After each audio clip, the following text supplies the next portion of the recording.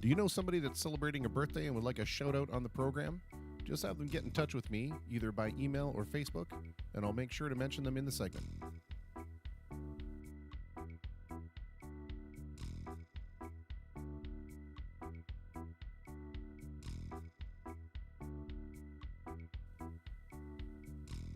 On the program tonight, we'll have conversations with Bob Gabriele, Eric Bonnici, Kristen Jaylene Miranda, and Bill Sarafianos.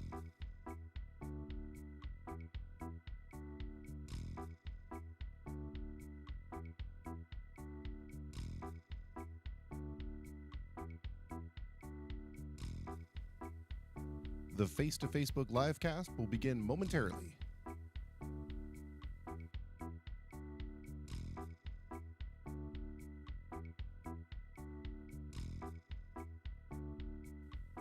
Do you know somebody that's celebrating a birthday and would like a shout out on the program? Just have them get in touch with me, either by email or Facebook, and I'll make sure to mention them in the segment. And here's our mention in the segment right now. I'm mentioning myself. It was my birthday yesterday. Here we are with timely yet a tad tardy Tuesdays.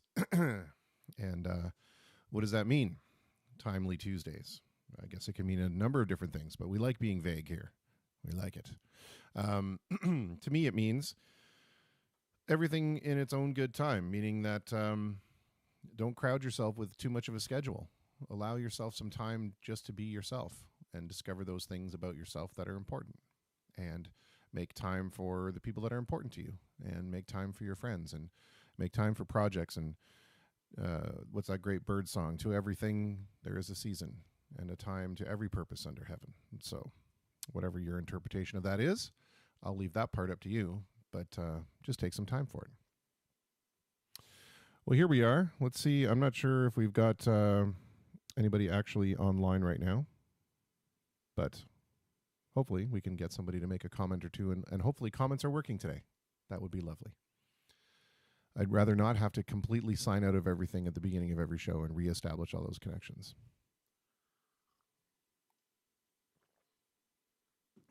The Pink Floyd mug is back. Hey, Ashley, are you typing that on the personal comments? So are we still good for personal pages, or are you typing that from someplace else? The Pink Floyd mug is back. It's got some tepid Tuesday tea in it.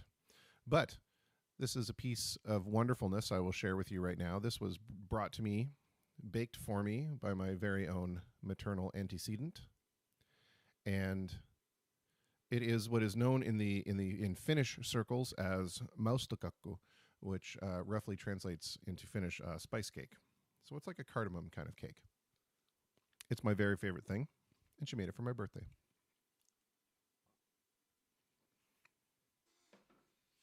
And she always has this thing about how she doesn't make it as well as her mother did. False.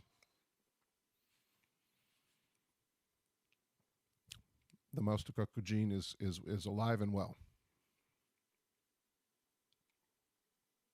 So never let it said that this program didn't bring you any kind of cultural enlightenment. There you are. Oh, look at that. We've got some folks there. Ashley, Corey, Andrew, Ashley, Lana, Corey, Shelley. There we go. The bird song did come from Ecclesiastes. Yes, I know. It was a direct biblical reference. I was just saying to everything under heaven, whatever that construct looks like to you. I'm not going to enter into the religious debate. You guys can decide that for yourselves. I was just using it as a lyrical reference. So there. Well, lots of good folks on the program today. Looking forward to some super conversations, as always. Things are kind of up in the air with this other living room concert series that AJ and I were a part of and now aren't a part of. I'm not sure what exactly is happening there, but the problem is that I've booked off my entire Saturday show, with the exception of Jim coming over around 9 o'clock to jam, because we were going to be rebroadcasting this or broadcasting this show, which apparently we're not doing anymore. So now I have to figure out what to do in terms of whether or not I'm just going to take a day off, or whether we just have it be a longer jam day. I would be down with that. What I'm thinking is, we've got more than enough room in here. If I sit where I'm sitting, and then let me just flip this over here real quick to the side-by-side camera so you guys can see. So then we've got this area in the back here, where the back corner, where Paul's drum set is right now. And that's about 11 and a half feet away from me. Paul also has a big plexiglass shield that he could bring and place it in front, kind of like they do at the grocery store. And then about 12 feet that way, maybe 10 feet that way, 11 feet, we'll call it 11 feet that way, is where Jim could sit and play guitar. So maybe we'll have a throuple on the program. I don't know. I'm just trying to figure it out. I'm just trying to figure out what we're going to do, since now I've been thrown for this kind of loop, but that's okay. Eric Bonnici says, looking forward to joining you at 8:30. Also testing comments here to make sure they're working. They are working, because we're actually streaming to the Eyes on Windsor page as well.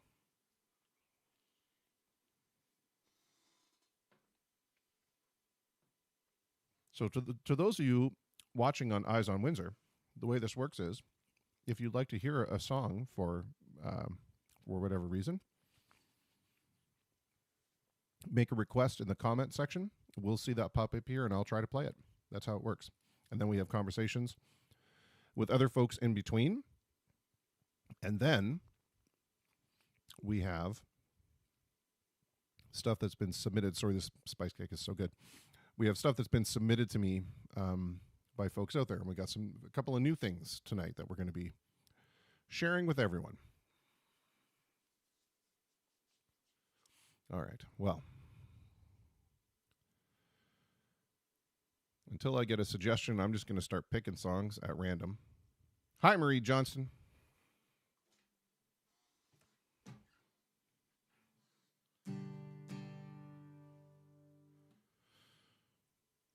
This is a good tune. We can do a little bit of a beat to this one, actually, if we feel so inclined. Look at that. I was so tardy, I didn't even plug in my guitar. How about that?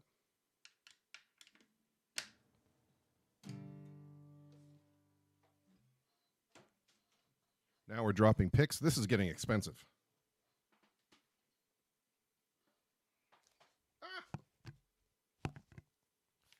Pick recovered, but now I'm sitting on things. It's all falling apart, guys. All right. So we'll start off a little bit on the mellow side.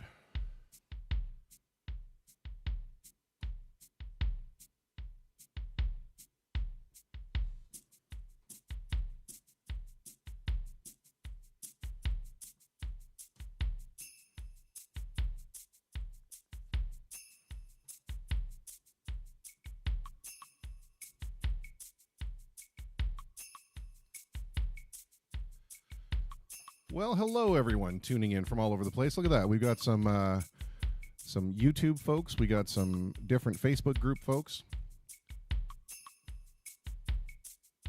And Mr. Don Curtis will definitely play some hip. There you go. Our first request will be some hip right after this.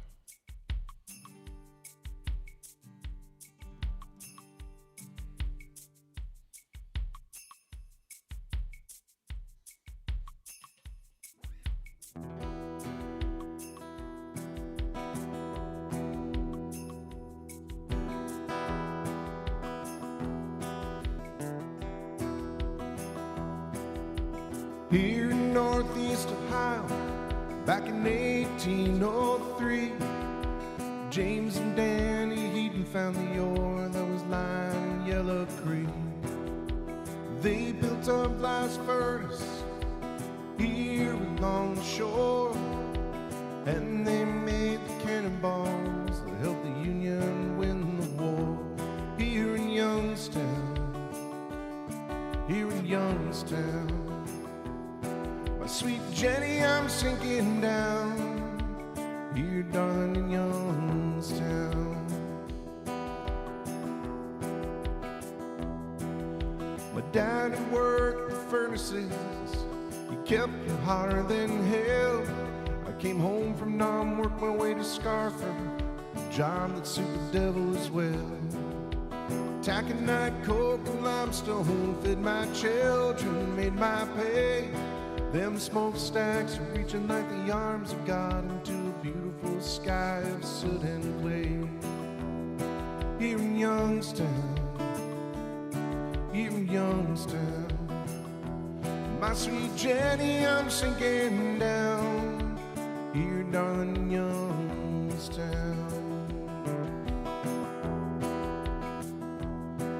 My daddy come on the Ohio works when he came home from World War II. Now the yard's just scrap and rubble. He said them big boys did what Hitler couldn't do. These mills, they made the tanks and bombs that won this country's war. We sent our sons to Korea and Vietnam, and now we're wondering what they were dying for. Here in Youngstown, here in Youngstown, my sweet Jenny, I'm sinking down here, darling, in Youngstown. From the Monongahela Valley to the Mesabi Iron Range to the coal mines of Appalachia, the story's always the same. 700 tons of metal a day. Now, sir, you tell me the world's changed. Once I made you rich enough to forget my name. Here in Youngstown, here in Youngstown, my sweet Jenny, I'm sinking down here, darling, in Youngstown. When I die, no want no part of heaven. I would not do heaven's work well. From the devil comes to take me to stand in the fiery furnaces of hell. Here in Youngstown, just like Youngstown, my sweet Jenny, I'm sinking down here, darling, in Youngstown.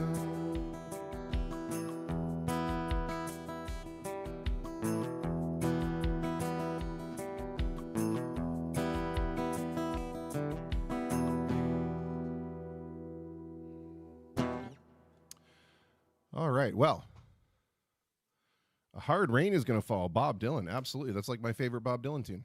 Well, second favorite. First, we're going to ask Mr. Don Curtis, what Tragically Hip is it that you want? Let's put that out there. And if it's one that I know, I'll play it. Let's see if we narrow down the Tragically Hip. I don't want to overplay something that, if I start to play it, he's going to be like, sheesh, I don't want to hear that again.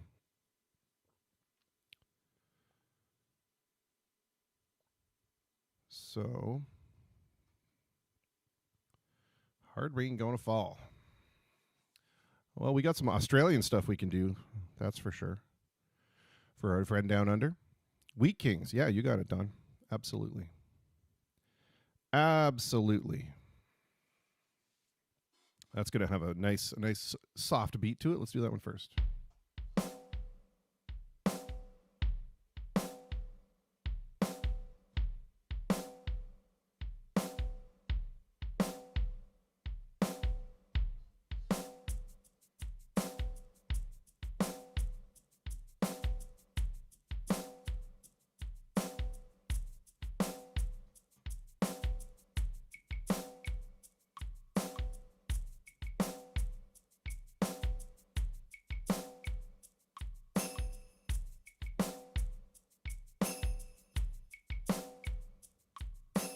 It's a good Wheat Kings beat, I think.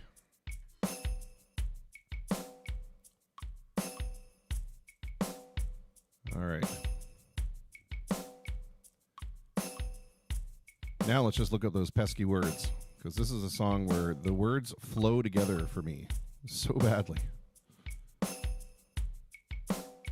That's also the problem with playing so many songs all these nights in a row, and especially not the same ones all the time, is just all the words start to create this word salad in your head. All right, here we go.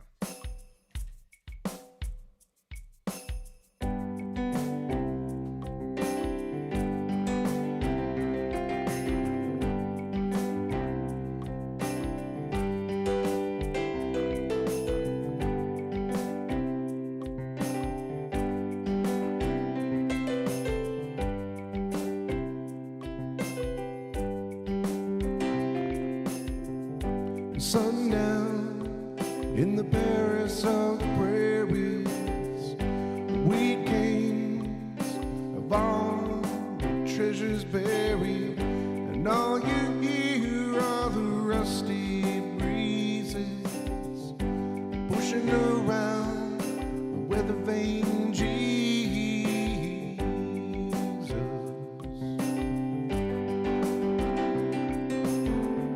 The simple lighter, he sees the killer's face. Maybe it's someone standing in the killer's place. 20 years for nothing, well, that's nothing new. Besides, no one's interested in something you didn't do.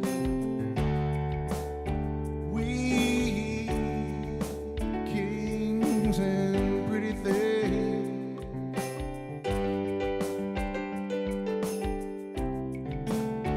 let's just see what the morning brings.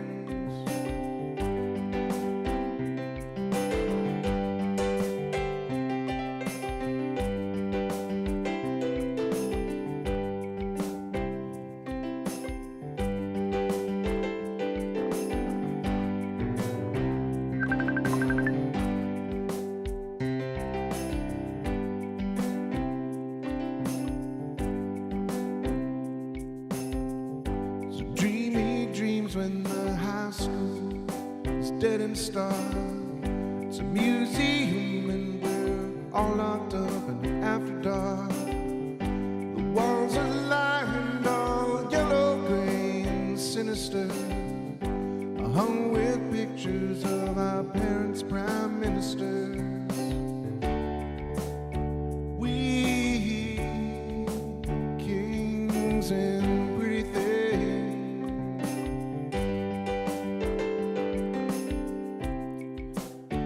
wait and see what tomorrow brings. They breaking story on CBC. A nation whispers, we always knew that he'd go free. And you can't be fond of living in the past, 'cause if you are, then there's no way that you're gonna last. We kings and pretty things,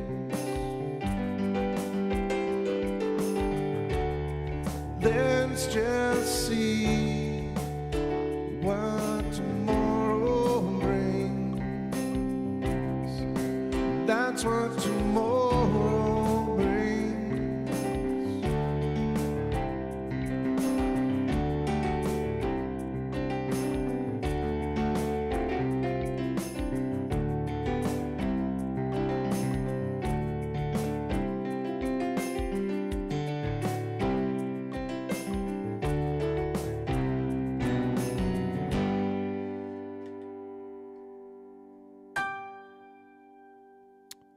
Well, there we go. A little bit of Wheat Kings with a slight bit of call interruption. That was my first guest trying to call me. In the infamous words of the agent business, "Don't call me, I'll call you." It works better that way. That way, I don't know when to unmute stuff and when to leave stuff muted. So no worries. We'll get there. I want to play a tune that was submitted to me by a fellow that we had on the program yesterday. Those of you who have, again, been in the live music scene here in Windsor will definitely know Pete Palazzolo. You'll definitely know the name of his daughter, Christy, who also is starting. She's the one that he was referring to when he said that he has a daughter living in Toronto that's pursuing a music career. Pete is the current owner and proprietor of the Canadian Conservatory of Music, and he's responsible for putting out some pretty awesome stuff. And it's my pleasure to have talked to him yesterday, and it's my pleasure equally to play this song today. This is an original tune of his called Fire in the Sky, not to be confused with the ELO song, which is one of my favorite songs as well. So hang on one second. Here we go with some Pete Palazzolo.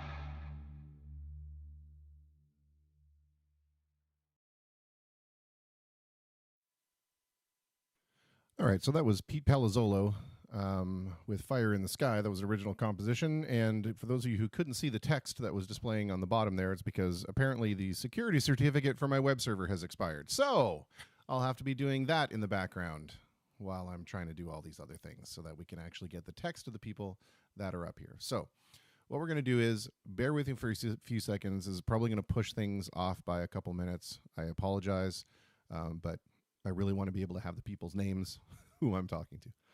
So bear with me for a few moments. Thanks. Rockstar Music Hall is Windsor's premier event and concert hall. Turnkey productions for concerts, theater productions, trade shows, fundraisers, and home of the Rockstar Wedding. The Platinum Room Banquet Hall is a wedding and event venue featuring in-house services for everything such as catering, decorations, DJ, officiant, i.e. you can get married there, and much more. They do it all and make it easy for you, located directly above Rockstar Music Hall. Partners with and located at Platinum Ruin Rockstar Music Hall, Windsor Weddings provide wedding and event services such as live entertainment, DJ, photography, photo booths, decorating, and officiant services. The Border City Dance Company provides education in dance and performing arts under the direction of Melissa Williams. Melissa is known for her work with Prince, Britney Spears, James Franco, Sarah Gaden, Josh Gad, Elizabeth Berkley, Michael Caine, and Randy Quaid, among others, and her choreography has been featured on television in shows such as So You Think You Can Dance Canada Seasons 1-4, Bomb Girls, Kim's Convenience, 11/22/63, and in countless commercials for big names such as TD Canada Trust Bank, Adidas, and Sun Life Financial. Also the main stage for the 2015 Para-Pan Am opening ceremonies and the 2016 FINA opening ceremonies and gala. Border City Dance Company is located at Platinum Room and Rockstar Music Hall.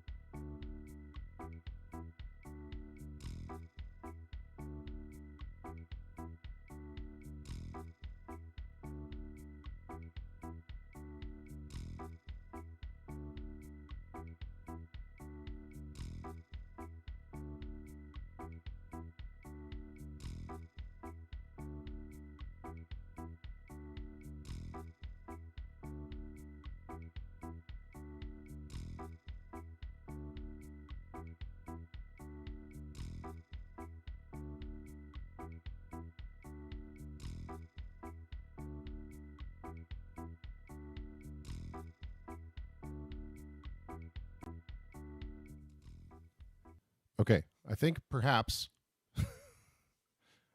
perhaps we have it figured out. So I'm going to try to call my first guest. Oh, why does all this stuff always happen at showtime? Right? Great. All right, well, let's see if I can call my first guest and get him out here. Get him out on the program.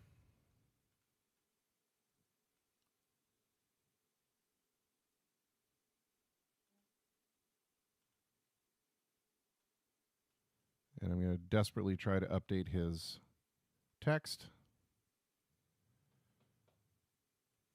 Well, I see we have an answered call. I'm just waiting on some video. I'm hoping that the text is good.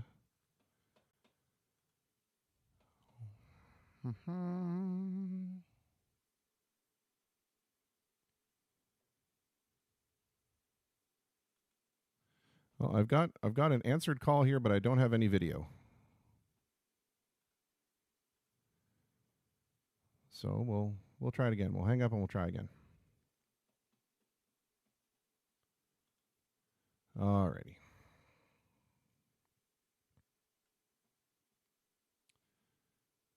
It's ringing. It's ringing. Yeah, Jeff, I know, right? If there was ever any doubt, Pete is the man. That's for sure. Well, again, I've got an answered call here, but I don't see any video, nor do I see any audio. Let's see if we can actually hear him. Hey, Bob, can you hear me? Chris, but can you not hear me? I can now hear you, and now I can see you. Okay, good. We're 100% better. Let me just flip over here and see if we can get this going now. The awesome thing is that my info is not updating, so let me just see if I can get that going. But while we're working on this part, or while I'm working on this part, let's just ask you, how are things there? Is everybody happy and okay? Well, yeah, I'm here with my lovely, beautiful wife, taking time to do this interview with you. Well, good. All right. Sorry. It always happens that these technical issues that I'm going to have are going to happen on the actual time that I'm supposed to be going to do it. So, but we have corrected all the errors, and I want to thank you very much for taking the time to do this, and your lovely wife as well. I'm assuming that she's your camera operator. No, I've got it on a tripod. But okay. She's my advisor here, so making sure that I don't say anything that's gonna come back to haunt me. Oh, that's not possible. That's not possible. Well, for those people who may be looking at my guest and thinking that they recognize him by the sheer brilliance of his image alone, you will have seen him as one half of the duo with himself and Dan Woods that play out at the Sandbar and at Freddy's, I believe is that the correctly? Yeah, that's right. Okay, and then I had the pleasure of seeing them also on Peely Island when we were there last year. They played at the winery, and that was lovely. We enjoyed it very much. So, Bob, tell me. Let's start with that. Let's talk a little bit about how you wound up getting in cahoots with Dan and the unique pairing that you are, because he has a very unique instrument.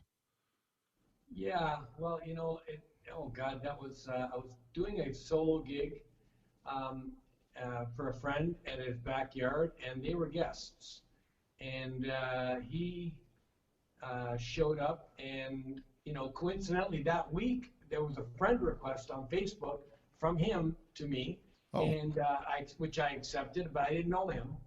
And when I saw him in the crowd and he came up and started talking to me, I thought he was a piano player, a keyboard player, and I thought he wanted to come up and play. And I said, you're welcome to come up.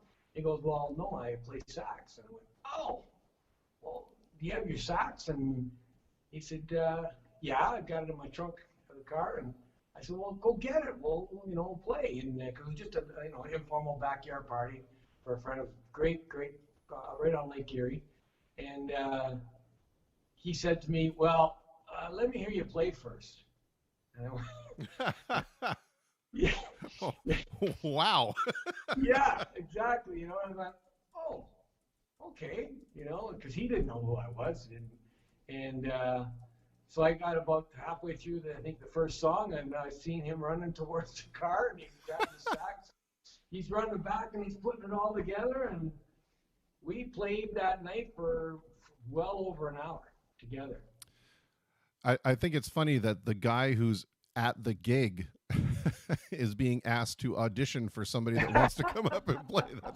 That's pretty good. Now, did you think at that point, were you kind of like, listen, fella, no, or were you kind of a little impressed that perhaps he wanted to see what you were capable of before he was so willing to cast his talents to the wind? No, I don't think it was that at all. He was there. It was date night with his wife, his lovely wife Natalie, and they were friends of the people that were hosting the party, and I just think it was because he's always played with everybody. I mean, he'll get up and play. That it was one of those times where he was just respecting Natalie's wishes, that it wasn't kind of cool for him to come up, oh, I'm going to play tonight too, yeah. Again, and But yeah, then it was funny because when he got up and started playing with me, oh, for the first little while, I don't know, I don't have the time for him. I want to say maybe first 10 minutes. Natalie just kind of sat with her back towards me and Dan playing. You know, she was not happy, but little by little, you could see she's like this, and she kind of turned around, and little by little, she kind of turned towards us, and she got this grin on her face, and because she was digging the sound, and then she accused Dan of lying to her and saying that he's never played with me before. This is all just a way to get her to the gig. That's Yes, exactly, and no, and that's just the way it was. It was, and you know, we have a long-standing joke that I always tell people that I came across Dan. He was hitchhiking on Heritage Road, you know, and I picked him up and felt sorry for him, and but no, that's the way it happened, and it's been great ever since. You know, we've been having a ball. So it's not quite as legendary as the story of Springsteen meeting his sax player, but it's still pretty up there. You know, we have in the tech business, we have something that's called the SAF, the spousal acceptance factor. And it's a big determinant in terms of, you know, is this user interface, you know, going to work across the board? Is this something that's going to be acceptable to everyone? And I found that the SAF, or the spousal acceptance factor, when I try to go out on a date night and end up getting called up on stage, is very, very low. So I can totally empathize with poor Natalie on that. Well, talk to us a little bit about your setup, because when I see you play, you're very much like me. You're playing the piano. You have a not a looper, but a rhythm machine that's going on. So how do you have that when you have songs that are set up? Do you have all those kind of pre-programmed into the rhythm guy, or do you have like a set of rhythms that kind of all work for the same kind of tune? Well, no. What it is, it's just it's a oh my God, it's a dinosaur, a Roland TR 505, totally analog drum machine, and it's got all preset rhythms, and I've got them so they work in the songs. And every you know lyric that I have on my iPad, I'll have a little code for whatever that lyric sequence is, and I just punch it in before every song. And I have a foot switch on off. You know, as simple as that. And then the other thing I use is a Digitech harmonizer that fills in the vocals. Because Dan, he can sing some vocals, but then kind of hard for him to sing when he's playing the sax. Yeah, that would be a neat trick. Yeah, it would be. I've seen people play 2 saxes at once, and I think he can play probably 3 saxes at once. But I don't know about playing the saxes and singing at the same time. But that's what I have, and it's just a basic setup. And it's funny because when I was a kid, my producer there, my lovely wife Penny, has just added the LED lights. So. Oh, well, I wondered why you suddenly got rosier. Yeah, the light is going. Well, it's that, and plus I'm probably on my 4th glass of wine. Yeah, you are. Yeah. So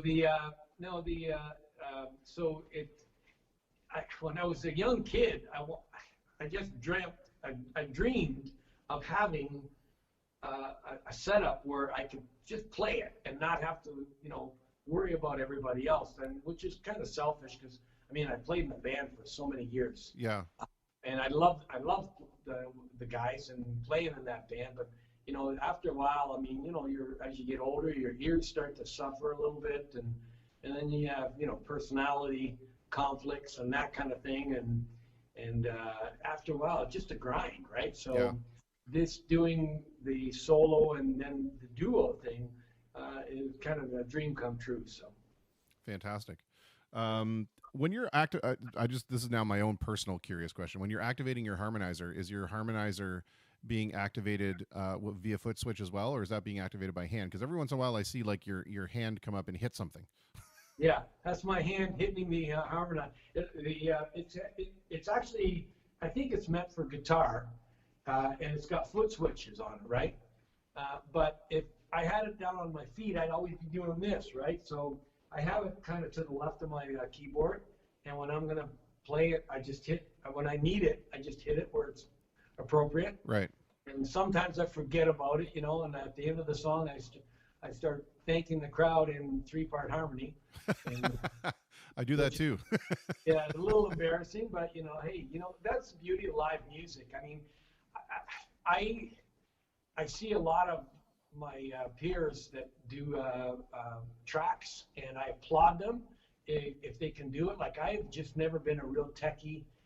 I've never been good at that, so I've kind of gone as simple as I could, and I do it that way. And the way I look at it, because some of the friends that I had in the band, they look down on the fact that I use a harmonizer. But as a vocalist, I don't see it any different having a harmonizer than a guitar player having a pedal board.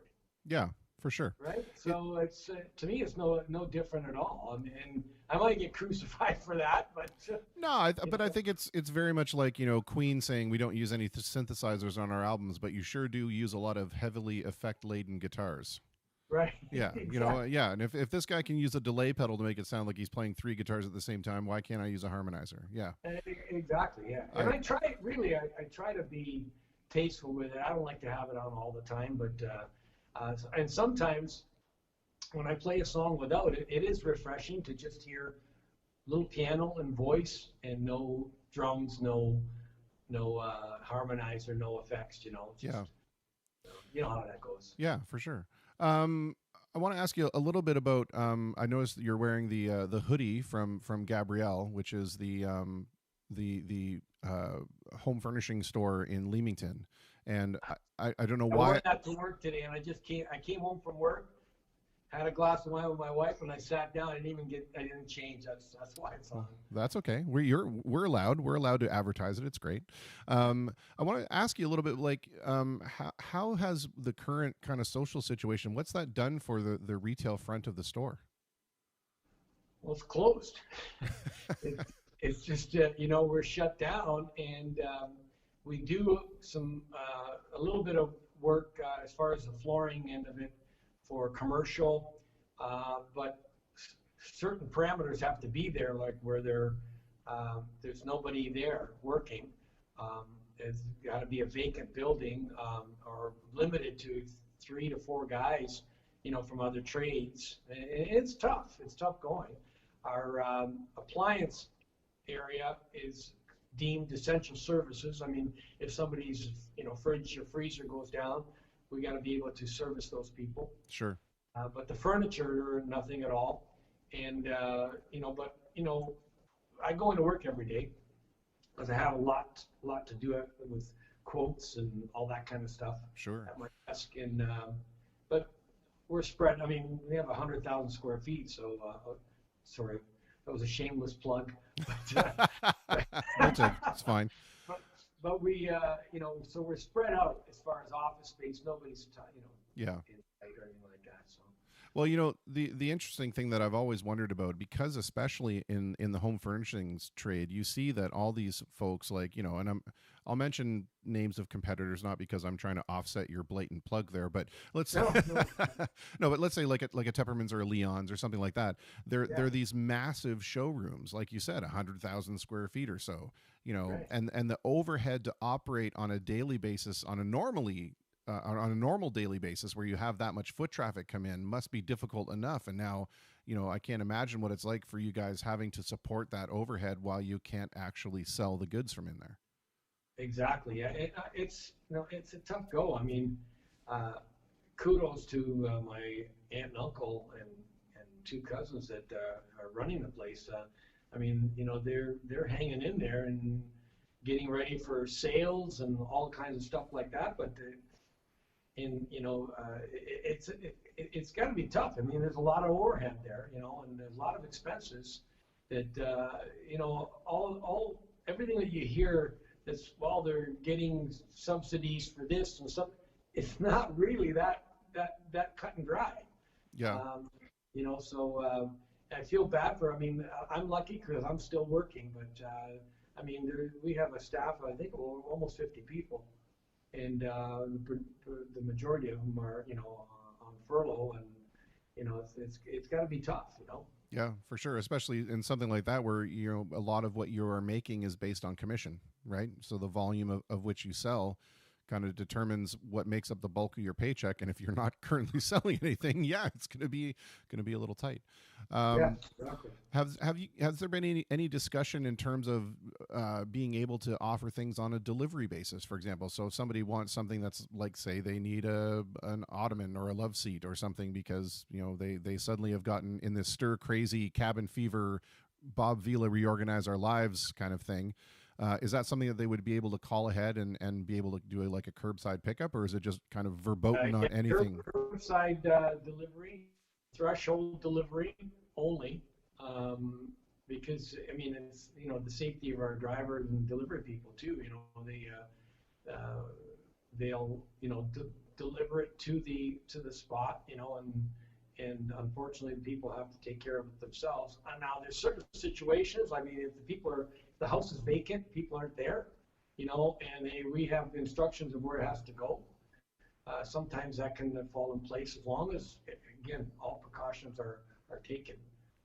Yeah. This must be running kind of a problem on new home construction as well. And part of the things that you're doing when you're going through these quotes at work, are these projects that are kind of being postponed until we figure out when we can kind of open for business again? Well, that part is kind of it falls under the essential services, because when people's homes have to close, let's say, and they have to vacate their existing home, that work has to get done so these people can move in. Because that's just the way it is. You have to be able to accommodate that. But again, the process is slowed down because you can't, usually what happens is, 6-7 trades are all in there in the last 3 days trying to complete the home so people can move in. Yeah. But in today's, case here, it's slowed down because we can't be working in there with other trades. Yeah, absolutely. Yeah. Let's move back to the music side of things now for a moment, if we can. And that is, I want to know from you, because I'm curious, who would you count among your greatest influences on your style? Because you play such a wide range of stuff. It's it can't really nail you down to pop or rock, or there's some jazz stuff that goes in there as well. So who would you say really kind of helped define who the Bob Gabriele player is? Well, I think in the early years when I was just a kid, the Beatles really influenced me, and they really caught my ear, because I remember as my aunt, who was like 4 years older than me, she would be taking care of the kids while our parents are all visiting, and we'd be in the stairwell going to the second floor, where, by the way, I realized today that it had great acoustics. Back then we didn't know, we just knew it sounded cool, but we would sing, She Loves You, Yeah, Yeah, and all the Beatle tunes up there. So that was a big influence. And then as I started to lean towards playing in a band, I started when I was 8 years old playing the accordion. We were in Italy on a family trip, and my dad bought me an accordion for my birthday, and I loved it. I started playing music right off the bat, and I could play by ear. Really?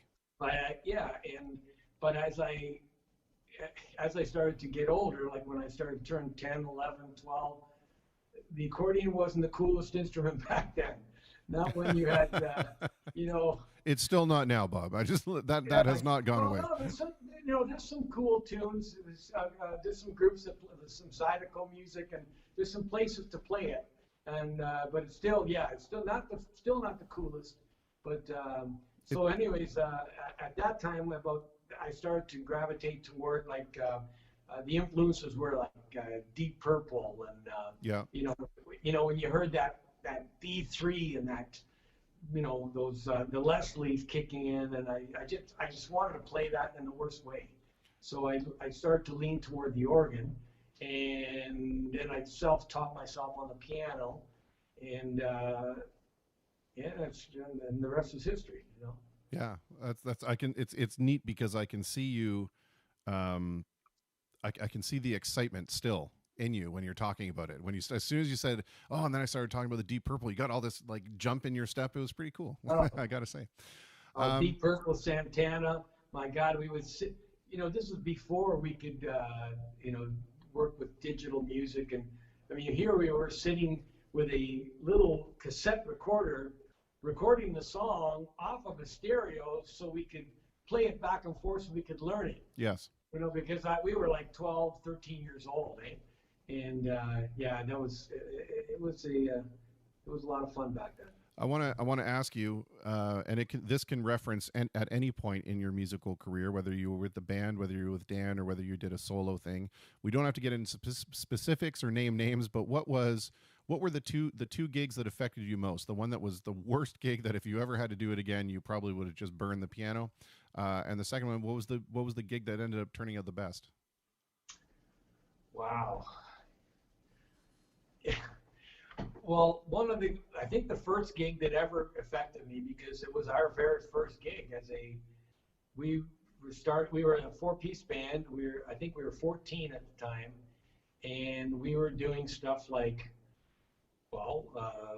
Deep Purple and Black Sabbath and all that kind of stuff. And we were a 4-piece, and we got this gig to play for my aunt's place of work. It was the Sun Parlor Home for Senior Citizens, Leamington. Okay. And we decided that about the last week we had to add a second guitar player, which we did. So we went in as a 5-piece. And here we were. I mean, the residents there, 90% were in wheelchairs. And it was a Halloween party, and our pay that night was $25, $5 each. Our parents had to drive us to the place because we weren't driving. And we had walls of amplifiers. I didn't have a keyboard. I had to play the house piano that was there, and which was tough. And we only did about maybe, 10 songs. But that was probably the first gig that made me realize, okay, this is cool. I know we got a long ways to go, but this is really cool. This is what I want to do. Yeah. Yeah, and another gig that kind of made me, this later on, that it was probably the worst gig. And at first we thought this was going to be cool because it was the 1974 Leamington Leamington Centennial Fest. And Bob Seger was playing.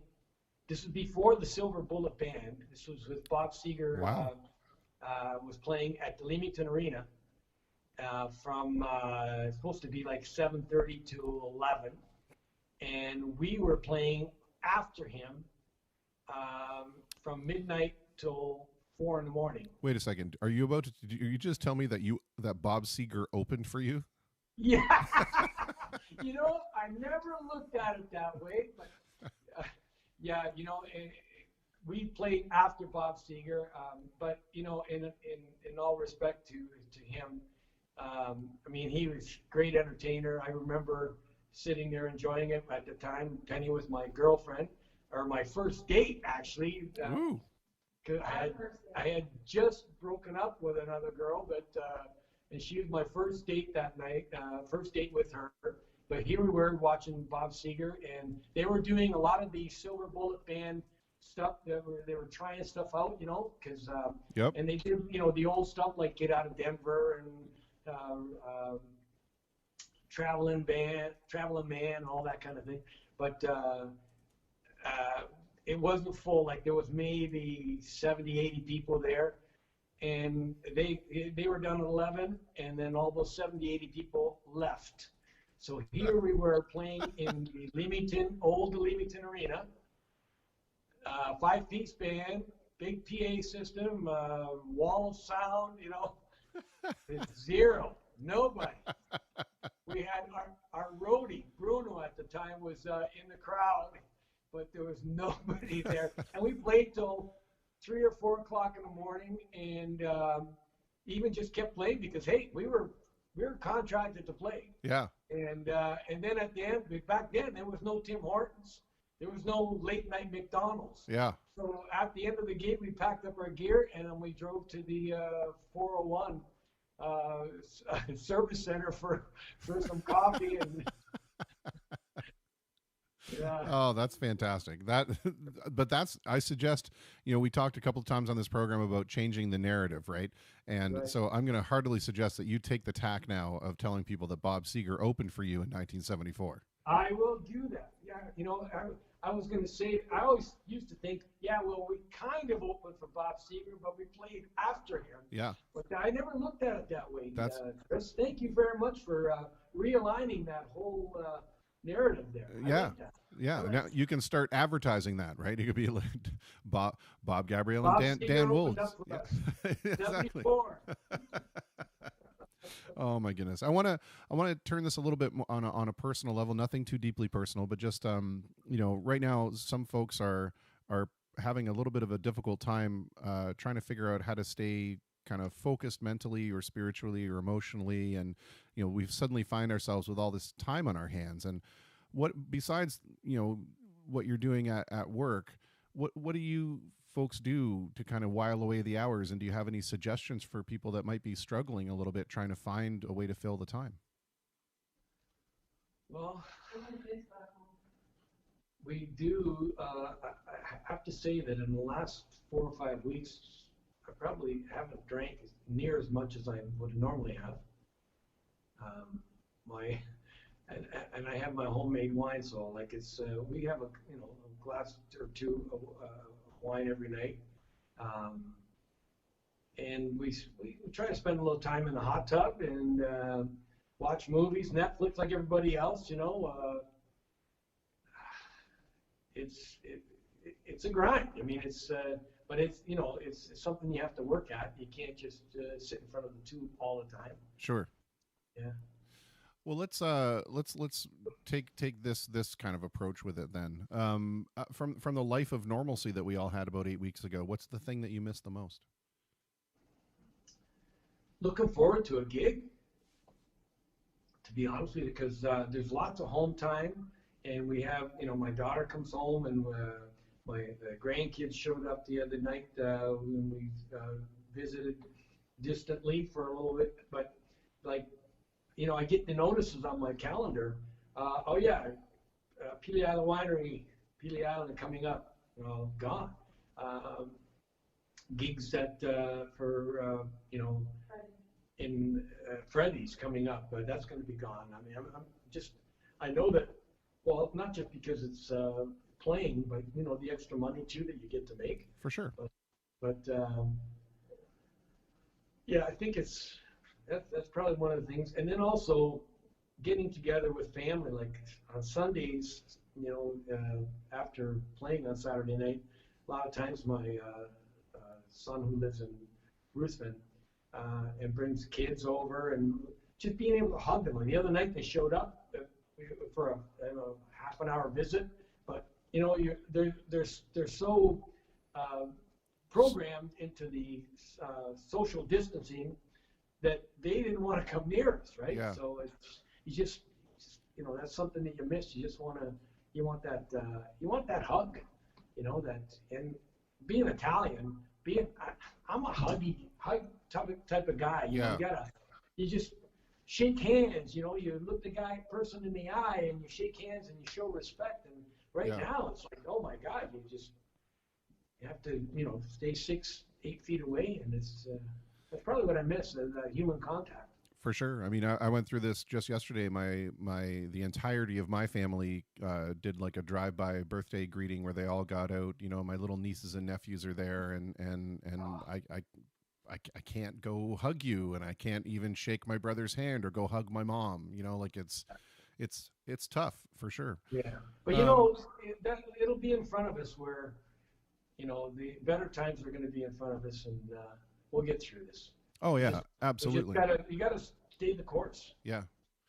Has there been anything to your surprise that having all of this extra time kind of forced upon you? Has there been anything that, to your surprise, you've actually found kind of comforting or peaceful? Geez, that's. We had Kara came home, like Yeah, Never a good one. yeah, you're right, Mike. Penny's just, I don't know if you can hear her, but she's letting me know that, my daughter came and she was home for about a month. And my daughter, who can talk circles around me, and and I always thought that she could sing. Um, I challenged her because I was doing my things on Saturday nights, and challenged her to come up and sing a song. And yeah, she came up and sang with me. So that was the first time. And I mean, she's 30 this year, and I thought that was awesome. That was fantastic. Yeah, that's cool. Do you think that there will be an opportunity, or will an opportunity be taken in the future now that we've seen, like you said, this kind of angst over not being able to go and be in contact with people? Do you think that we might start to reprioritize as things get back to normal and realize that yes, we should maybe be spending a little more time with the people that are important to us and the relationships that matter to us, because now we've seen what it can be like to live without that. And will we stop being so busy for our career's sake maybe and direct a little time back toward the family? You nailed it. That's absolutely so true. Yeah, it makes you kind of think it over and realize it. Well, I knew that even before this all happened, because like uh, my daughter and my two sons are a little bit far apart, and I realized that as I was getting older, and all the time that I used to spend playing just the music and then working hard, I didn't spend near enough time with my family. So yes, absolutely that. Yeah. The other thing too that the question that's been raised is, and you mentioned you were playing in a rest home, um, and that is or retirement home. There are people that live like this in a seclusion type of thing every day.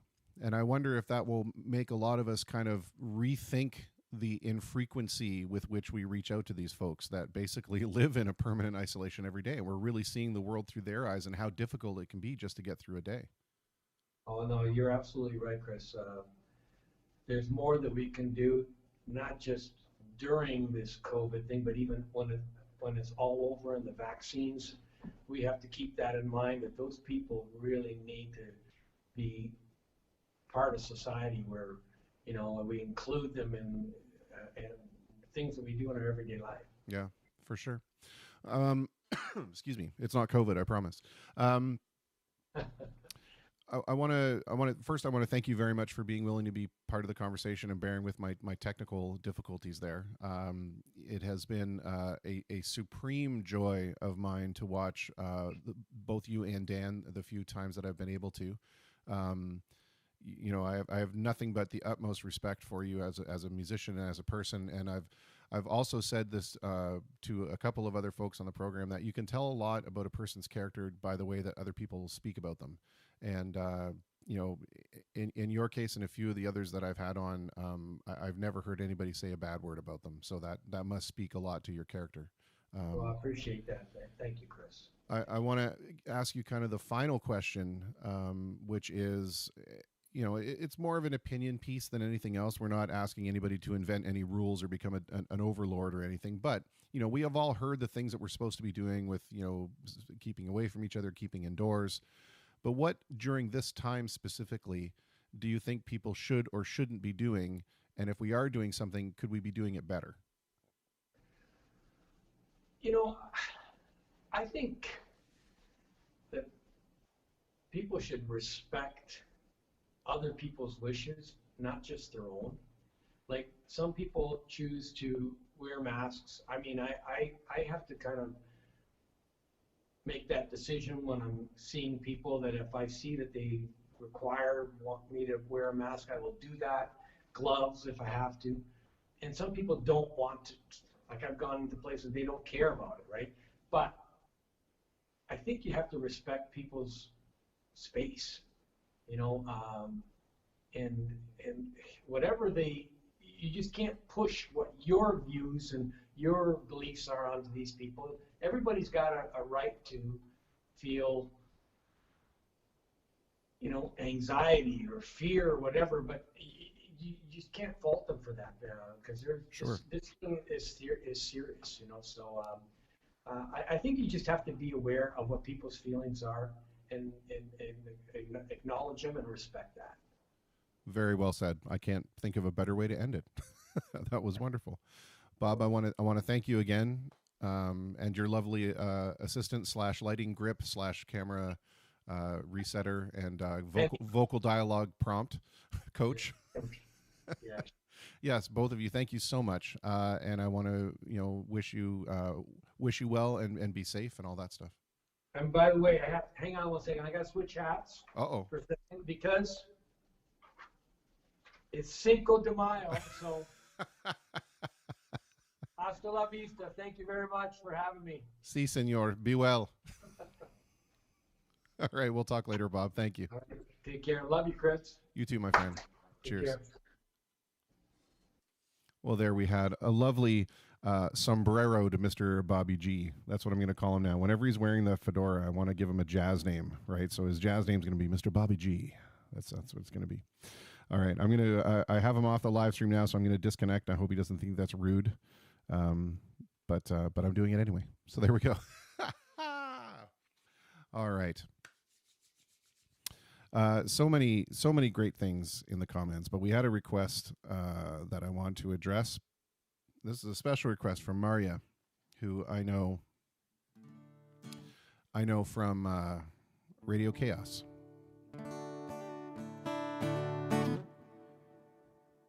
And it just happens to be my second favorite Bob Dylan song, so we're going to do it.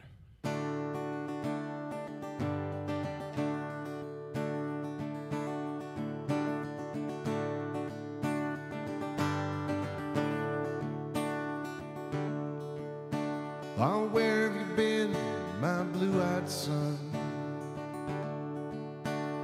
Where have you been, my darling young one? I've stumbled on the side of 12 misty mountains. I've walked and I've crawled on 6 crooked highways. I've stepped in the middle of 7 sad forests. I've been out in front of a dozen dead oceans. I've been 10,000 miles in the mouth of a graveyard. Oh, it's a hard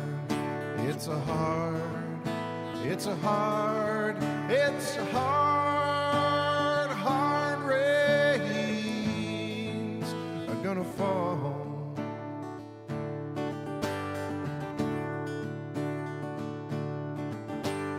What did you see, my blue-eyed son?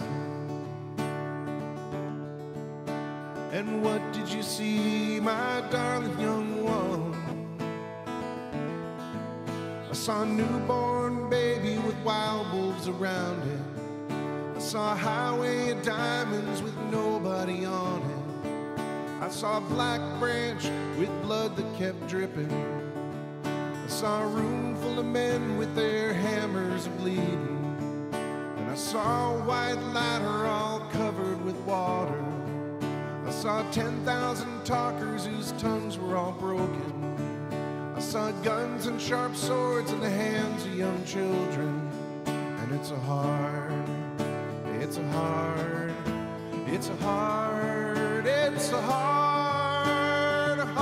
rains are gonna fall. What did you hear, my blue-eyed son? What did you hear, my darling young one? I heard the sound of a thunder that roared out a warning. Heard the roar of a wave that could drown the whole world. I heard 100 drummers whose hands were ablazing.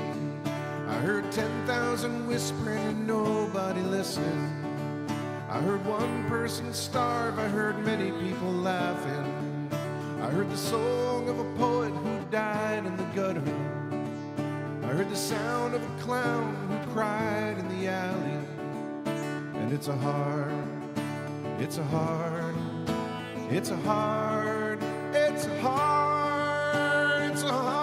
rain. It's gonna fall.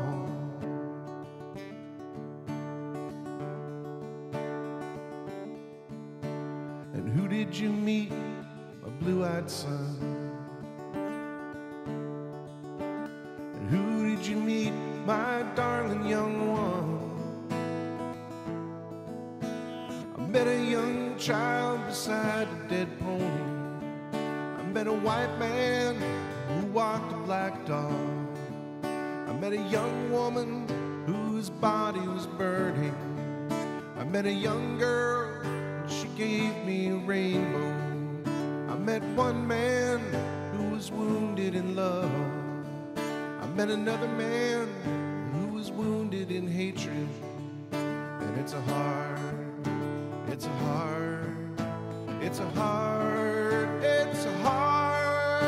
hard race. It's gonna fall. What do you do now, my blue-eyed son? What do you do now, my darling young one? I'm going back out before the rain starts falling, and I'll walk to the depths of the deepest dark forest, where the people are many and their hands are all empty, where the pellets of poison are flooding their waters, where the home in the valley meets the damp, dirty prison, and the executioner's face is always well hidden, where hunger is ugly, where the souls are forgotten, where black is the color, where none is the number.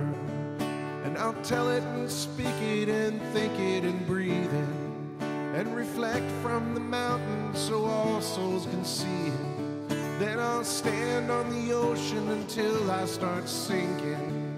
But I know my song well before I start singing. And it's a hard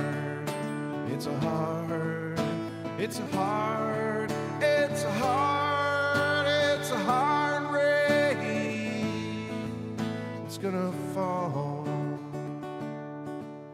And it's a hard race.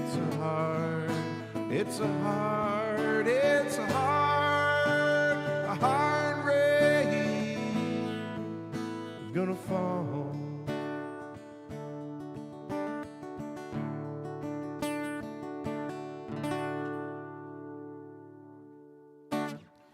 Yeah, there's some Bobby D. We had Bobby G and now Bobby D. It's lovely. All right. Well, we have fixed the glitch. We fixed the glitch in the titling. So I'm happy about that. Didn't end up being something that needed to take forever and a day. All right, we are still looking for your requests. If there's something you want to hear, just make a comment on the video, and the comments actually show up in the video. And I can see it, and I can say, hey, I know that song. And Joseph Kendall says, bravo. And now we're going to do a song just for the Joseph Kendalls of the world, Down Under. It's a little bit of a medley, and I'm going to do it a little differently than I normally do it. This is how I normally do it when I do a solo gig. So, see if we can remember how this goes. We're not going to do a beat or anything. We're not going to do it on the piano. We're just going to play it on the guitar.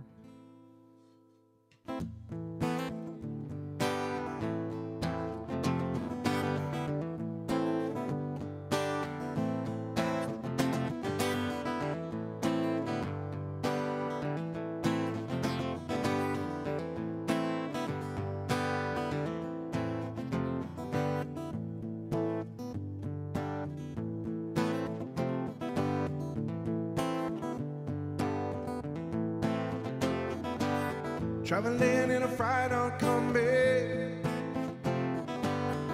on a heavy trailer full of zombies. Met a strange lady, she made me nervous. She took me in and gave me breakfast. She said, come from the land down under. Women go and men plunder.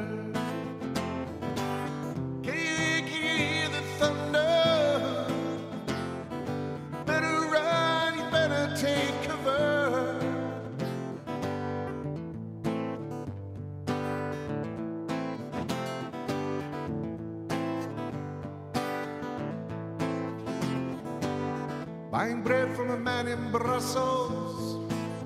He was 6'4", full of muscles. I said, "You speak my language?" He just smiled and gave me a Vegemite sandwich. He said, "Come from a land down under, where bitters flow and men chunder. Can you hear the thunder? Oh, and you better run, you better take cover."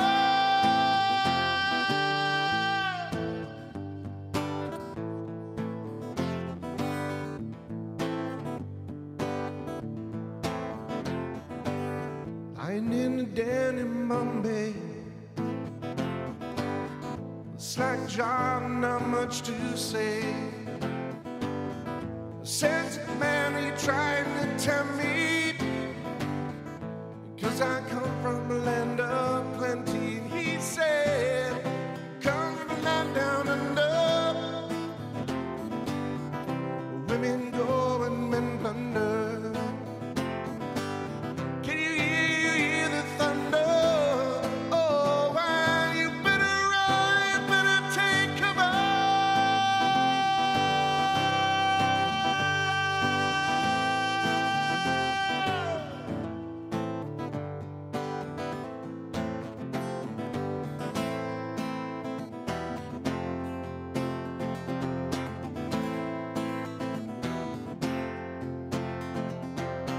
Love, I get so lost sometimes. Days pass and this emptiness fills my heart. When I want to run away, I drive on in my car. But whichever way I go, back to the place you are. All my instincts, they return. Grand facade, so soon will burn. Without a noise, without my pride, I reach out for the inside.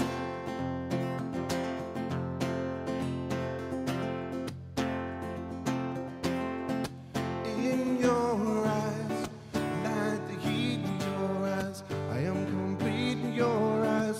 See the doorway, your eyes of 1,000 churches, your eyes, the resolution of all of my fruitless searches. See the light and the heat. I wanna be that complete. I wanna touch like the heat I see in your eyes, in your eyes, in your eyes.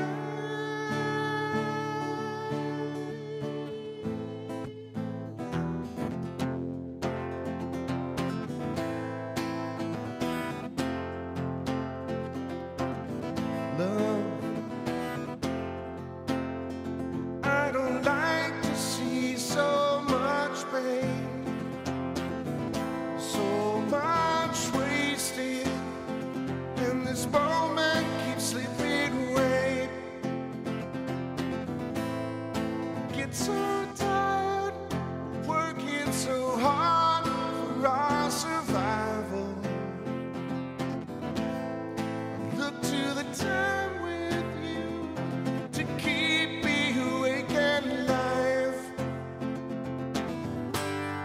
But all my instincts, they return, and the grand facade so soon will burn.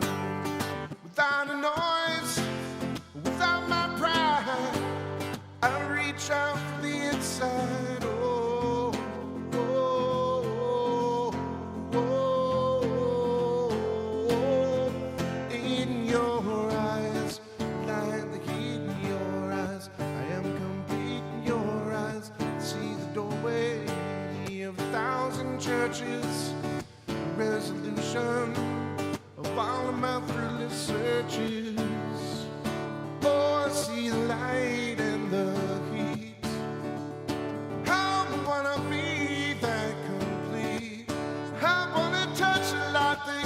did I see your eyes, in your eyes, in your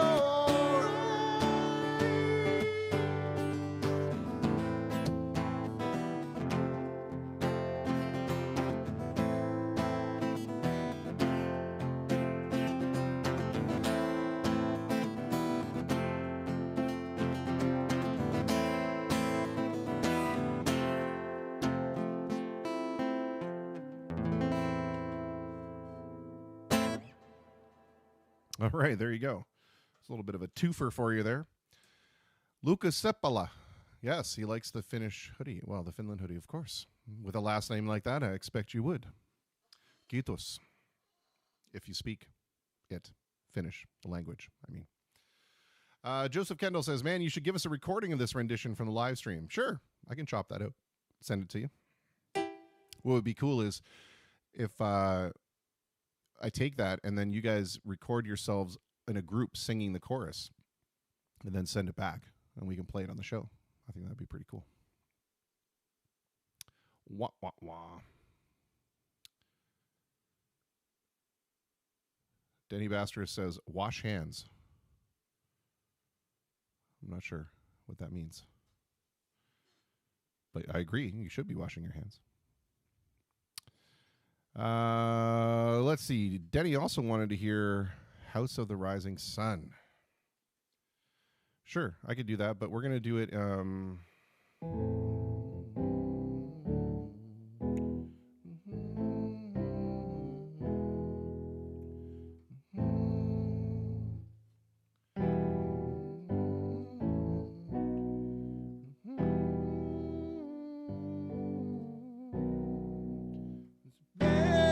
Yeah, okay. Well, we can. Well, let's try it.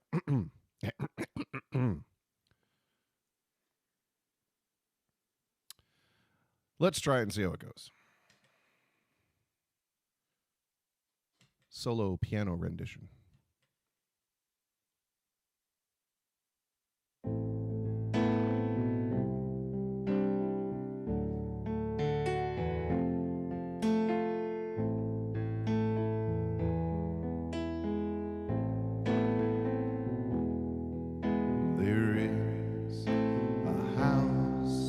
In New Orleans, we call the rising sun. It's been the ruin of many a poor boy. God, I know who I'm one.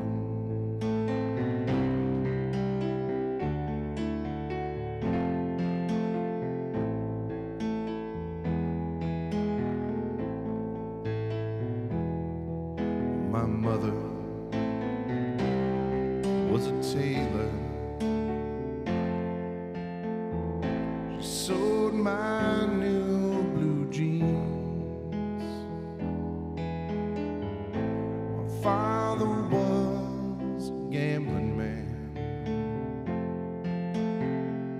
down in New Orleans.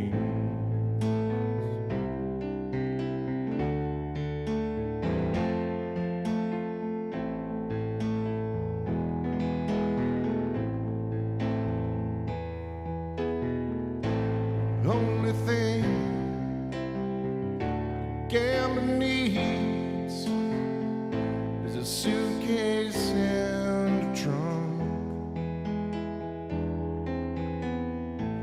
The only time that he's ever satisfied is when he's on drunk.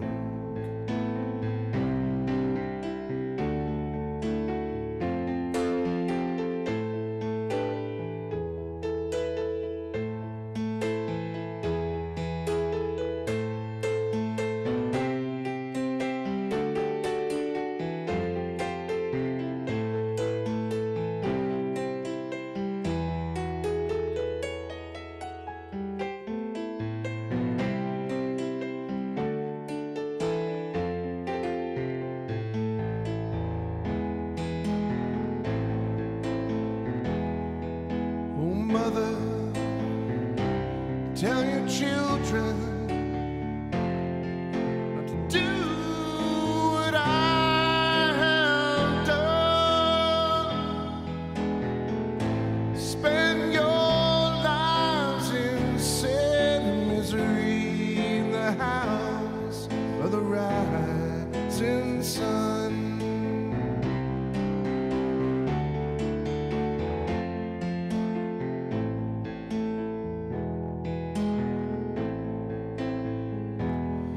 Well, I got one foot on the platform,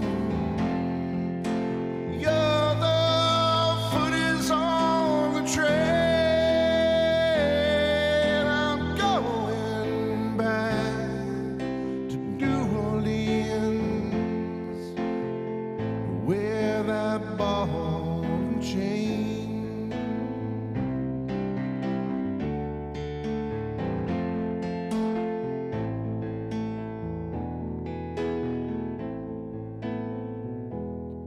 Well, there is a house in New Orleans they call the rising sun. It's been the ruin of many a poor boy, and God, I know I'm one.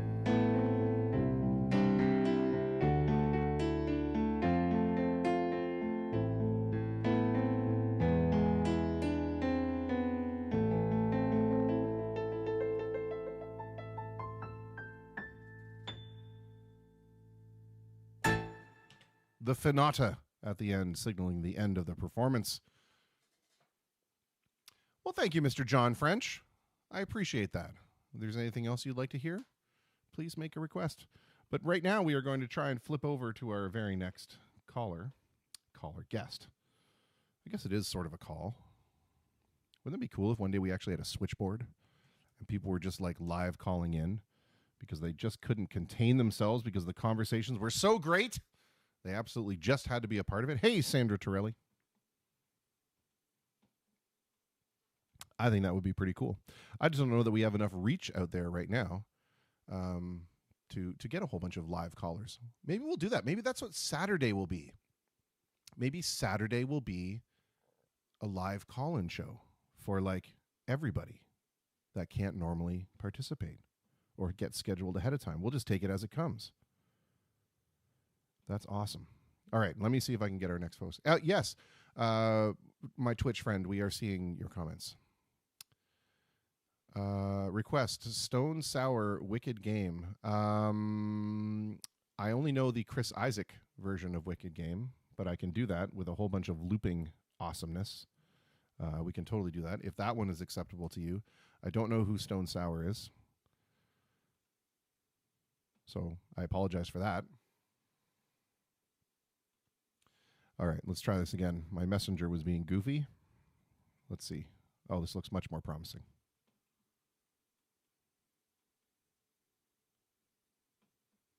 We've been developing some actual segments on the program now, which is pretty kind of cool. Cool. Oh, we got a connection here. Actually, I'm just going to ask Eric if he would mind turning his camera or his phone sideways so that we can get the widescreen camera. It just looks better. Looks better than the portrait way of doing things. If you can turn it sideways so we get nice widescreen video. If not, don't worry about it. We'll still do it in portrait style. And I took him away from my pants cam, which hopefully he's now not seeing the pants cam. He's seeing the actual face cam. Okay, good. There we go. Oh, he's got it on a gimbal. Don't worry about it. If it's on a gimbal, don't worry about it. Just leave it. We'll be good. We'll be good. I feel like now I'm asking him to do so many different things. And he was all prepared, but there we go. Oh, look how much better that looks. That's so great. And unfortunately, you can't see any of what I'm talking about right now, because I haven't put him over live yet. And we're just going to get. Yep, I'm getting told. One moment, I see the application of electrical tape is being used, and we're just going to have to probably frame it upward a little bit because I'm seeing his chin and his wonderful shirt, but. There we go. Oh, look at that. We are being elevated as we speak. All right. Well, enough of me just talking and describing what's happening here. Let's just bring him over. Mr. Eric, are you there, sir? I'm here, Chris. How are you? I'm doing very well. Thank you very much for bearing with my multiple technical issues tonight. But that's how it is when you're trying to do the whole one-man show thing, I guess. Let me ask you the first and most important question.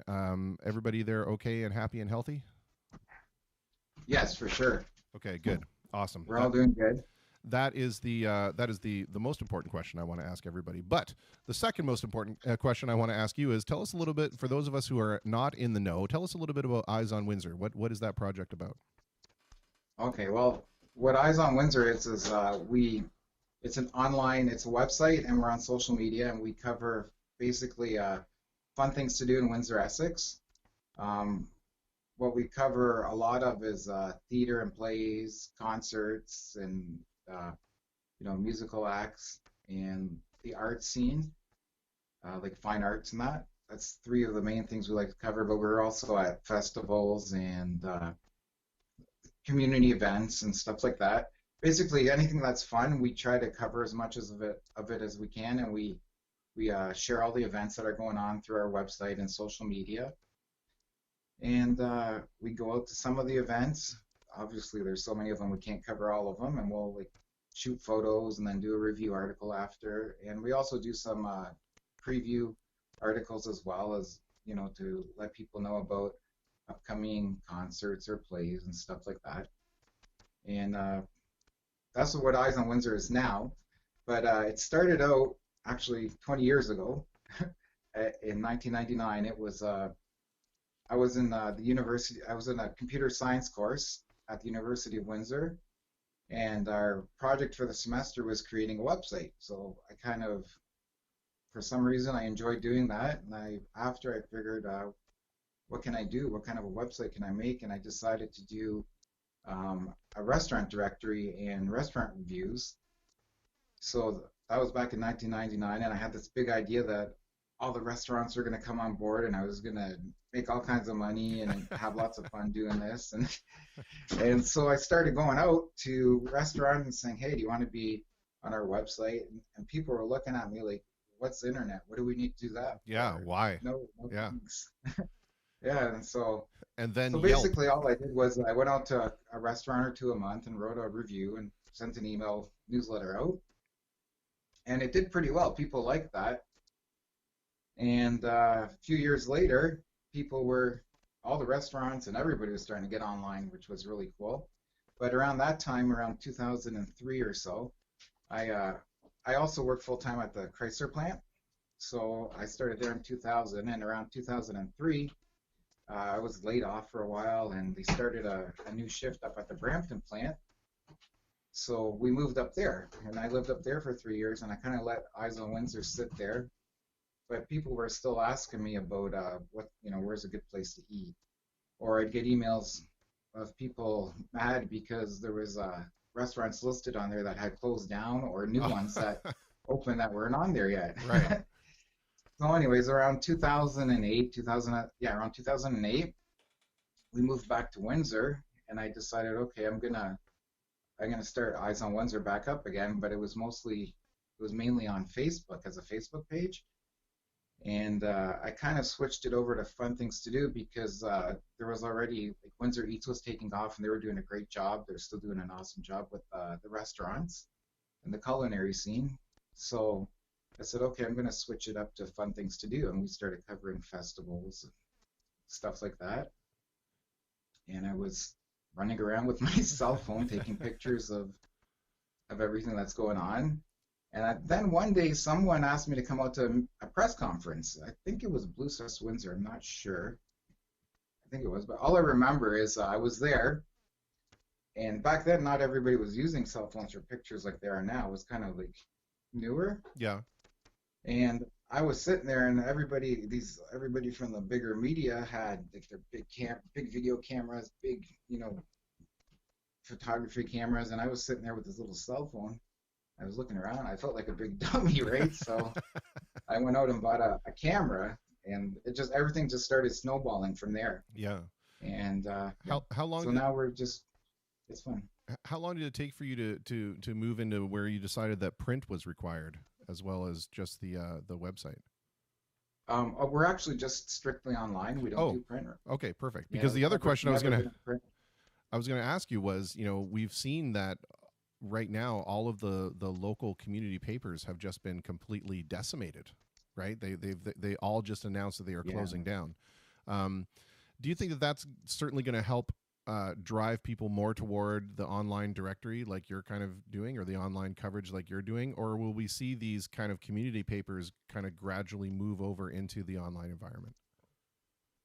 That's a good question. I think most of it is online, and especially through social media. I think that's where most of the people are getting their news and finding about events and stuff like that.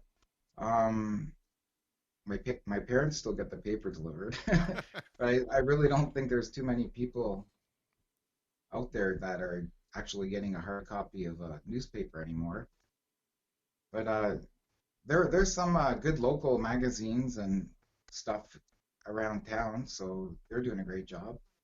I'm just not too sure how the print industry is going to do in the future, though. Yeah, But like you said, there's been a lot of like cutbacks and stuff like that. for sure. I mean, it was just announced that like the shoreline, the entire shoreline publication line it's done.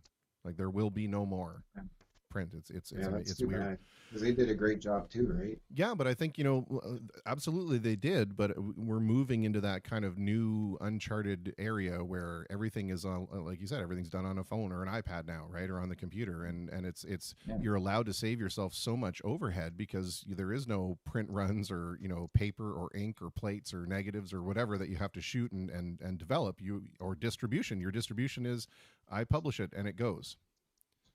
right. Yeah, and the other good thing too is if a business or something gets an article written about them, it stays online permanently, so people can find it like years down the line, right? So that's pretty cool too. Whereas with a newspaper or magazine, it's once it's thrown out, the article's gone. Yeah. What do you find is And the most, oh, sorry, go ahead.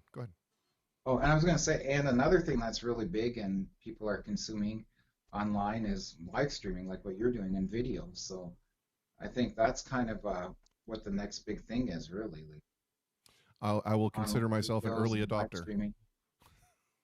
So, pardon me? I said I'll consider myself an early adopter then. Yes, for sure. And you were doing something similar for years too, right? With I think was it Yeah, the radio. The Windsor Stream? There's well, there were a bunch. There's two that the only two that still survive are SpringsteenRadio.com and RadioChaos.com. Those are the two radios online that both started. Well, Radio Chaos was in the year 2000, so it's 20 years old Oh, this year. That's crazy. Like yeah. blows my mind So every time I think about it. Yeah. What do you yeah, find so you're is the most, like, I'm assuming you have some kind of analytics for the data that you're collecting. What do you find that what area of what you're doing are the things that people are focusing on the most? And did it surprise you that was where they were kind of spending the most time?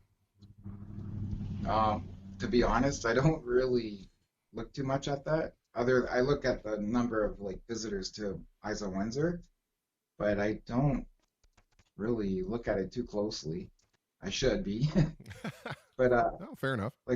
like on Facebook and social media, I find when I post, say like a photo gallery of something local, like of a local event, that really gets a really good response. Where compared to like I've shot shows of like big stars at Caesars Windsor, and when I post those, some of them get really good responses, but generally they get okay or average responses. Nothing compared to what something local would do. Like if I shot a local band or like actually I just posted the Tecumseh Miss Tecumseh pageant pictures from last summer because I'm way behind. I'm catching up on my photos from past events, and I posted that, and that's like doing great, going crazy. Whereas if I was to post something like a big star that came to Caesars, it doesn't seem to be getting the same response. Well, I wonder if that has And something to do I with. think it. Yeah, go ahead.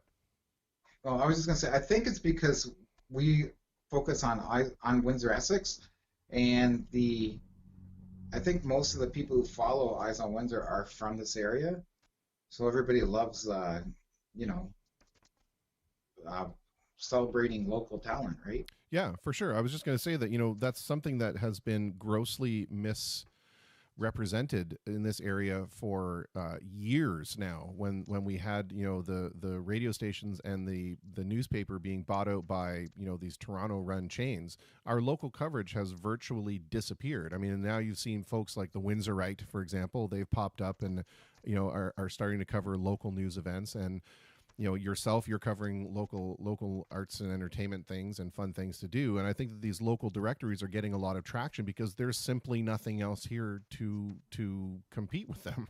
You know, do you find that something that, you know, one avenue that you might look to go down in the future is something like a Windsorite type thing? Because really, when you were saying you showed up at the press conference with your cell phone and you were taking pictures, that technology now has empowered all of us to technically be journalists if we wanted to aspire to that. So do you think we're going to see a lot of kind of grassroots journalism spring up around the fact that all of our local coverage is disappearing?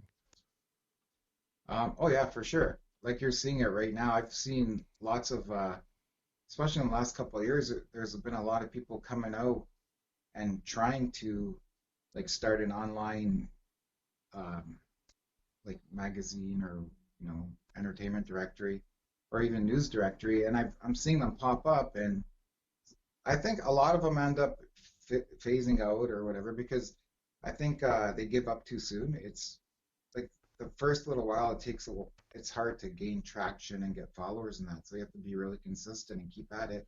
But there's been a few that have kept at it and they're starting to do really well. Yeah. Yeah, like there's Windsor Updates is a pretty good one too. I think they've only been around a couple of years, and he goes out and takes videos of at events and stuff, and is posting on Instagram and that, and they're doing really good. They do some cool stuff. Yeah. Yeah.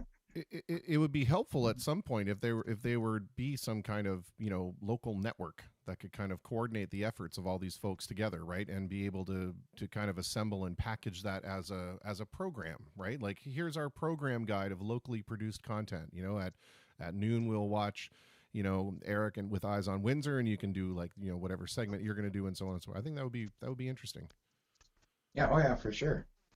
What has been the biggest hurdle for you in terms of, you know, getting this Eyes on Windsor project, you know, off the ground and then to keep it going? What's the biggest hurdle for you? Well, really, I think it's time. Time is the biggest hurdle because there's so much going on and so much to cover that it's impossible to do by yourself. And I've been doing most of it on my own, but I do have contributors who help me out. Like Dan Beauchart's a great photographer, and he goes out and covers some events for us. And Robert Toomey, he's a great writer. He loves theater, so he's always willing to cover plays for us. And there's been a few other people too, but the hard part is keeping them on board because it's more or less they're doing it as a volunteer because we're not really generating revenue. Yeah. So we can't afford to pay for it. But that's been the biggest challenge. So, you know, and if anybody out there is good at writing, I'm always looking for contributors. Yeah, for sure. But, No, yeah. you raise an excellent point, though, and that is that, you know, the revenue model for a lot of this is always extremely difficult because the one thing that we all hear from people all the time about websites or Facebook or, you know, YouTube is, oh my gosh, these ads, where are these ads going to go away? Why are the ads interrupting my content? It's as if people just think that magically there's this, you know, free for everybody server farm out there that's just waiting to house people's data, and, you know, bandwidth doesn't cost anything and it's on the internet, so it must be free, you know. Right. And it doesn't seem like there has been a revenue model that works apart from ads.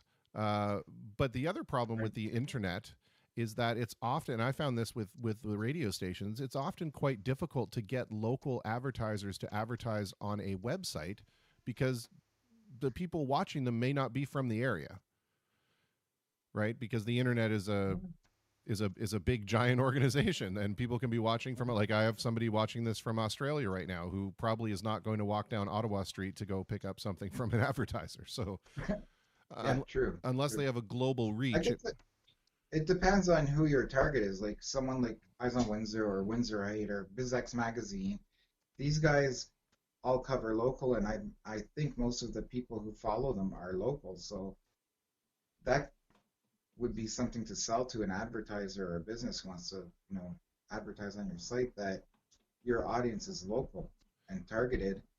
Whereas if you were just a general site, say somebody in Windsor was doing a general concert site and they posted stuff about concerts from all around the world, then it would be harder to get someone local to on Yeah, board to advertise, right? for sure. And I think you're well positioned to be doing that with the Eyes on Windsor side. Same with the all the things that are just hyper focused on the local area for sure.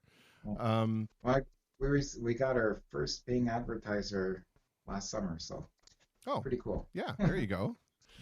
And then we Um, have Google ads on the site, but that's like just a few cents a day. You get a few cents if somebody clicks on the advertisement link. right.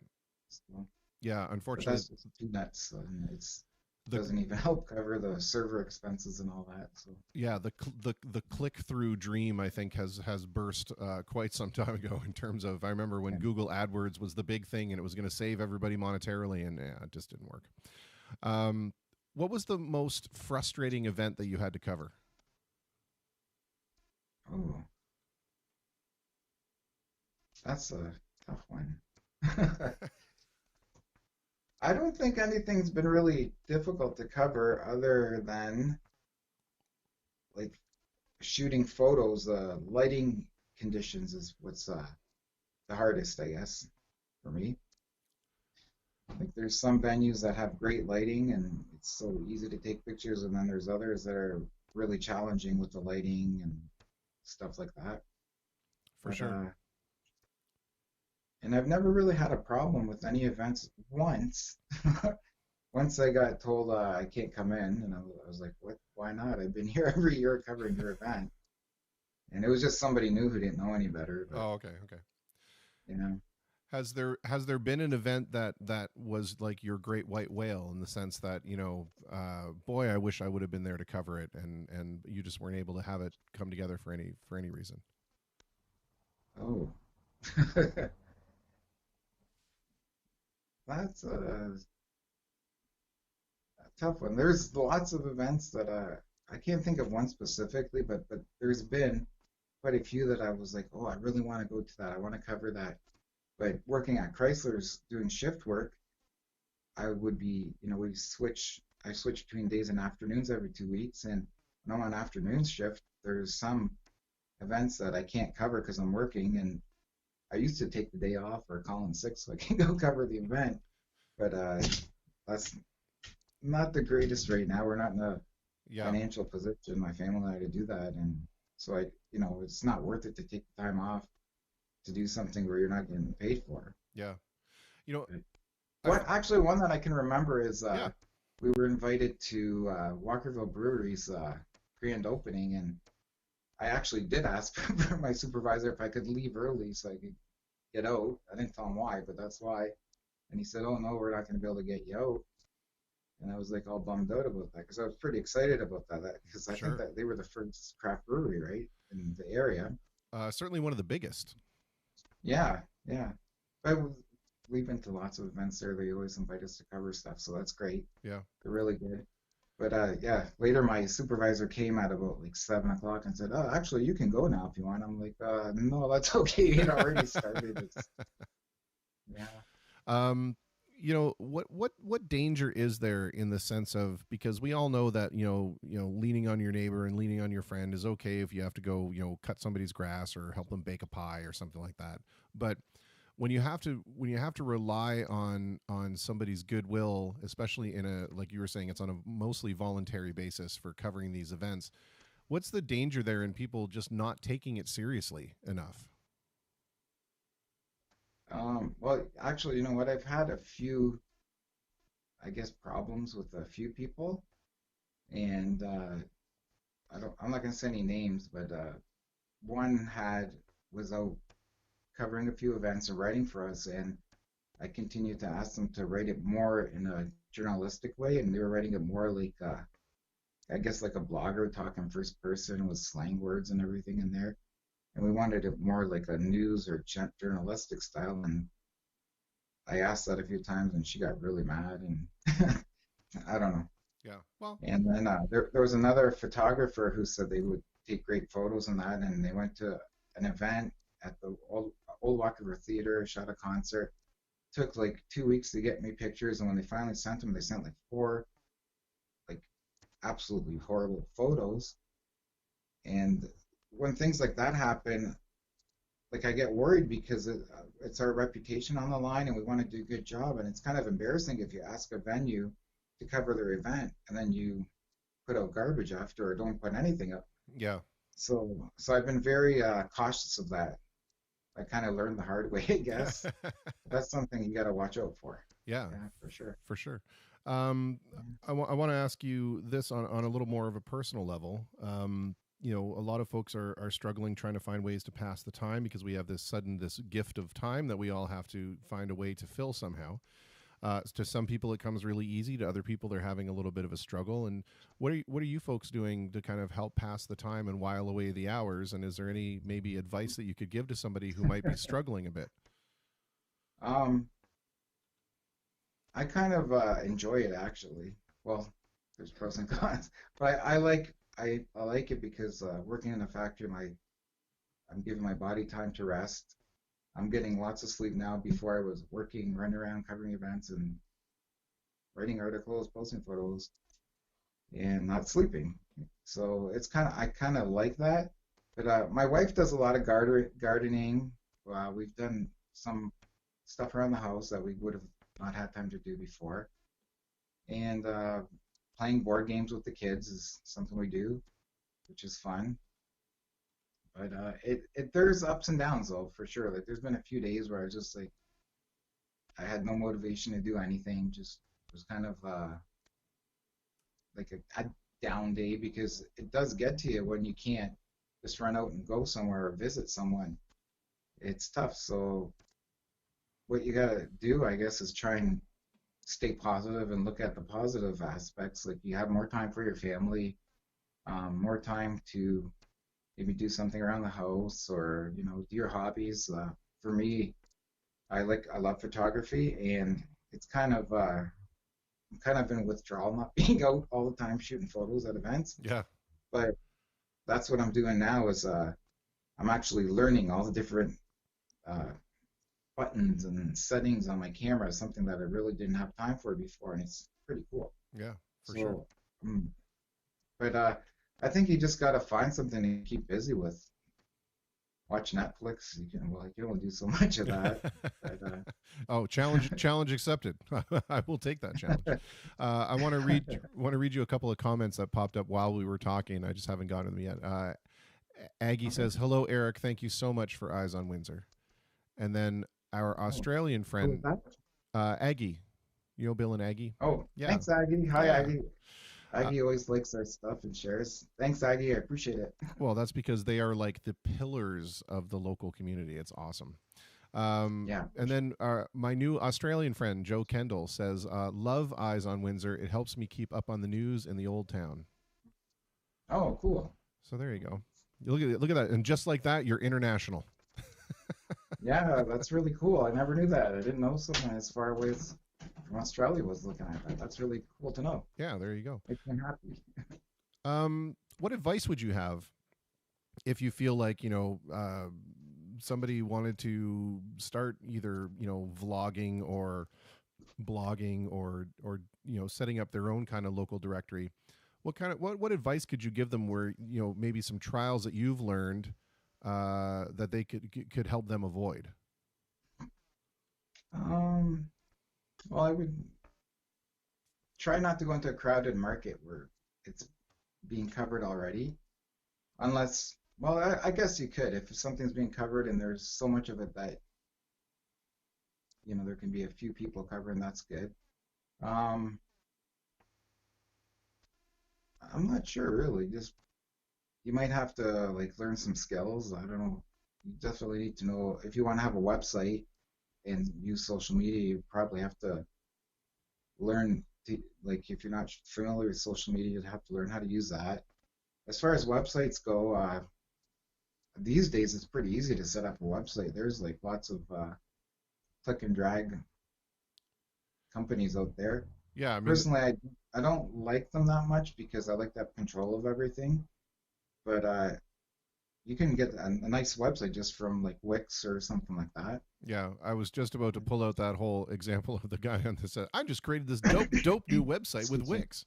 Um, yeah, so it is easy. You're right though that those tend to look very cookie cutter. Even WordPress, if you don't invest in a good theme, WordPress tends to look Yeah. like every other WordPress site out there. So, Yeah. um, did you find it difficult that you have to end up wearing all of these hats? Then you have to be the webmaster and the tech guy and the photographer and the editor and the journalist and the reviewer and the copy editor.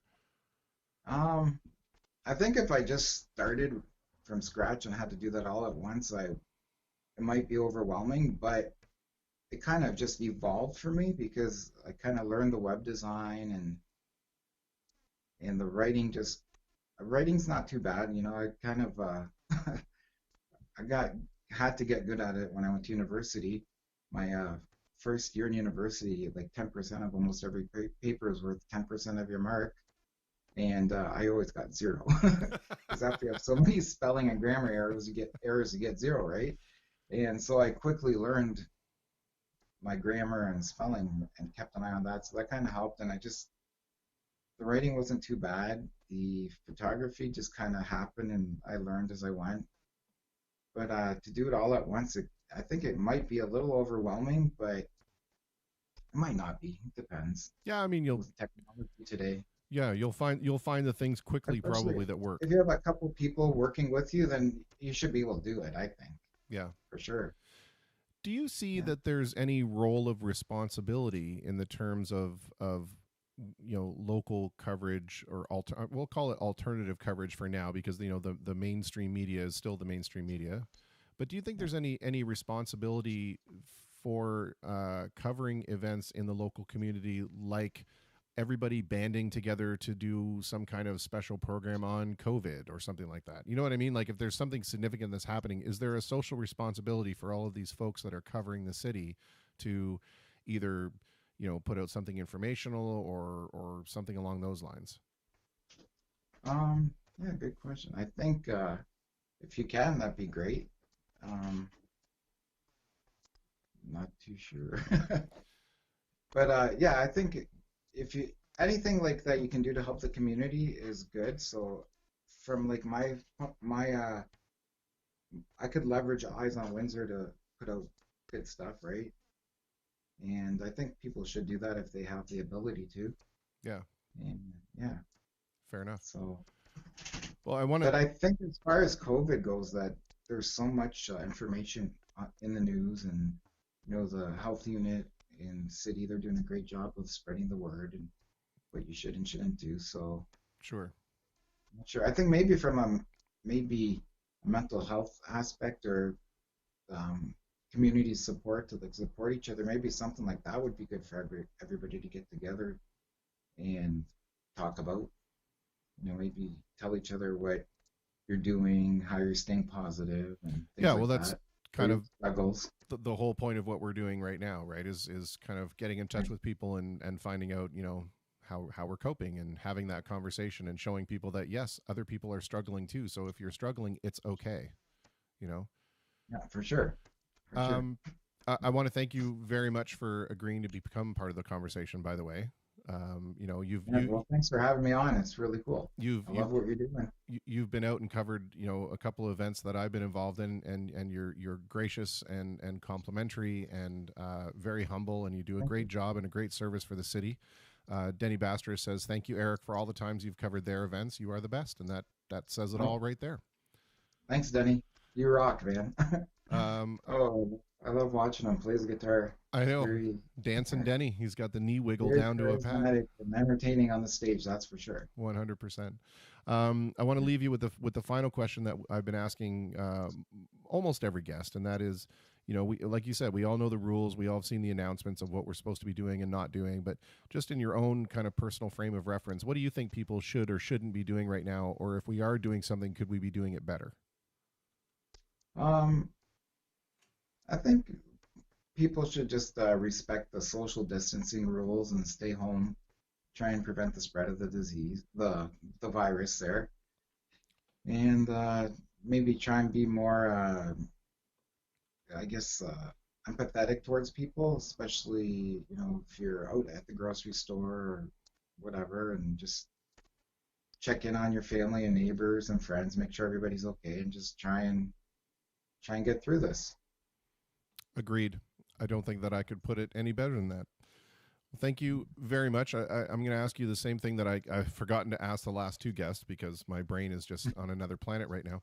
But if you wouldn't mind popping into the video comments the link to Eyes on Windsor so people can check it out, and anything else that you happen to be involved in. Yeah, please. What's that? Anything else that you happen to be involved in that you think people could benefit from, just pop a link into the comments so they can check it out. Okay, great, for sure. Awesome. Thank you. Awesome, Eric. Thank you. And we'll talk again soon. We have some things to talk about. Yeah, absolutely. Nudge, nudge, wink, wink. Perfect. When you have time. I know you're really busy right now. So. Yeah. All this time I keep hearing about it. How you do it. But yeah, that's good. Thanks, man. I appreciate that. Very And we will talk. Yes. All right, my friend. Be well. Okay. Yeah, thank you very much. Take care. It was a pleasure. And thanks everybody for watching. Cheers. Have a good night. All right. Well, there we go. The lovely and talented Mr. Eric. I should have actually asked him which is the proper way that he prefers his last name to be pronounced. Because when I see the single C, I use it, and I can't hear you right now, Eric. I can still see you, so just nod or shake your head. The single C in Italian, is it like a S, like an S sound? So it's Bonnici? And if it's a double, it's Chi, or is it Bonnici? It's Bonnici. Okay, see? So I said it wrong. There we go. I was taking the single C as the S sound. Oh, well. I hope you'll forgive me. But with a last name like Miranda, trust me, I've heard it pronounced so many different ways. It's crazy. All right. Be well, my friend. I want to flip it over to another song that was submitted to me by the wonderful Pete Palazzolo. And you heard him talk about one of the groups that he's in called Greatest Hits Live, which is an absolute powerhouse local band. They're just amazing. And to that reference, the song that he sent me is them live doing Carry On My Wayward Son by Kansas. And it might as well be playing the record. They're just that good. This came from their 10-year reunion concert, I believe. Anyway, let's check that out, and then we'll be back with some more stuff.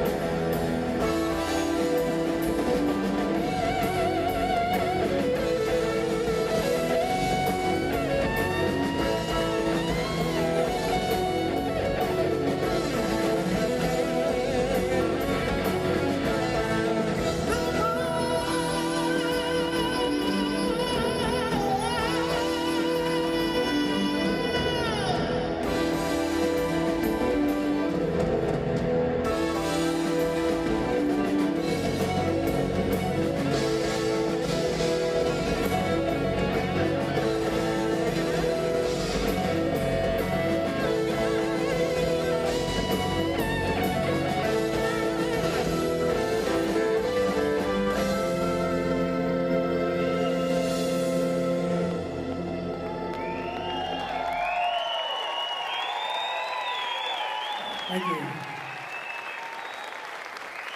Thanks so much. Welcome back, people. How you feeling? You feeling all right? I'm here to say, hey, hey! All right. We're going to take this opportunity to thank Leuna, our sponsor. Without them, there's no way we could have done this. And one guy in particular, Mr. Rob Petroni. I don't know if Rob's here. I think he is. Rob, are you here?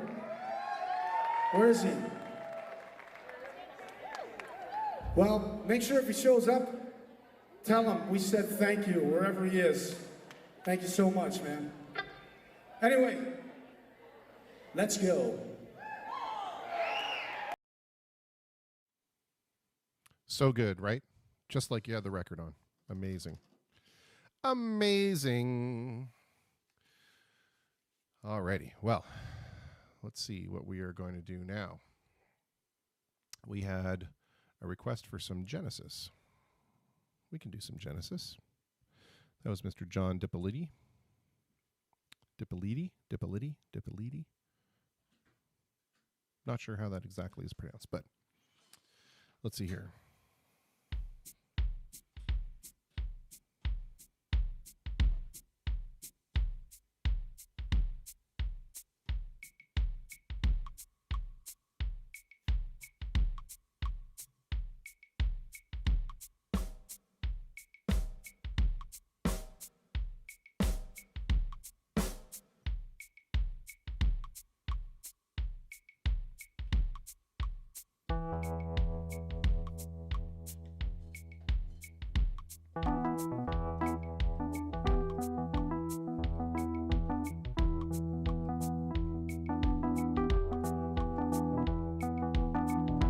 Just as I thought it was going all right, I found that I'm wrong when I thought I was right. It's always the same, it's just a shame, that's all. I could say day, you could say night. Tell me it's black when I know that it's white. Always the same, it's just a shame, that's all. Oh, I could leave, but I won't go, though my heart might tell me so. I can't feel a thing from my head down to my toes. Why does it always seem to be me looking at you, you looking at me? It's always the same, it's just a shame, that's all. Turning me on, turning me off, making me feel like I want too much. Living with you, just putting me through it all of the time. Running around, staying out all night, taking it all, saying to take a one bite. Living with you, just putting me through it all of the time. But I love you more than I wanted to.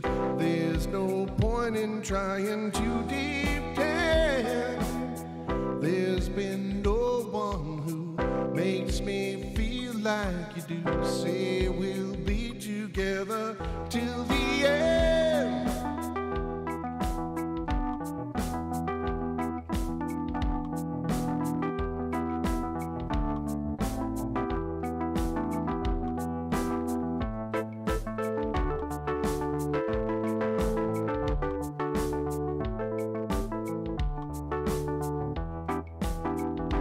But I could leave, but I won't go, though my heart might tell me so.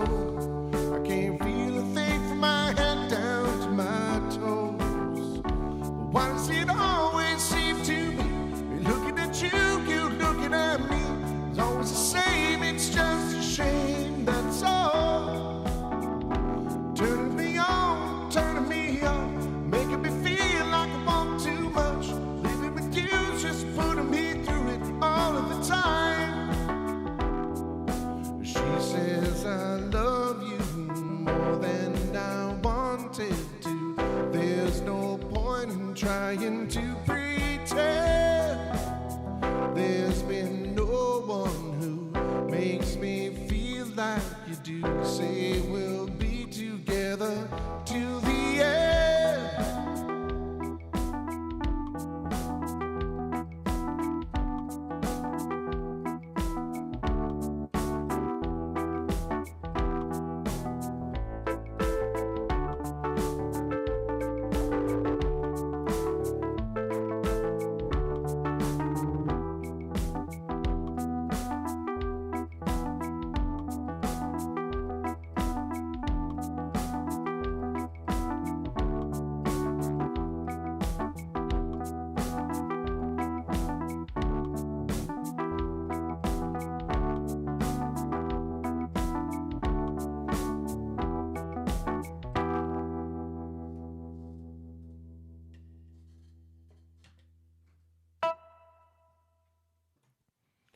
There we go. That's as good as you get on the one night band with Genesis. All right. Well, oh, Ashley, yes, the hour stream wasn't updated from last night. Okay, I will do that when I take another musical break. Here's the problem today, folks. So one of the things that I've been trying to do in the little spare time that I have is I've been trying to help other folks, kind of walk them through, get this whole type deal set up because they want to be doing some live streaming themselves. And I got a request from a very good friend of mine right before. It was like 20 after 6. And normally about 20 after 6, I'm out here trying to get everything set up and ready to go. And I felt really badly that I didn't want to leave him hanging. So I'm like, yeah, I'll connect up and we'll try to get the problem solved. And we didn't really get the problem solved, and it pushed it till about 10 to 7, and I had to come out here, and I still had to record the intro for the show, and I had to set everything up and get the guests going, and then the certificates expired. And so, yeah, I forgot to update the crawler on the bottom. Yeah.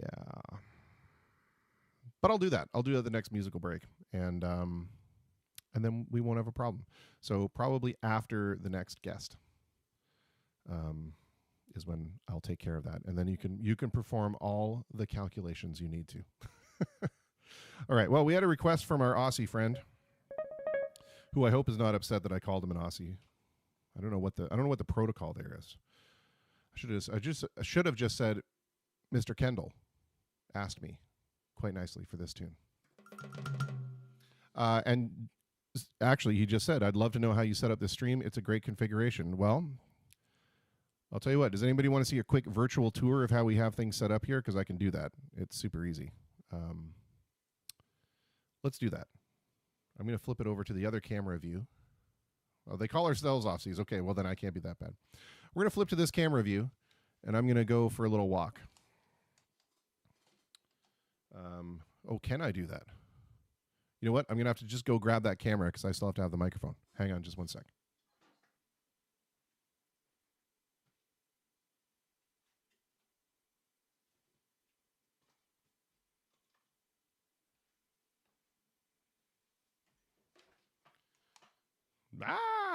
Extreme close-up. Okay, so here it is. So this is the studio. So that's my little rack of keyboards that normally has all my keyboards up on it, which right now there are some on loan, and there's one that's being used here, so I don't have them all up there.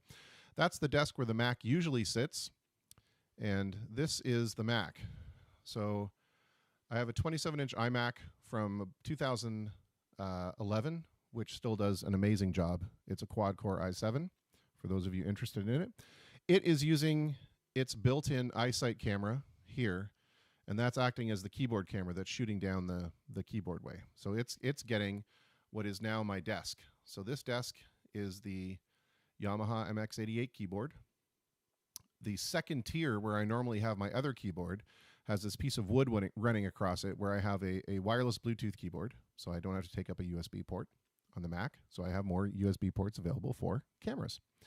Then right next to that is my tablet, which you'll hear me bitching about quite often. This is the screen where I watch what's happening. So it's a big 65-inch display, and that lets me kind of look at my guests as though I'm looking at them. This is the front-facing camera right there, meet camera. And these guys are just they're just USB webcams. I got them on Amazon. If anybody wants the link, I'm happy to give you the link. They have little fold out things on them like this, so they can attach to different places. And you can see my fancy stand there. It's a mic stand, a microphone stand with a clip in it, because it just happens to sit in there pretty nicely. So all of that hooks in via USB to the back of the Mac, which I don't know if I can actually get around. Yes, I can. So there's all the USB cabling going into the Mac. And then I have, my keyboard. I have my microphone, the keyboard, and the guitar over here. The keyboard is going into the looper pedal, and the looper pedal is using a stereo output. The microphone itself goes into this harmonizers / effects unit for vocals. So when I click on it, That's when I get to do this.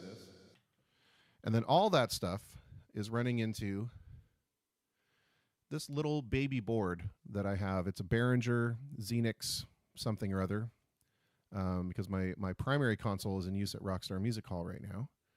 So, but basically the way that it works is I have the microphone inputs coming in. I have the 2 guitar inputs coming in, so 2 mics and 2 guitars for when Mr. Jim O'Neill comes. Then I have the looper, that's that stereo set of plugs there. And this other stereo set of plugs is actually the output from the Mac. So on this fader right here, that is when I have a call come through, I can control the volume of the call. Or when I'm playing an MP3, I can control the volume of the MP3. So that is basically the studio in a nutshell. And then the software that I'm using is OBS, Open Broadcast Studio. And then I have a whole bunch of custom templates that I've done up in Photoshop. So yeah, so there's that. So let me go put this camera back. I'm going to flip it back off the multicam here. And give me 2 seconds and I'll be right back.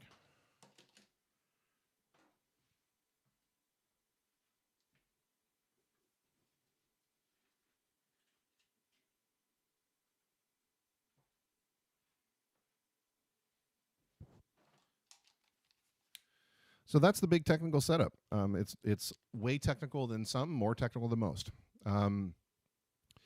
So yeah, the like I said, the cameras to answer Mr. Reynolds' question, the cameras are just cheap USB cameras that I got off of Amazon, but they're 1080p and they look and sound wonderfully. Or sorry, they look wonderfully, and they have a nice wide field of view. The software service that does the streaming. So the software is Open Broadcast Studio, which is free.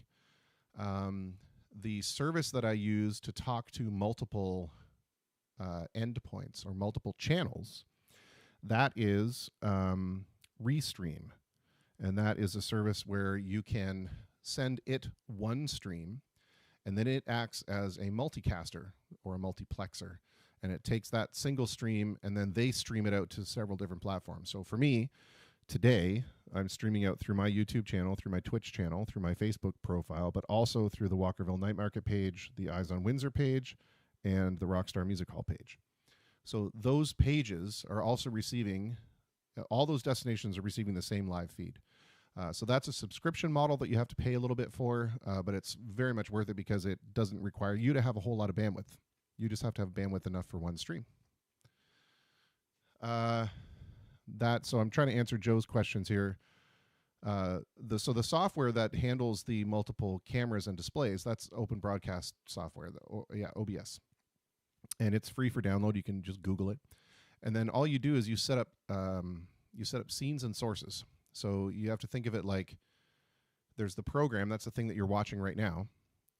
And then you have different scenes in that program. And the scenes are when I flip from thing to thing. So when when I have Jim in the studio and we do the side-by-side shot, this is a different scene. I call it the side-by-side scene. And it's made up of a couple of different elements. It has a video element on one side, a video element on another side. It has the sponsors and guests thing in the corner, and it has the chat. And these are all just movable components that I can place wherever I want. Now, the framing that we've done here, so you see the framing that's around my window, and it's around the keyboard camera window here, and it's around the guest windows over there. That's a custom thing, a custom skin that I've done inside Photoshop. So basically, you have to picture it's like a black rectangle with some yellow rectangles where the background's been cut out and made transparent, and then I just move the camera's image behind the skin, so it kind of makes it look like it's been framed. And I'm happy to answer anybody's questions on this, and more than happy to help get them set up in streaming, because it was a real pain in the butt to get everything set up the way that I like it. But I think that we've done a pretty decent job. I think it looks good. I think it sounds really good, apart from the fact that it's me. So it works really well. Anyway, so if you do have any questions, please get in touch with me. And I'm going to stop talking now and play another tune before I run out of time for our next guest. We pretty much almost are out of time, so we'll have to do this one pretty quick.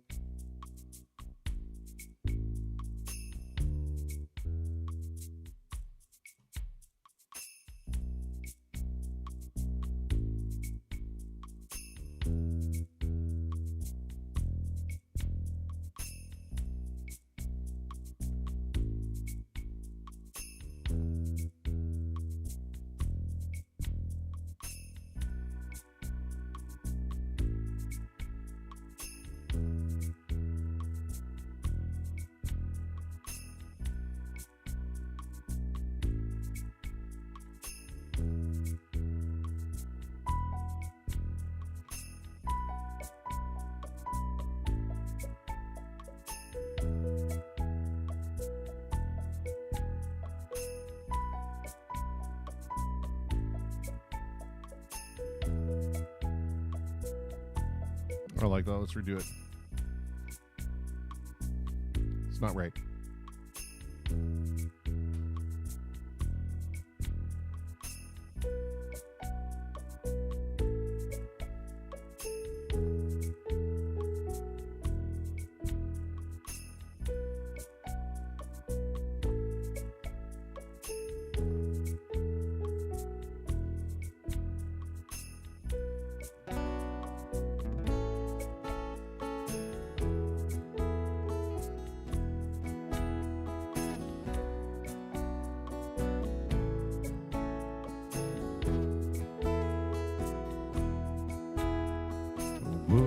On fire and nobody could save me but you.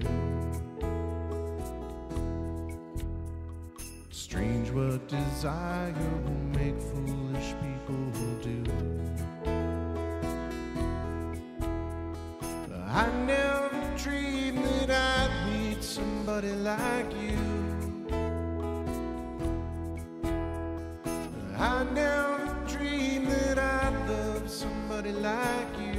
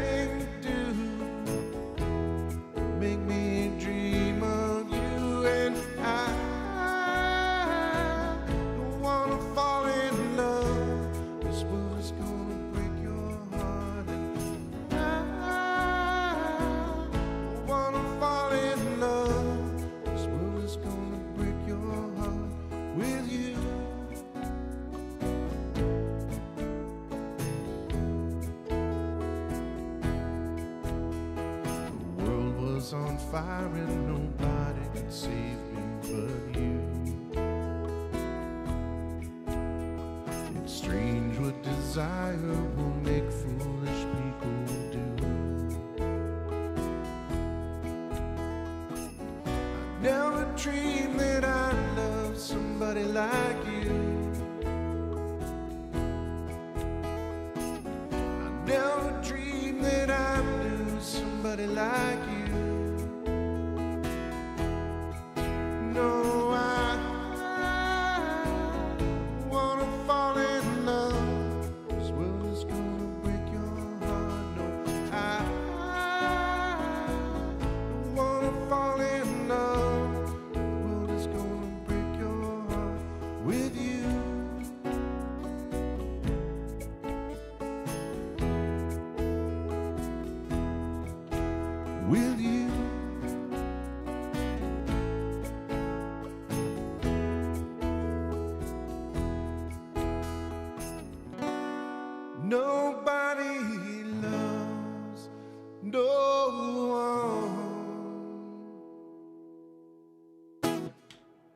Well, normally we had a little guitar solo in there and all that kind of stuff, and you'll thank me for having to cut it short because I didn't want to run into our next guest, and that's because I don't know how to play guitar very well, so my guitar solos always sound like LaPoo. Alrighty then, let's get our next guest activated and on the line, and hopefully she's not too upset with me that we spent a little time on the song there.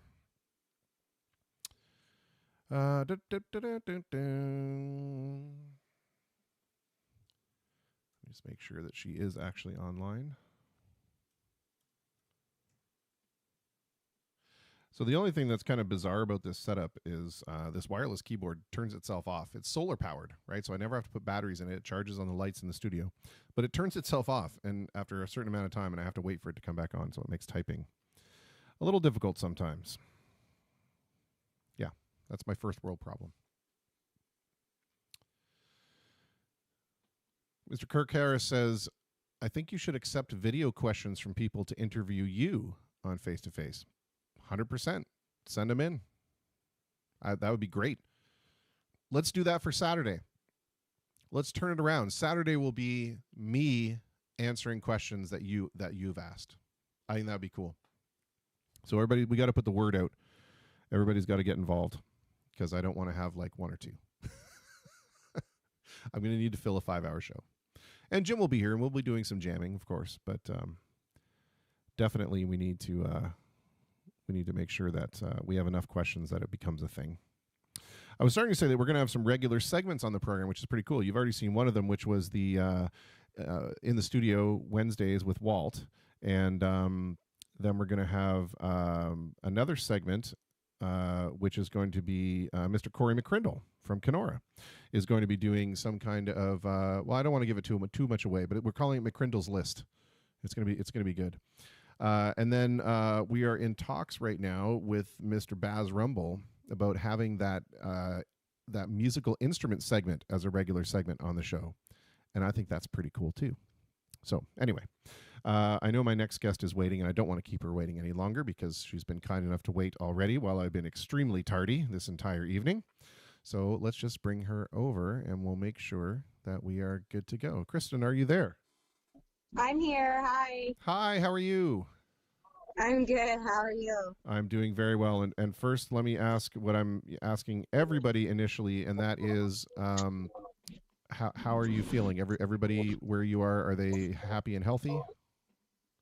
We're happy and healthy. No one's quite sick. Not from COVID anyway. So everybody's doing really well that I know of. Good. Just stir crazy. Everybody's kind of losing their minds, being stuck inside. Yeah, for sure. I realized that I forgot to ask you to, if it's possible for you to flip your phone sideways so that we can get landscape. Sorry. There we go. Yeah. Yeah. Thanks, Maureen, for reminding me. Fantastic. All right. Well, let's talk a little bit about, one of the reasons that we were really excited to get you on the program was that you work in health services. So tell us a little bit about what you do, and then we'll move on from there. Okay. So I'm a service coordinator. So I schedule nurses to in-home healthcare, to do in-home care for services such as port flushes or IVs, wound care, and the like, just stuff like that. I schedule the nurses to the in-home care. Okay. And that would be in-home care. So, for example, my daughter had a PICC line put in a few years ago. So you have been the wonderful person on the other end of the phone who made sure that the nurse was actually there to flush the line out and all that kind of stuff. That would have been me. Yep. Okay. That's right. Well, let's now talk a little bit about what did that look like before all this happened in terms of, what was the workload like? How were people, were you finding that there was not enough hours in the day to get to as many people as you needed to? And then we'll talk about what happened after all this hit. So, yeah, absolutely. We would have definitely days like that where we would have 60 visits or so in our planner because we had so many people needing visits, and it was just such a high call volume of visits. So we were constantly booking nurses in, visits getting moved to evenings, getting moved to the next day. That's how it was going for a while beforehand. We also have 2 clinics as well out of where I work. So we have people that we book into clinics, and we had 2 separate clinics, and now with COVID, we're working out of 1. We've lost 1 clinic completely right now. So it's it's crazy. Yeah. Now, here it raises an interesting question, with the guidelines that we've been given for social distancing, and especially the people in the medical community who are advocating that whole social distance, what does that look like for in-home visits right now? If are we finding that there are patients that are kind of not maybe getting the servicing that they need, or is it that there's a special protocol worked out for those in-home visits? So there is a special protocol we have worked out now. We are doing something called virtual visits. So it's basically a robocall that goes out to all the clients that we have, asking them if they would like to still receive a service, but more like a triage with a nurse, where they will call in, walk them through their wound care, or assess them over the phone to see if they need the visit. If a client is severely in need of a visit, that nurse will take that robocall. They'll send it back to us as coordinators and tell us, hey, this person can't really use our help over the phone. Please book them in for a visit, and then we'll get them scheduled in. And it's helping us too. It's weeding out those visits that are a little bit unnecessary, or I guess you could say not as high priority right now, because we don't want to say that nobody's high priority, right? Everybody needs to be seen. Everybody's important. But at the end of the day, somebody who needs their chemo done, or their port flush, or that needs daily dialysis 4 times a day, needs those visits a little bit more than someone who's getting like wound care every 3 days, you know? Yeah. So that's kind of how we're using those virtual visits to kind of offset the overall of all the visits that we're getting, because we're still getting quite a few. Yeah, it must be the similar, when the ER tells you, please, if you think you have a cold, don't come to the ER because you're going to take away valuable resources from short beds that we just don't have. Mm-hmm. Yep. Now, what are you seeing Yeah, in terms absolutely. of in terms of the nurses that end up having to go and do these procedures for these folks that they can't do it for themselves? Is that something that they are required to do? Is it something that they're doing voluntarily? And are you seeing any kind of pushback from the nursing staff that they don't want to be in these places?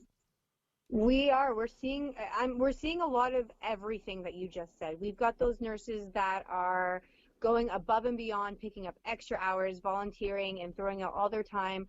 We've got the nurses that are putting themselves on self-isolation, and for good reasons too, though. They're not just because they're scared. They're healthcare workers. They want to help people, but they've got young kids of their own, or they're taking care of family members who are vulnerable, and they can't put them at risk. So we're losing a lot of nurses in that as well, with self-isolation. But like I said, we do have those other nurses that are trying to go above and beyond and pick up all the extra, but it's hard. It's definitely tough. Yeah, I want to ask you, because you are involved on the front line of things, and especially from a coordination point of view, you're the one that's actually directing resources where they need to be. How do we respond to these folks that are saying things like, this is all a hoax, it's all perpetuated by the hospitals to inflate their budgets because they're able to charge more if a COVID-19 death is recorded as opposed to a normal death? There is no real nursing shortage. They're just being shunted from one position to another. Is there something statistically that we can respond like that and say that's either true or it's not true? Well, I mean, statistically, I think with everything we're hearing about from the hospitals and the amount of people that are going in and they're losing every day, I was speaking to a woman just the other day who works at the hospital. Like, we're in touch through the LIN and stuff as well, and she was saying that one day they'll get 6 people in, and then 4 people pass away, and then the next day they get 4 people in and 3 people pass away. So I feel like just explaining that to people, like, it is really serious, and we're losing people daily. Like, I believe the count in Windsor is up to 51 lives lost for this, and it's like we're trying to be as safe and as smart as we can.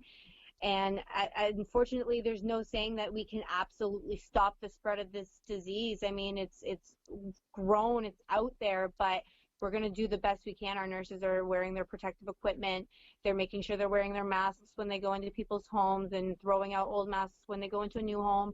So we're trying to be as safe and as smart as we can. Yeah. Now, let me ask you this. I asked you about pushback from the nursing side. And again, I totally echo what you were saying there. I wasn't trying to pick a fight with nursing in the sense of saying, are they refusing it? Yeah. No. But just to get an understanding of what's going on. But how about on the family side? Are you maybe seeing any pushback from people where they don't want the nurse coming in because they're fearful they're going to bring in something from the outside world? And are the people that they're supposed to be taking care of, are they being put in jeopardy because of that fear? That's a good question. I will say yes, we are getting pushback from families as well too. There are a lot of family members when all this started that called in and said, not even family members, like clients themselves have called in too with the fear and said, with all this going on right now, I don't really want different nurses in and out of my house. Can you guarantee me the same nurse so I know they're being safe, or can we just hold services for now and I'll just take care of it myself? A lot of those same people are also requesting the virtual visits, just the call in from a nurse to triage and walk them through from time to time because they don't want people there. But as far as the other part of the question with oh, sorry, I just lost my train of thought. No, probably people, are they being put in jeopardy because they don't want to allow the medical people in? Yeah, the jeopardy part. I would say yes and no. There are certain clients who the fear is a little bit too much for them, but the LHIN, they're always stepping in. They're always assessing the clients that we're talking to. So if anybody's too far, I don't want to say too far gone, but if anybody's suffering or if they're seriously in need of a visit and they're like, no, we don't want a nurse and we don't want this, we don't want that, they will step in and they will say, look, unfortunately, your loved one needs the service. You don't have the ability to do this. We can send you out a nurse to do the assessment. They will wear their gloves. They will wear their masks. They will be completely safe. They will do whatever you ask them, basically, not whatever you ask, within reason. Yeah, of course. But they will do what they can to make you feel safe and your loved one feel safe. So, but there has been those moments where some people are like, no, I'll do it all myself. And unfortunately, they can't take it on themselves because it is a lot of work for one person to take on, and then Sure. their loved one can suffer from that. So we try to help them as best we can and let them know, if you're feeling overwhelmed, please give us a call and let us know that, and we'll put in a visit and we'll see if we can get someone out to you, as best we can. And how are you finding your ability to be responsive like that? Are you finding that you're having a shortage of people that, or maybe that you're having to kind of space the calls out a little bit more because there aren't the bodies on the ground we need to kind of visit these folks? Yes, absolutely. So it's day to day. Some days are better than others. Like I said, the way we work is each area in Windsor and Essex County is in a section. So some groups can be better most days than others. Like if it's in city, they like Monday to Wednesday, they have like 4 or 5 nurses, where Thursday and Friday they only have 2 or 3. You know what I mean? So their shortage of nurses goes down on those days, and it's just based on the schedule. And normally before COVID, each group would have a good, I want to say, 6 RNs and 6 RPNs, so a good 12 nurses in each group. And right now, some groups have as small as 4. Some groups have 6. Like it's gone down quite a few in those groups because we have a lot of nurses that are on isolation. Yeah. So those visits that are in our planner every day. So with that being said, the nurses have gone down, but also the level of visits have gone down too, because we do have those clients who said, we don't want the visits anymore, we just want the virtual calls, or just put services on hold until all this is over. I don't feel it's important right now, or something like that. Some people are opting to go to the hospital and get things done. So there is other things that are happening with that, but yeah. I get it. Sorry, I'm just noticing in the comments here, Maureen says, Kristen needs to back up a bit. We keep losing your head. There we go. Look at that camera. Sorry. That's what we call the dolly shot. Yeah, of course Maureen's talking. She's Yeah. my mother. She wants to make sure it's going well. One of the things that we've seen really taking off over the last little while, and especially even before this time, was the concept of telehealth, in the sense that, we have the telehealth line where folks can call in and speak to a nurse about, their symptoms and what they could be doing. Is this a need for me to go to the ER? And now we're seeing this virtual triage that's starting to become more and more prevalent. For a long time, there have been physicians that have been pushing toward this kind of virtualized triage and virtualized diagnosis. Do you think that living through this time right now is going to help that technology become a little bit more accepted, and that we're going to see these kinds of virtualized triage stations continue in the future? I would hope so. I think by doing it this way, even though we started this because of the pandemic itself, it's actually given us a better way to assess visits and assess clients, and assess the level of severity in which to book too. Because, being a scheduler, especially for someone who's coming in part-time or someone who's not full-time days, which is where I started at a part-time level. It's really hard to book ongoing, and it's really hard to book visits and know which nurse to book to, and know is this person important? I mean, they're only once a week. And sometimes someone who's only once a week or every other week, you may think, oh, they could be moved, but no, they can't. They need that visit that day. It's scheduled for that day because for some reason it's a doctor order. It's some, and so you never know. You can't just base it on frequency. You can't just base it on what the codes are for the visit. You have to know. So I feel like these virtual visits are going to help so much, and it's going to help us as coordinators book better for the clients that need our nurses to come out to them. Yeah, I agree. I think that we can kind of cut down a little bit on maybe the people that don't necessarily have to have those things or have to have those visits, right? It's I don't want to minimize the things that they're going through, but like you said, there's a prioritization that happens, and that's what triage is for. Exactly. And then the best part about that is like with a nurse calling and doing a virtual triage, that client is still, in a way, they're still getting care. They're still getting service because the nurse is still calling. They're still checking on them, and they're still assessing the situation. They're still assessing a wound. They're still walking them through what they can do right now. Like, it could be very much a thing as, we don't have the room today. We don't have the availability. Let me walk you through this. I will get you a nurse booked next week, or I will get you a nurse booked tomorrow. I have more time, Yeah. So these virtual visits with these nurses making these calls, it's saving them more time, so they don't have to go to all these extra people that would be on their schedule. It's a 15-minute phone call with a family member or a client, and then they're able to walk them through.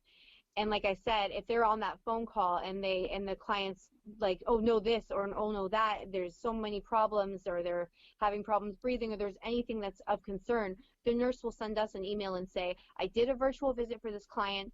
There are some concerns. Please put a visit in for them today, or please schedule a visit for them first thing in the morning, and we can do that, and it helps us so much better. Yeah. So I'm hoping that we continue on this process after the fact too. What's really interesting to me too, speaking from a technology or technological perspective, is that we've begun to see so many of these sensors being inserted into wearables. For example, the Apple Watch has a heart rate sensor, an oxygen sensor, a temperature sensor.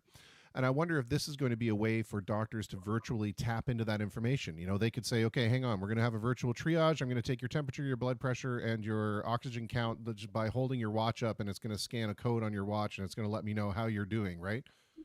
That would be so cool, right? Right from your home. And unfortunately, with the way things are going, who knows? That could be where we end up. But yeah. that would be really cool for a way for things to go. I think it would help down the line too for people who are in nursing homes, for people who, doctors can't get out to them every day, and they have concerning health conditions that are there constantly, and so something like that would help immensely. It would get people more care. Yeah. It would give people more care. Even though it's virtual, they're still getting more care. They're still getting answers. They're still getting what they need.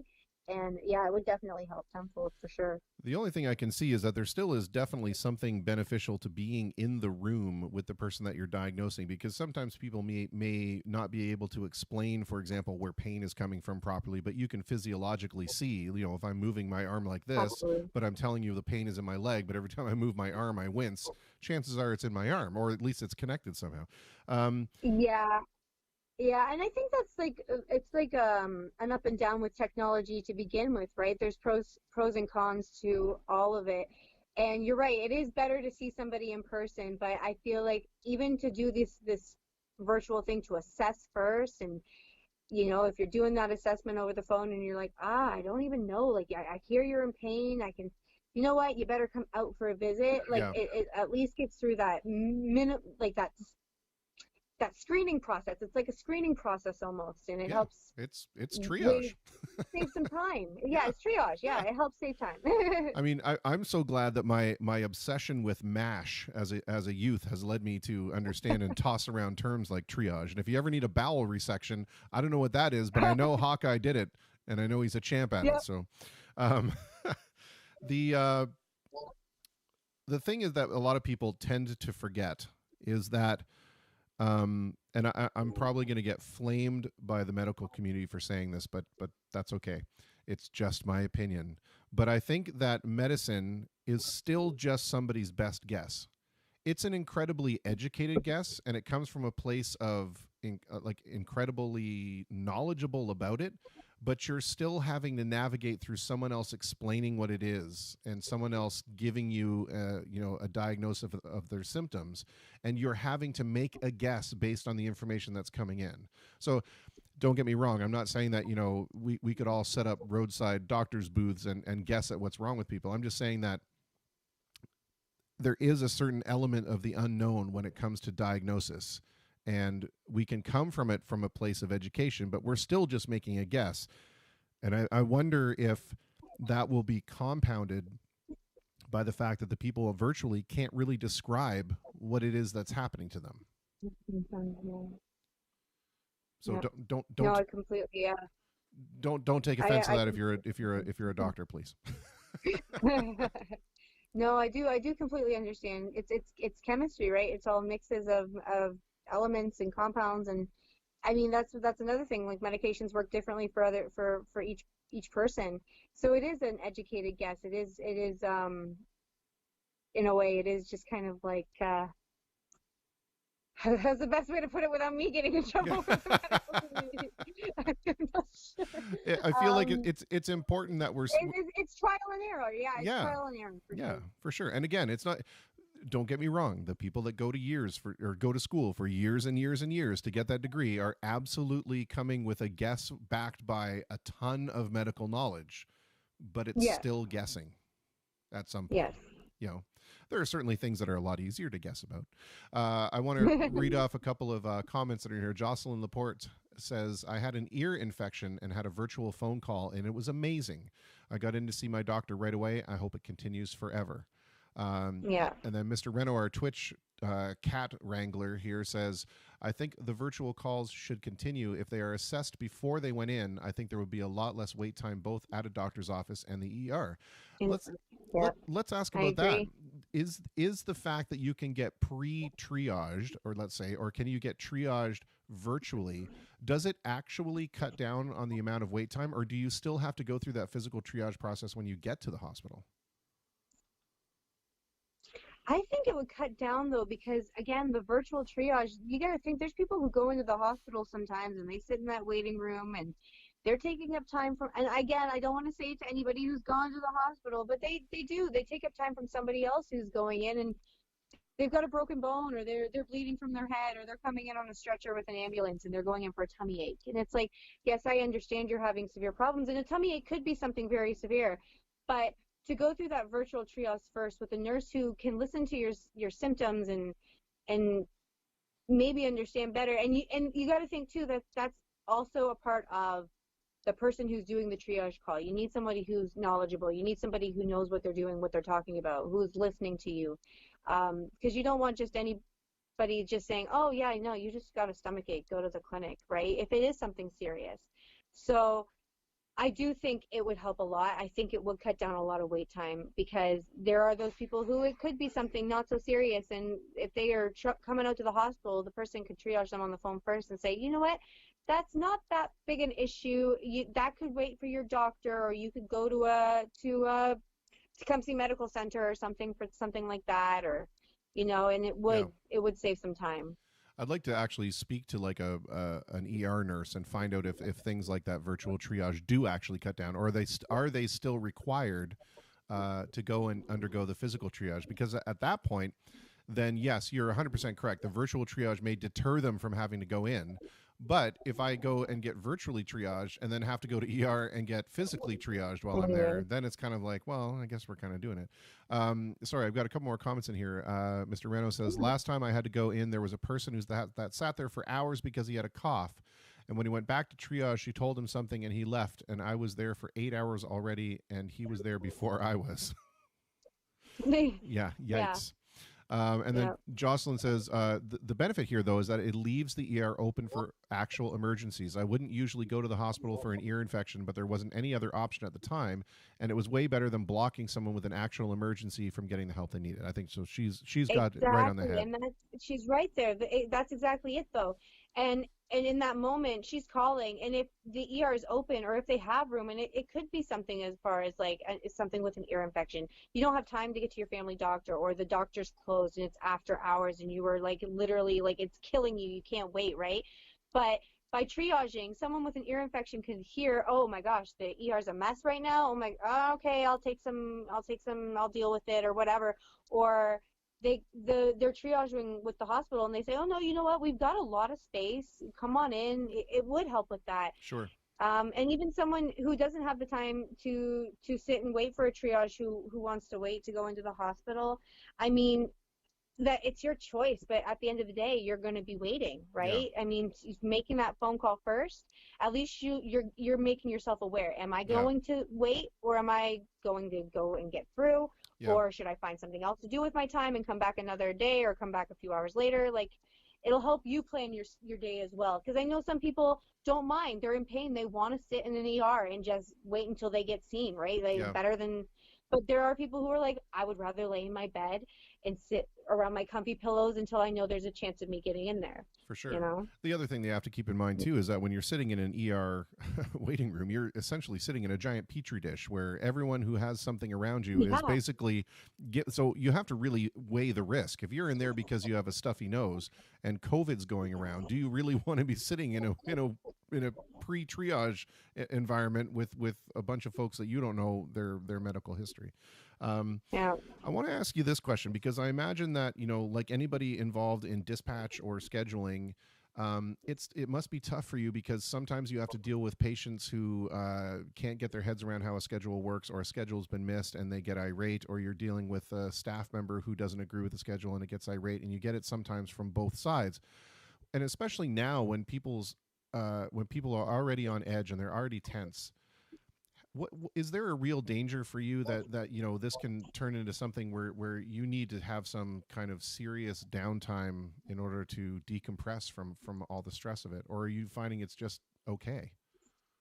I will say that, okay, so I used to work in PSW, I used to work in activities, I worked as a home worker, and I was always on the frontline staff of things, and I remember getting my schedule, and I remember being that worker, like, what the heck are they doing in the office? What is my hours right now? Like, what am I looking at for my next week, right? And now, being on the other side of things, being on the scheduling side of things, I'm like, oh my gosh, you guys don't really understand how difficult this is. It actually is quite stressful, and it is very difficult.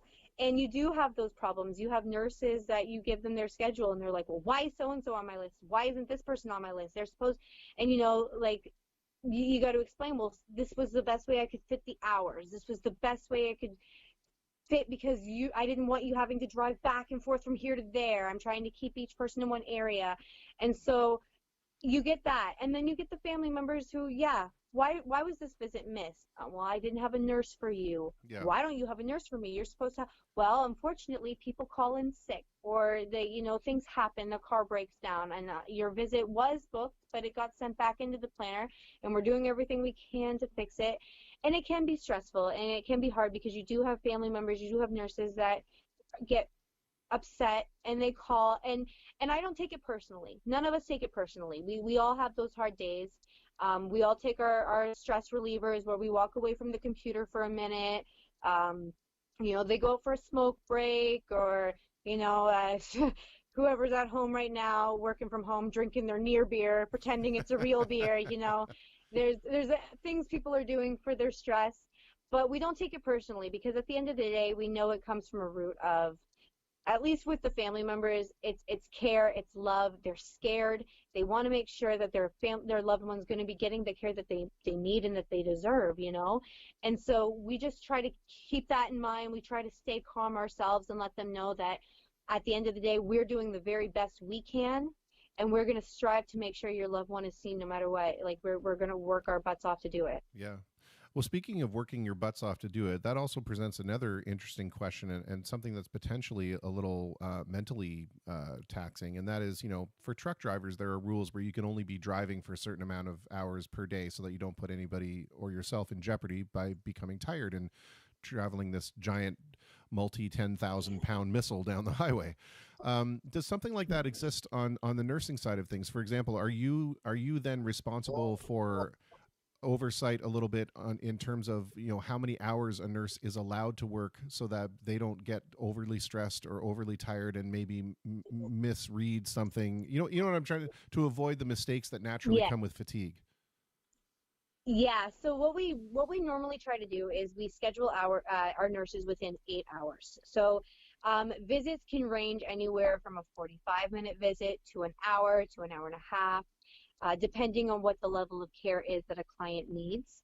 And so we try to schedule those visits to a nurse, and we try to keep them anywhere between 7.5 to 8 hours. If it goes over that 8 hours, we're supposed to ask them, are you okay with this? A nurse has every will in her right to say, no, that's too many hours for me, or I don't have time to see this person. Can you send them back to the planner? I'll take this person instead. They can help set their schedules too. In that sense, we don't give them free range though, because at the end of the day, it would be a mess if that were the case, right? If everybody was choosing their own schedule, it would be crazy. But we can take into consideration what works best for their day and what would work best to get each client seen. And so with that being said, we do try to keep them at that so many hours. And there are nurses that have signed agreements saying that they are willing to work above 80 hours in a pay period, which is, I believe the overtime is 88 hours. So they signed agreements stating that they're okay with that. And then there's nurses that aren't. So when you're scheduling, if you go above 8 hours, it'll stay clear.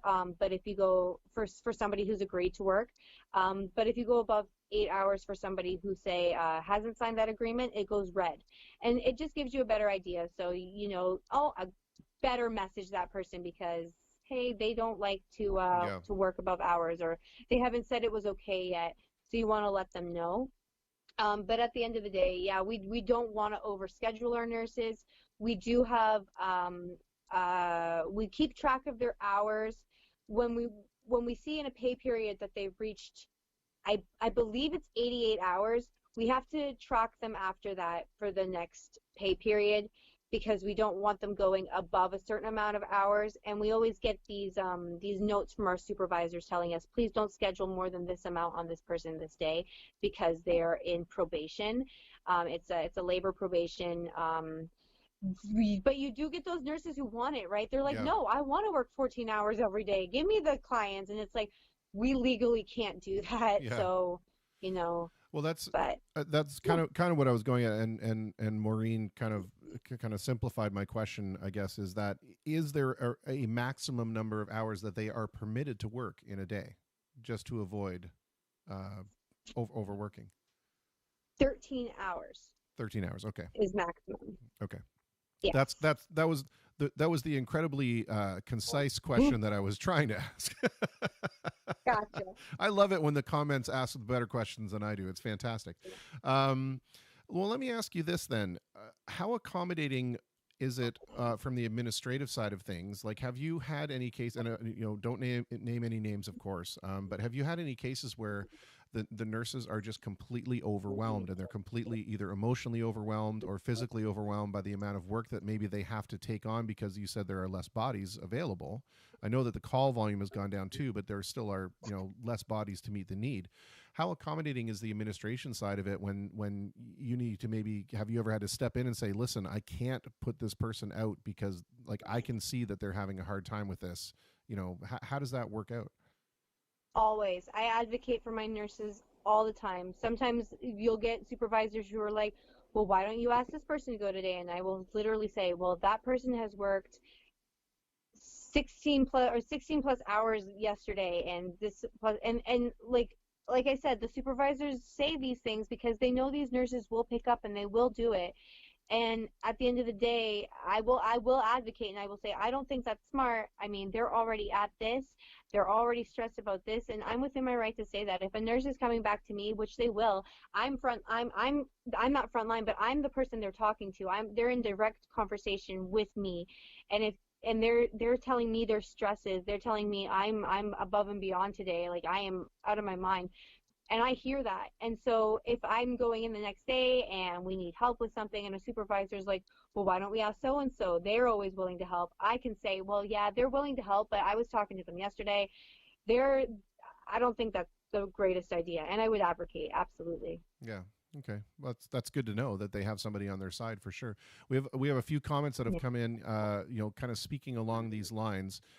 Jocelyn says that the biggest hardship she's hearing from her medically employed friends is that they're being sort of forced into taking overtime as often as possible or as much as they can, but they are also being taxed on that overtime, and it's adding up to taking more off their checks than ever before.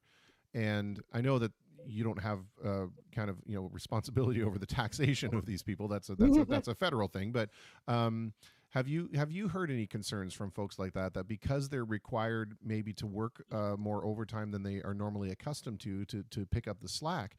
Does it actually affect the bottom line by having them enter a higher tax bracket? I haven't heard much on that. The last I heard though was something about nurses getting frontline nurses. They were getting an extra amount from the government or something, but I really don't know much about the taxing part of it. Okay, that's fair enough. And again, I don't think it was directed toward you. I think this was just an observation in general. But then she follows that up by saying that she really feels like medical professionals shouldn't be taxed on their overtime in the case of emergencies like this if we are calling them essential and then begging them to do that overtime.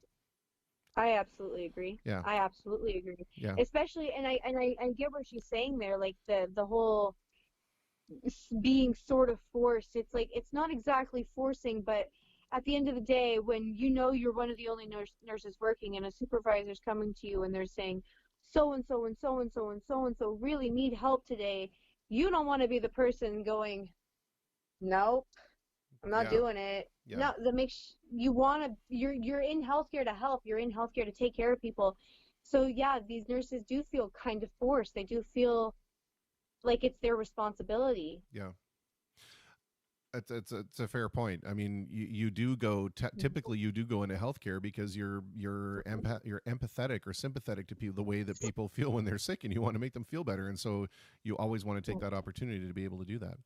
And it pulls the heartstrings. You got to have a caring heart to work in that kind of a field, right? So if you've got that caring heart and you see that people need the help, you're going to put in the extra effort. You're going to do the help, but it is making nurses feel burnt out and tired and just agreed, unappreciated in some cases, I would say. Yeah, for sure. Which is unfortunate because those are the folks, like I put them in the same thing as teachers, right? Like they're so undervalued in the society for the jobs that they actually end up having to do. Like if you see the amount of things that nurses are actually responsible for, when most people think, oh, they're here to take my temperature and blood pressure. No, there's so much more involved in what they do.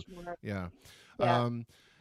Jocelyn says pressured, I think, is a better word than forced. I would agree. I think we all knew where you were coming from. Yeah, we all knew where you're coming from.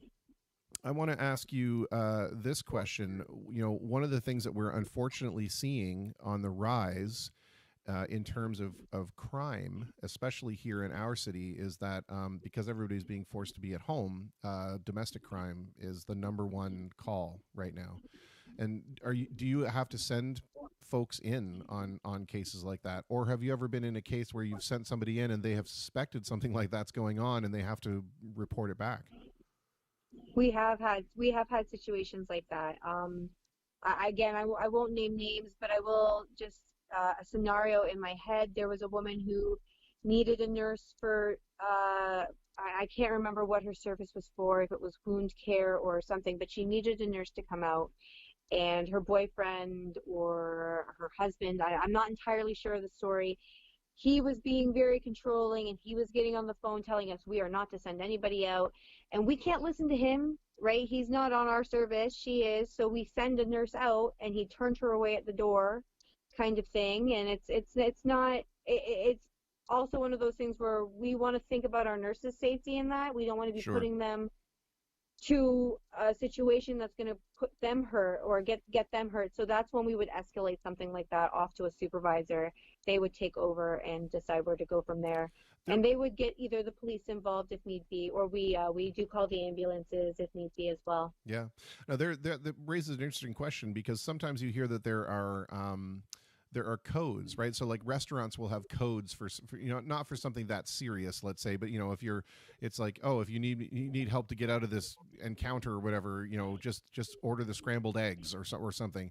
Is there some kind of thing that you can say over the phone to these kind of medical professionals that would indicate that you're in a situation, but you don't want to give it away, right? Because perhaps the person is sitting there listening to you talk.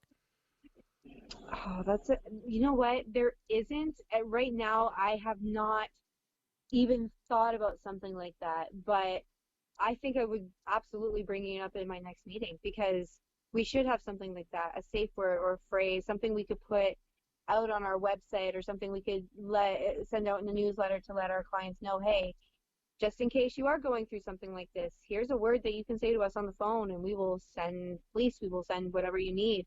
I think that's absolutely a great idea, but we don't have anything in place right now for that. Okay, well, I will take full credit of that. I expect it to be called Christopher's Law, and it'll be actually, Jocelyn chimes in here and says that she remembers her friend was talking about the call center, about a call at a call center, and the abused woman called 911 and acted like she was ordering a pizza and gave them the address for delivery and phone number, etc. Yeah, so that must have been the thing I was thinking of. I did hear about that. Yeah. That's pretty cool. Yeah, I think I saw it was a Facebook video or something, and the police officer was telling the story about how he was confused because this woman started ordering a pizza at first, and he's like, wait a minute. It was a dispatcher, and he was like, wait a minute. Okay, is there somebody dangerous around you? Are they holding a weapon? And she's like, yes, and the pepperoni, please. And it was like, oh my gosh. Like to be able to... And that's the thing too. Be quick on your feet. You got to be smart, thinking about what's going on in that situation. Yeah. I mean, quick on their feet on both sides. Good on that guy for realizing there might be something else up and not just immediately dismissing it as a prank call. And good on the person for being able to... Why are you calling me about pizza? Yeah. Mostly, 9 times out of 10, someone would take that as, oh, you're just playing with me, and they would hang up. That's right. Yeah. Jocelyn said when they asked her if she's scared, she said, yes, please. And if she could get out, she said, no, thank you. And they understood that she needed help. So help. Yeah, that was very well done. But I also agree. I think that there should be something put in place where people know that they can, use a safe word or something and get out of there. Or at least have somebody sent to help. I want to turn this around a little bit and talk to it on a personal level. Nothing too personal. Just some folks are finding that their mental state during this time is not all that great because they're struggling with ways to try to fill up the time. And what are you doing, or what is everyone in your sphere doing to kind of fill up that time? And is there some advice maybe you can give to people who are having a hard time trying to figure out things to do? Well, I'm sure you see this lovely scratch on my face. Yeah. I've been filling up my time by going outside. I know we're supposed to be social distancing, and I'm following the rules. I wear my mask, I wear my gloves when I go into stores, but I cannot stay in my house. It drives me crazy. I need to get outside. So I've been going rollerblading and bike riding, and I got brave with my bike, and I fell. That's how I did this. But yeah, I would say the best thing right now is keep yourselves active. Don't get lazy. Don't just sit on the couch. It'll literally put you further and further into a depression. I already feel depressed, and like I said, I'm trying to keep myself active. Yeah. It is such a tough time right now, so definitely get yourselves out there, soak up some sun. Yeah, for sure. When it's out. Vitamin D is a miracle thing. I'm just going to make a suggestion. When you tell that story in the future, you might want to say things like, I've been trying to figure out what to do with my time. So lately, I've been kickboxing tigers. That's my new hobby, and I've been saying you should see the ground. There's like a Kristen face print where I landed. And the cement wasn't even wet. Oh my goodness. Okay, fair enough. On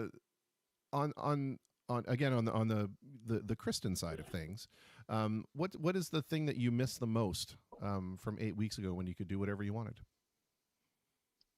Oh my gosh. I miss going to a store. I've never been like a shopper, but I realized that there's stuff that I need, like clothing things that I need, that I just refuse to buy online. I'm sorry, I won't buy underwear online, and I don't like to buy that stuff from Walmart because I'm very particular. So I miss that. I miss being able to just go to a store. I miss being able to just walk into Home Depot to grab whatever I need. It just sucks waiting in line. Yeah. That's the worst part about all of this is the lines. More. I mean, I think my mom, who's watching, was talking the other day about how she was in Costco's line for 45 minutes just to get to the front for being in there all of 10 minutes. Yeah. And I'm just like, whew, nope, I can't wait in those lines. I thought you were going to save yourself there for a second because when you said my mom, because I thought you saw her comment where she says visiting her mother, LOL. That's what she misses the most. Well, let's turn that around now. Let's turn that question around and say that, and this will again maybe be helpful to somebody who's having a real mental challenge right now because they feel so kind of shut in. But has there been anything that because of being shut in or because of this confinement that we find ourselves in, has there been something that, to your surprise, has brought you peace or comfort or joy? In a way, yeah. I mean, in this time, I found some things ending and some things beginning, and I think COVID had brought me to that point of realization. You know, you're stuck in your house; you've only got time to think, right? So, I am at the same time. A lot of people are stressed. You know, you're shut in, but it's also time to grow and you get in touch with people that you wouldn't expect to be in touch with, or you're more in touch with loved ones because you're thinking about them more often because you can't go out and see them, so you're calling them every day, and that's been great. I feel a little bit more connected to people than I did before, which is strange because I can't see them. Yeah. And it just makes you realize not to take for granted when all this is over and we're able to embrace each other again. Like I don't want to stop, you know what I mean? Yeah. Because I have taken it for granted. Yeah. Well, that leads me to another interesting question. What is something that you would like to see? What is a trend that's happening right now because of the confinement that you would like to see carried forward?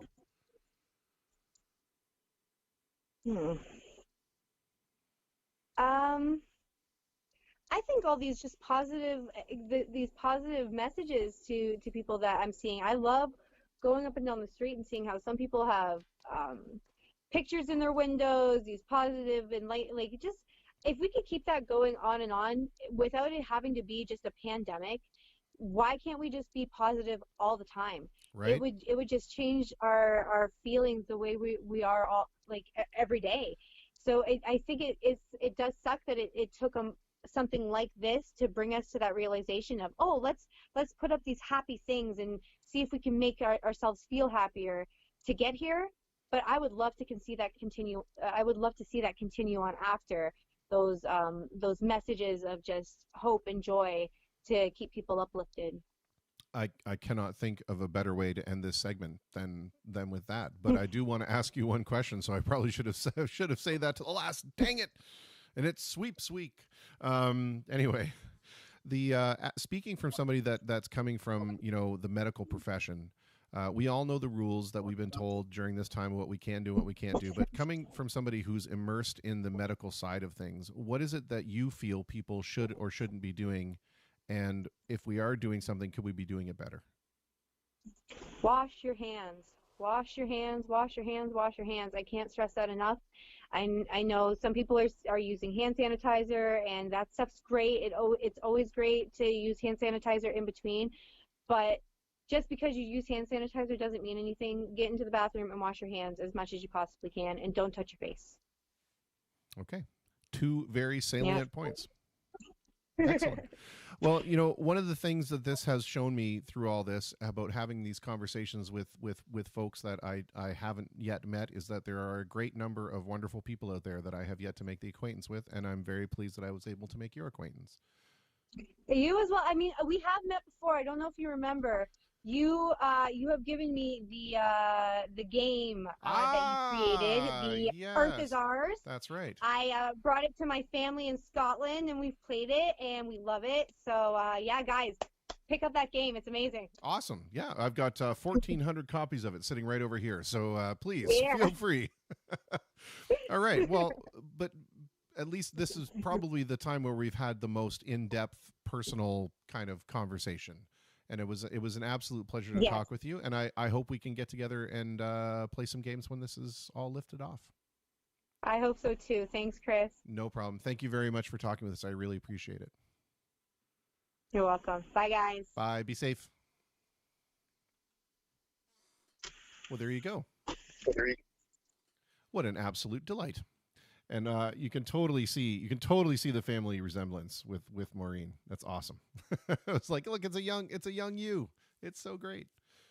Yes, Mr. Kevin Renaud has a copy of The Earth Is Ours, which you can find at krishada.com. Look, the ads over there right now. Over there right now. Yeah, it was. Anyway, you can see it. It's pretty cool. We got to get in talks with somebody about how to do some distribution of it. All right. Well, we're 7 minutes away from our next guest. That conversation went on quite long, but because it deserved to. It was a wonderful conversation. I love the fact when I can speak to some frontline folks because or folks that are on the front line with folks or directing frontline folks. Because it's nice to speak to people in a position of authority rather than conjecture. All right.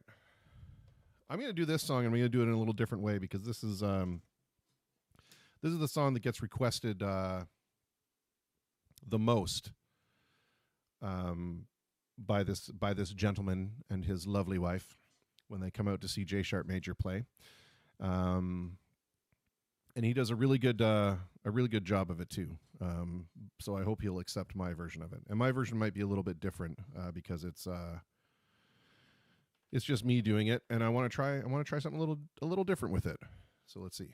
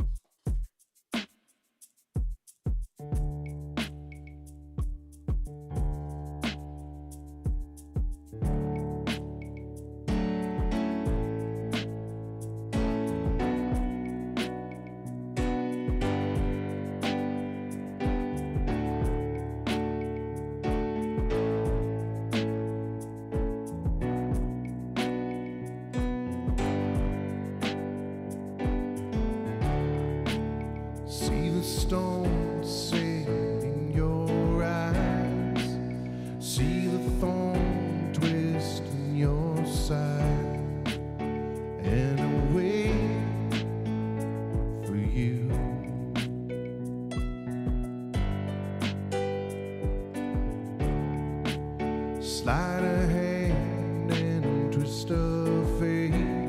A better nation makes me wait, and I'll wait without you, with or without you, with or without you.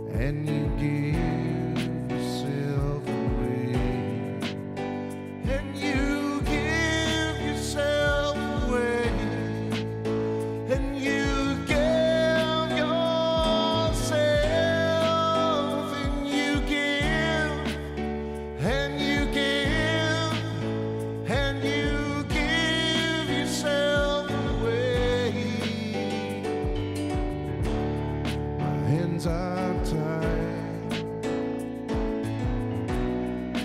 body bruised, she got me with nothing to win and nothing left to lose, and you give yourself away, and you give yourself away, and you give, and you give, and you give yourself away, with or without you,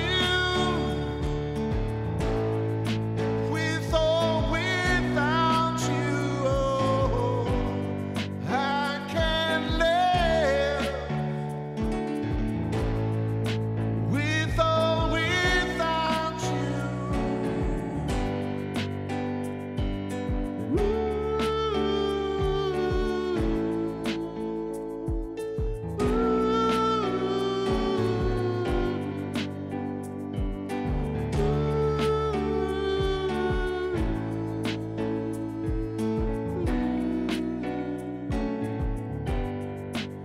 or without you, with or without you, I can't live, with or without you, with or without you.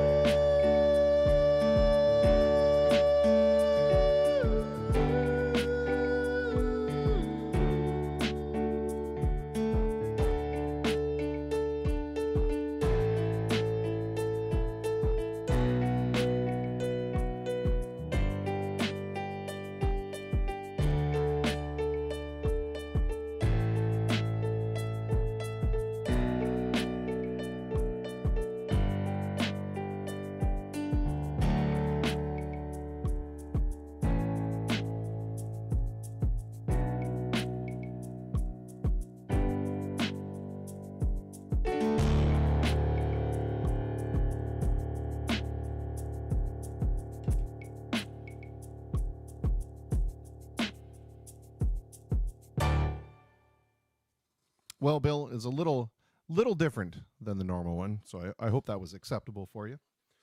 And we're going to go ahead and get you on the line because I know you're probably if you're probably in agony and for other reasons than my terrible singing of that song. So let's get you online here so that we can get the conversation and you can get some rest. All right, let's see if this works.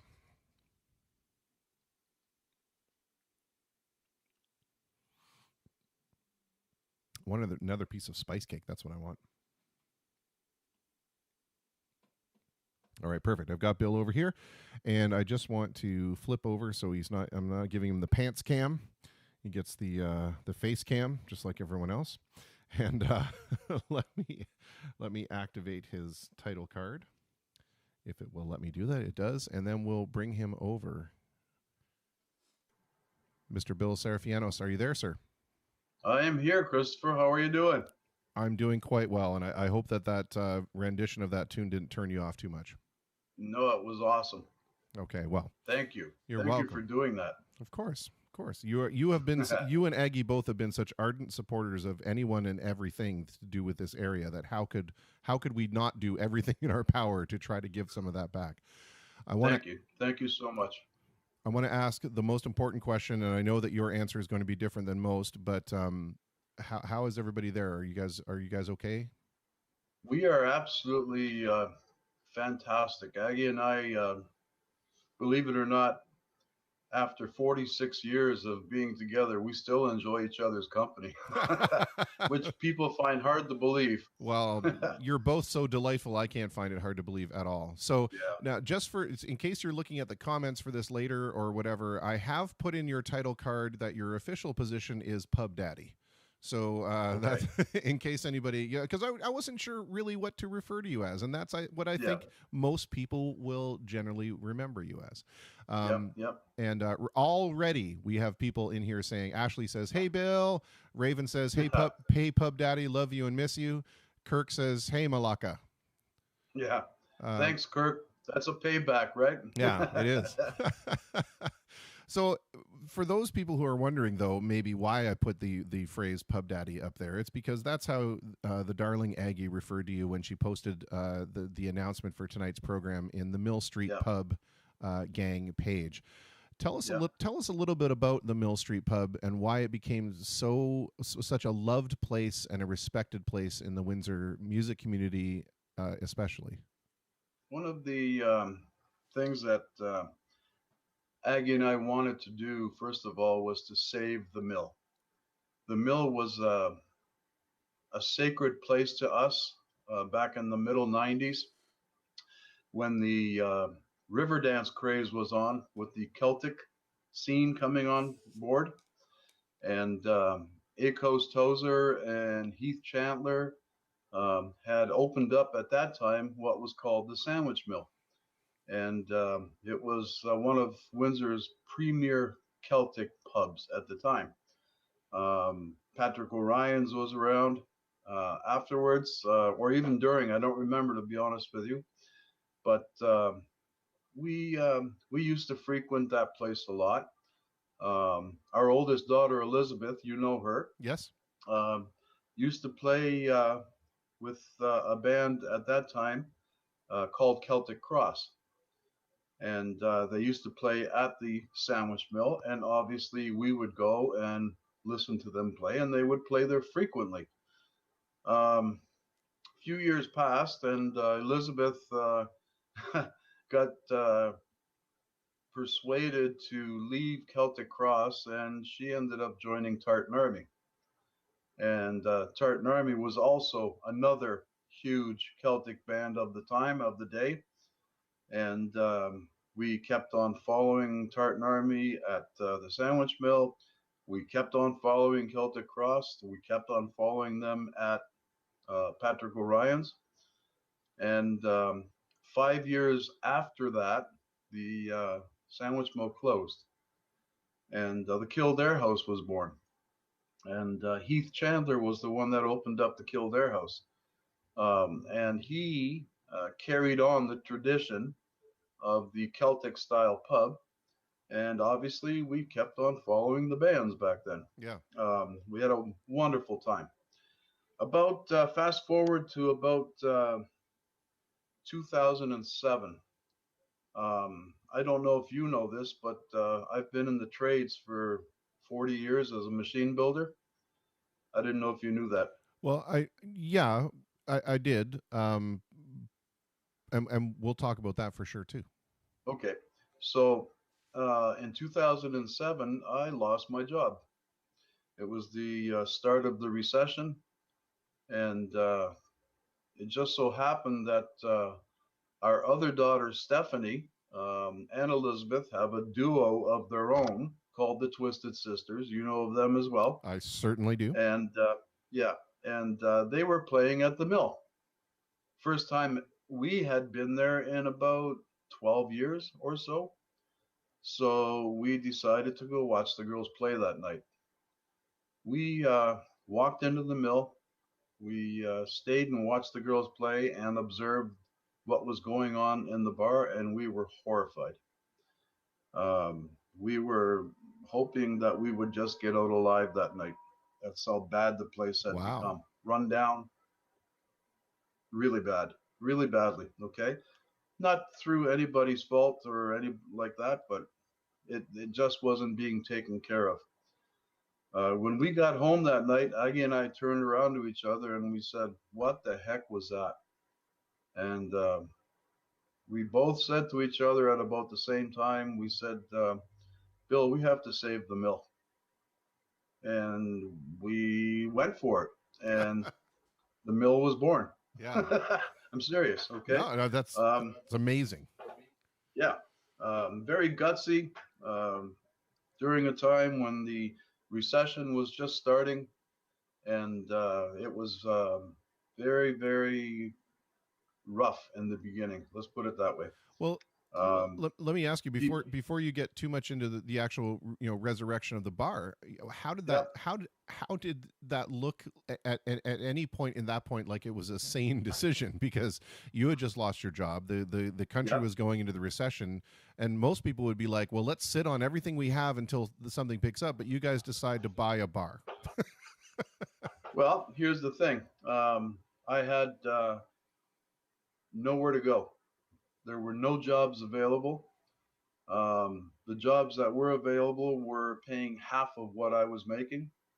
I wasn't willing to work for that kind of money. I felt after 30 years of experience at that time that I was worth a little bit more than that. My pride was kind of shot down. Let's put it that way. Sure. Was it a risky move, Chris? Absolutely. Okay. But I had the support of my wife.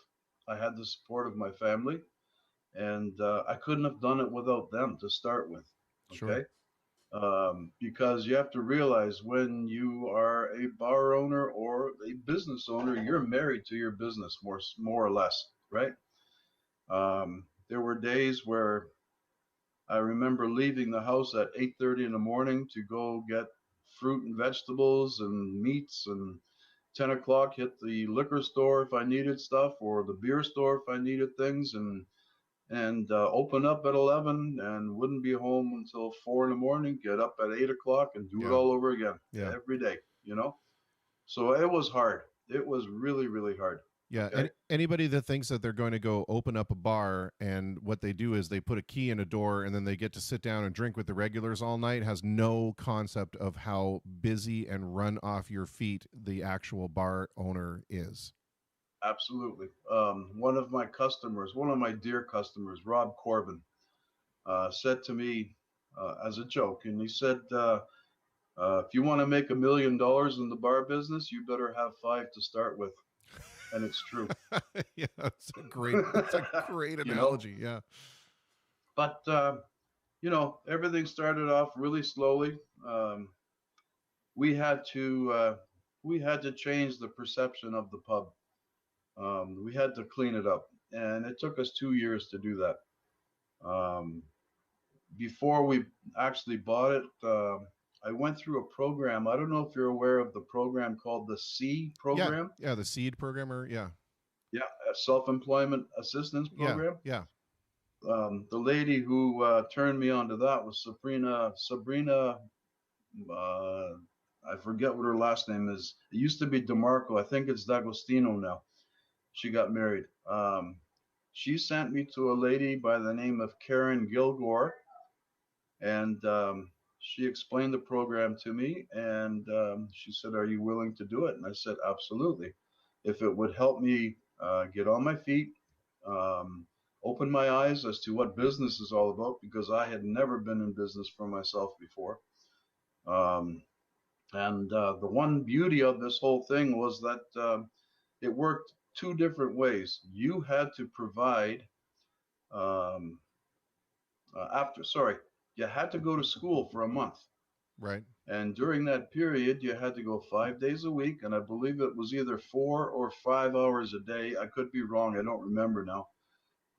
You couldn't miss a class. And they taught you about marketing, graphic design, accounting, legal, business law, all sorts of aspects that, have to do with business. Sure. And it helped immensely. The flip side of this was that they helped you out as well. As long as you provided an internal audit to Karen once a month,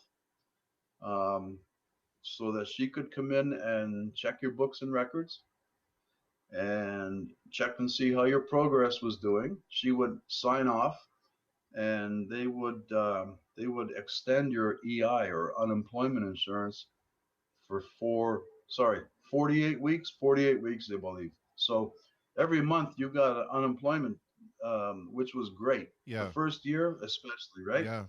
So that helped a lot. Aggie had lost her job back then, uh, about 6 months after we opened up. Not even, about 4 months after we opened up. So we ended up going into the pub together. Yeah. I would handle the pub, and she would take care of all the Facebook networking. Yes. Well, you know what I'm talking about. I do. Yeah. She's on there 20. Yeah, she's on there 24 hours a day, right? I want to really quickly ask before you get too far away. My brain gets a little bit scattered. Yep. In those, you said it took 2 years for you to turn that place around or turn the reputation around. How often during those first 2 years did you have the "gosh, we should throw in the towel" conversation, or did that never happen? And was that because you had that little bit of C money there that was coming in to kind of offset if it was not doing well? The C money only lasted for a year, Christopher. But the thing with me is I'm very stubborn, and I don't like to fail. But I have to tell you, and I couldn't have done this without the help of 3 people in particular. And I met them in the C program. And that was Colin Langshaw and Roxanne White Jarvie. She was my bookkeeper. Colin took all my pictures for me, and Pat Ryan. They were with me from day one till the day we left, and they were fantastic. They helped me a lot. Colin came up with this crazy idea one day, and he said, Bill, why don't you let me come in here with my camera one day and let me start taking pictures of people, and we could put them up on the wall. And I said, as long as they don't mind, I don't mind. Let's do it. So we called it the Wall of Fame, right? Yeah. And it kind of gave people ownership, you know? Yeah. They would bring their friends in and say, look, my picture's on the wall. Look at that, you know? And it worked. It worked. Roxanne, like I said, was my bookkeeper for 5 years. She helped me a lot. She was superb. Her and I worked out a system that was pretty much flawless. The reason why I say that is because we got audited by the government, and they ended up owing me $23, which is unheard of in the bar business. Yeah. Right? Please tell me you didn't actually cash that check and it's framed somewhere, you know. I told them to keep it. And I don't know. You know Pat Ryan, don't you? I do. Yes, I have had the pleasure of talking with Pat on more than one occasion. A brilliant, wonderful guy. Pat Ryan was instrumental in helping us immensely. And I mean, his ideas, we started off doing trivia nights. We fizzled out on that. Then we decided to, and I know you're not going to like to hear this, but we did karaoke on Friday nights to start with. I love karaoke. And he was great at it. Yep, and he was great. He was probably one of the best I've ever seen. And I've done karaoke for a long time. I love singing, you know that. And we started doing karaoke on Friday, and we had live bands on Saturdays, and the karaoke took off. So much so that we got involved with Blues Fest the first year, and we did Blues Fest Idol. And that was Pat's. Pardon? I remember that. Yeah, that was Pat's doing. And then from that, we went from Blues Fest. We did Windsor Idol. We did Sandwich Fest Idol. I ended up judging the World Karaoke Competition at Cosmos Lounge with Pat. Wow. Hosting it. Yeah. It was huge. It was huge. The problem back then, Christopher, and I know you guys have talked about this with J Sharp Major as well, your band and your bandmates. Back then, there wasn't a huge drawing or support for live music, especially rock bands or blues, other than Aardvarks downtown, right? Yep. Country was okay, but it didn't draw. Okay, so I decided and you have to realize, I mean, I had good bands coming in there. I had bands like I started with my daughters, the Twisted Sisters. Yep. I had Tartan Army play in there on St. Patrick's Day events and a couple times a year. I had bands such as 7 Year Riot, which Jim O'Neill was in. Yep. I had Dave Gatt play. I got to think. A band called Pulp City Inn with Justin Zuccato. Do you know Justin? I do. Yes. Fine, and Okay. very driven young man. Absolutely. Okay. They were just part of or some of the bands that would play in the bar. Client 9, Bob Damaris and Dale Demore, right? Yeah. The problem was that I don't know, people would just not come out and support live music.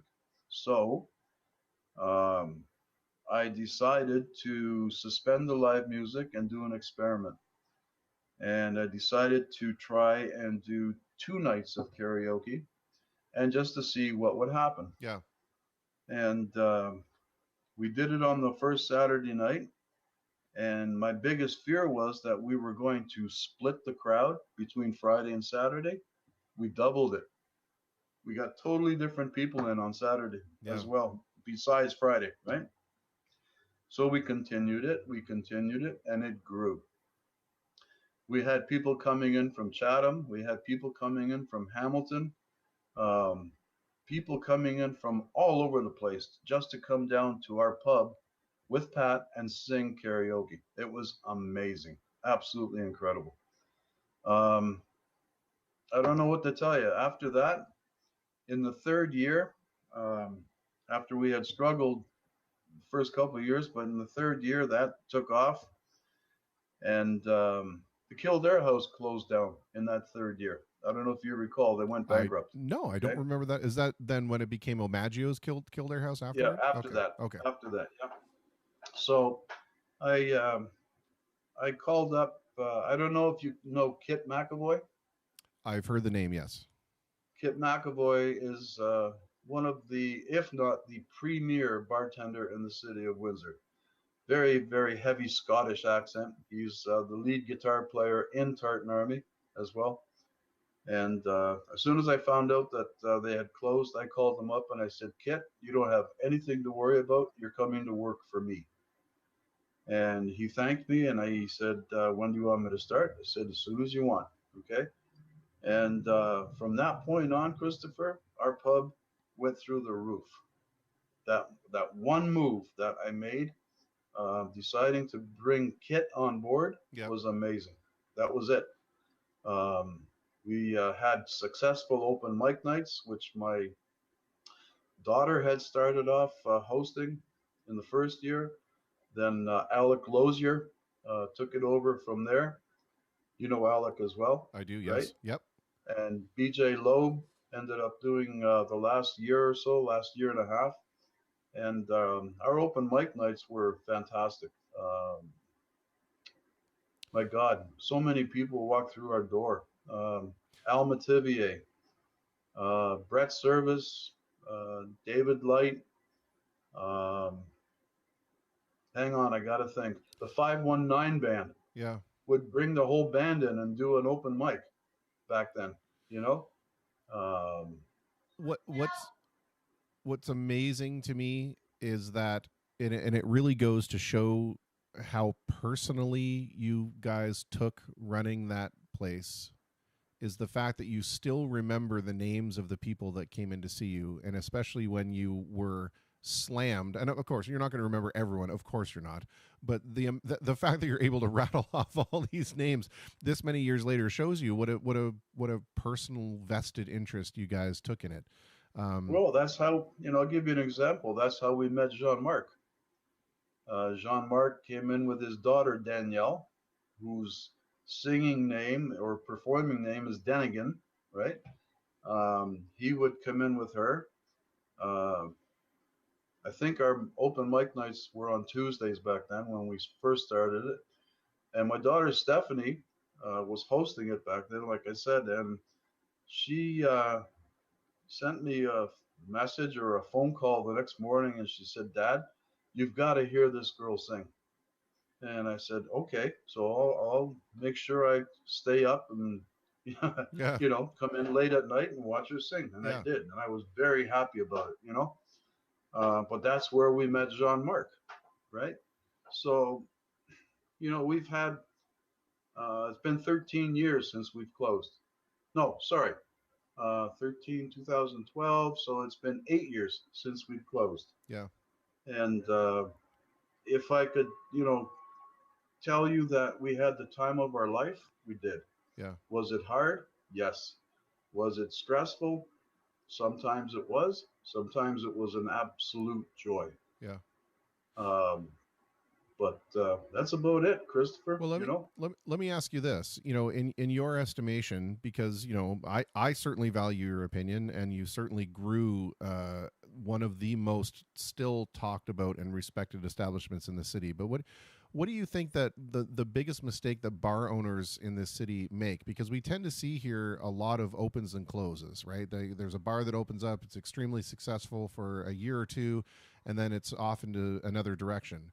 And I've often wondered, is that just because we don't have a sense of permanence here, or is it because these owners are not doing things the right way? And you must have thoughts about that. I have a couple of thoughts on that. A lot of people buy bars for the wrong reason. Um, some people buy them so that they can drink with their friends, which is bad. Some people buy it just for the fact that they want to prove to people that, hey, look at me, I'm a bar owner. Okay, um, it's kind of hard. The successful ones, and I'll give you a perfect example. I'll give you a perfect example. The successful ones. Chris Ryan from Patrick O'Ryan's was one of my mentors when we first started out, and he took me aside and he kind of gave me the rundown as to what to expect before we opened up, even. Um, and what it's going to take from you, the commitment that it's going to take. I thank him for that. I cannot tell you how much I thank him for that. Another gentleman that Aggie used to work for downtown at Ray and Kim's convenience store, Raymond Chu. He's another one that mentored me as well as far as business. And he gave me a lot of pointers. Mind you, he wasn't involved in a bar, right? He did open one up. It didn't last, but he did open one up. Um, but he was more into the convenience store, and that was his bread and butter. Yeah. Okay. But those two gentlemen gave me advice that today I can still sit there and say, if it wasn't for them, all right, I would have never met the rest of these people that I'm talking about. Yeah. Period. Yeah. As far as the good reasons to buy a pub, um, we still have friends today. Um, and, like I say, it's been 8 years since we've closed the pub. We sold it. Okay. We still have friends today that still run up to us. Bill, when you going to buy another bar? When you going to buy another bar? Come on. I'm 64 years old, Christopher. It's not going to happen. Well, maybe if But, somebody bought a bar and you were just like the Don Corleone figure in the background, and we just I'll make you a drink you can't refuse. That's right. There you go. We've already got the concept pitch right there. It's perfect. Yeah. Another thing, I have to mention one more thing about Sure. the pub, and then we could move on from there. But when the Kildare House closed, the Kildare House used to host musicians on Tuesday nights, and they used to call it the session. Okay. And it was a bunch of people that played fiddles.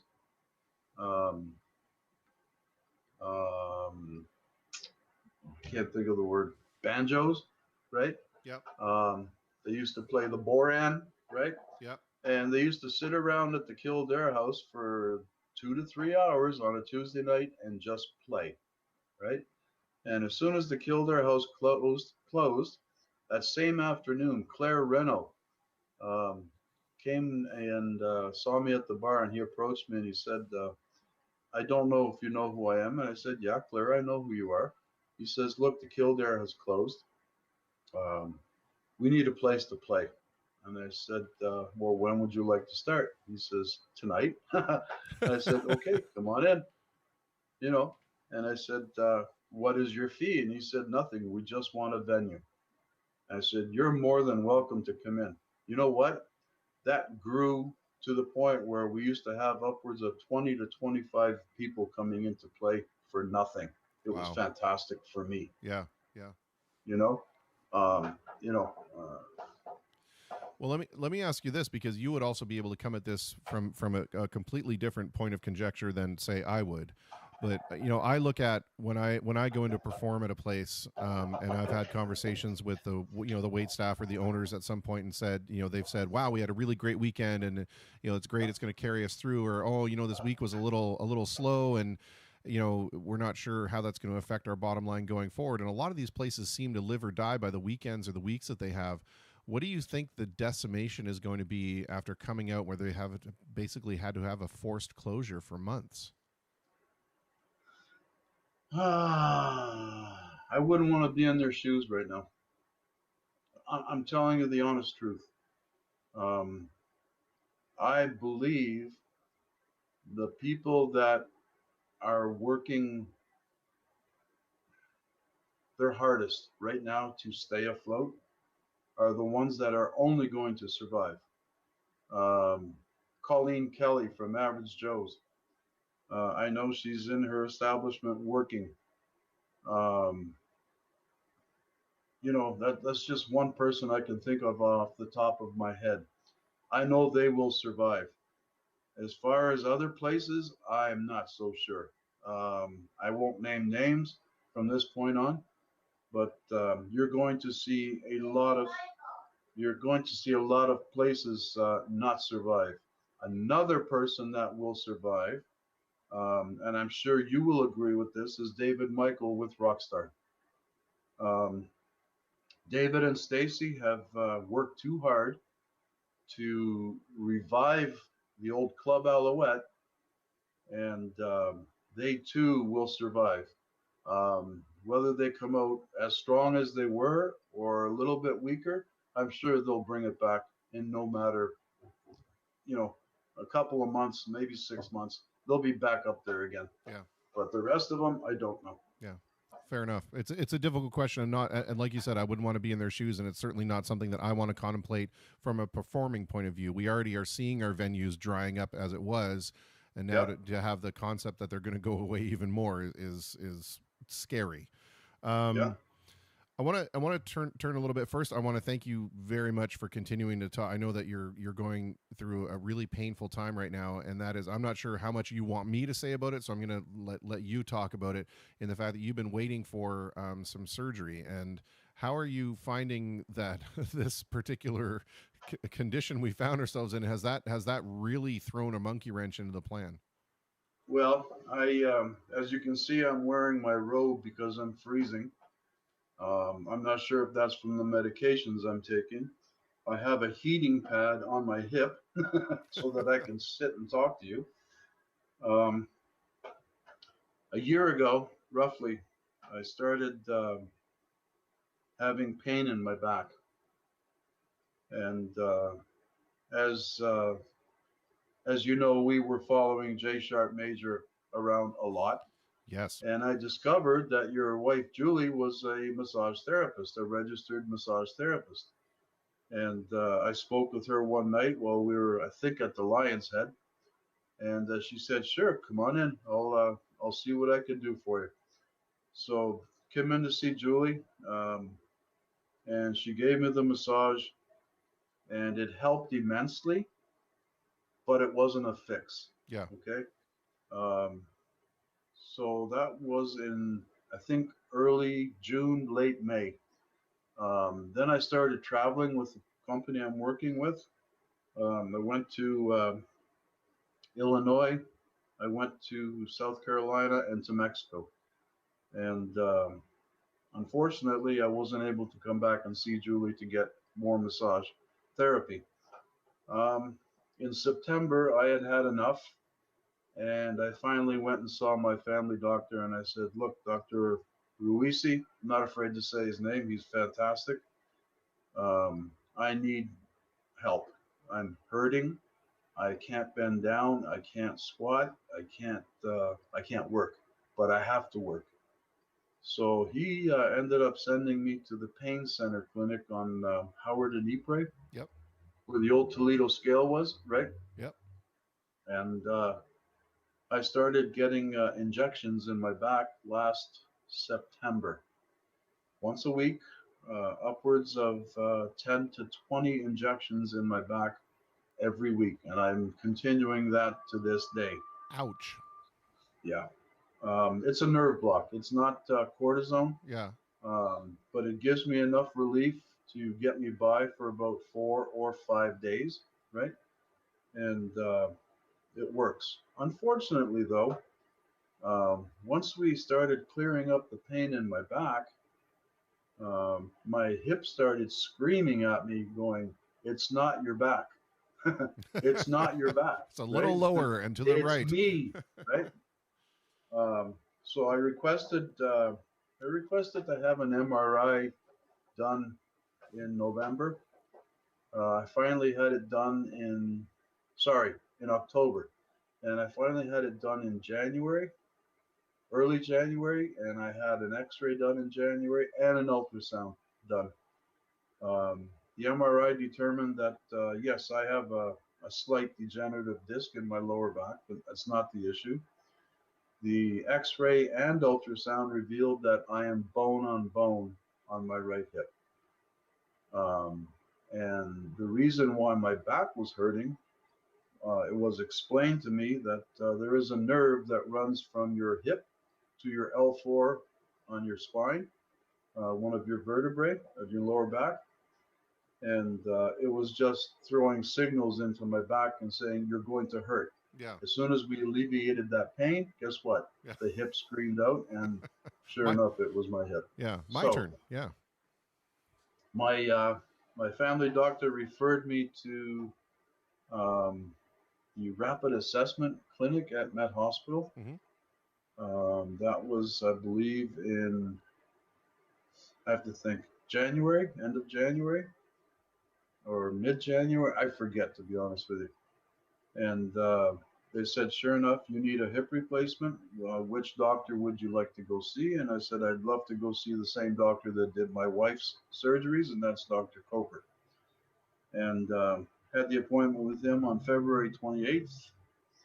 And he looked at my X-ray, and he asked me to get up on the table and try and get up from the chair I was sitting on. I couldn't do it. And his face went completely white. And he said, "My God," he says, "this is killing you." And I said, "Yep." He said, "I'll tell you what, we are booking into October right now." Oh, geez. Right? This is now February. Yeah. Okay. And he says, "I'm going to go tell my receptionist, my appointment person. I think her name is Allison. She is going to try and get you in earlier. Go and talk to her once I'm done with you." So we did. As we're speaking with Allison at the desk, waiting to book my surgery, she got a phone call from somebody, and she said to me, "Is April 14th okay for you? We just had a cancellation." And Wow. I said, "Absolutely." Yeah. Okay. It's like a dream come true at this point. Yeah.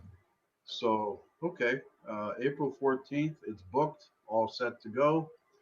And then I think it was about 10 days before the surgery was to happen, we got the phone call, and they told us that the surgery had been deferred due to the COVID outbreak. Yeah. So I now have to wait. And the pain is immense, Chris. Yeah. Oh, I can tell I can tell just by looking at you that it's extremely uncomfortable. And I hope that doing this is not exacerbating that, unfortunately. Well, I may have to stand up in a minute or so, Yeah, but no problem. don't And worry about me. we can cut this short anytime that you're Oh, you feeling don't have to. uncomfortable. You don't have to. I love doing this. I love doing this.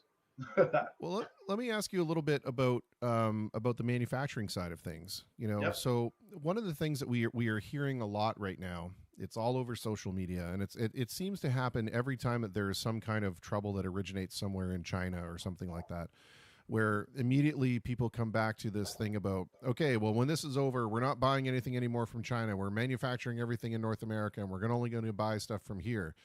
And I wonder if people don't realize the fact that we absolutely do not have the infrastructure here in this continent anymore to produce things on the mass scale that they have done over there. And it's not just going to be as simple as let's just stop buying stuff there and manufacture everything in the States. Or am I reading that wrong? Do we actually have the capacity to kind of retake that manufacturing back? Okay. First of all, my comment to that would be, where in the hell were these people 30, 35 years ago when this all started to float down to Mexico, float to China, float to Brazil, float to Europe, right? Nobody said boo back then. Nobody. They screamed and yelled because they lost their jobs. But have you ever been to Mexico, Christopher? No, I have never been anywhere. Okay. I've been down there 9 different times now for the company that I'm working for. And I've been to 8 different cities. And if I was to tell you that they have probably as much manufacturing in Mexico for not only the big 3, but companies such as Volkswagen, Nissan, Toyota. If you take all of North America and if you take all of Europe manufacturing as well, you wouldn't be able to fill up the manufacturing that they have in Mexico. It is too late. Yeah. To get it back here. The people that scream and yell, we want our jobs back here, it's too late. You'll never get them back. Never. Yeah. Cost of labor, I don't know if that's the problem. I will say this much, the quality of workmanship that we provide in Canada especially is next to none, second to none, okay?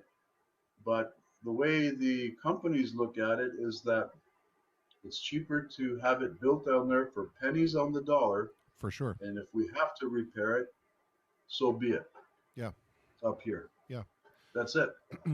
And I often think that, you know, this whole debate would be over in a heartbeat, because all it would really take is for people to stop shopping at places like Walmart. If it was really that much of a concern, that's what's driving, in my opinion, and I may be totally speaking out of turn on this, and if I am, please let me know. But that seems to be what's driving this, that consumer engine that says we want mass manufactured goods on the cheap because people are buying them.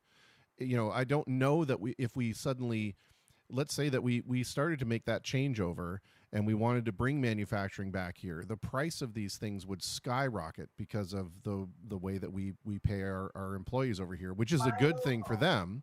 But, you know, a lot of that has to go back to the people that are wanting to buy the products. And if you at one point go and I'm buying a toy car for Jimmy, and one day it's $2 and the next day it's $20. Well, I don't really care how well that car is manufactured, and I don't really care whose job I'm keeping afloat by buying the $20 car. I'm not spending $18 more on a car. You know what I mean, or what I'm trying to get at. I know exactly what you're saying, but my comment on that would be, if you can't see yourself shopping at a Walmart or don't see yourself shopping in another big box department store, shop local, period. Help the local businesses. Sure. You know, that's they're the ones that invest in our economy. They're the ones that invest in our community. The other stores don't give a damn. Yeah. Period.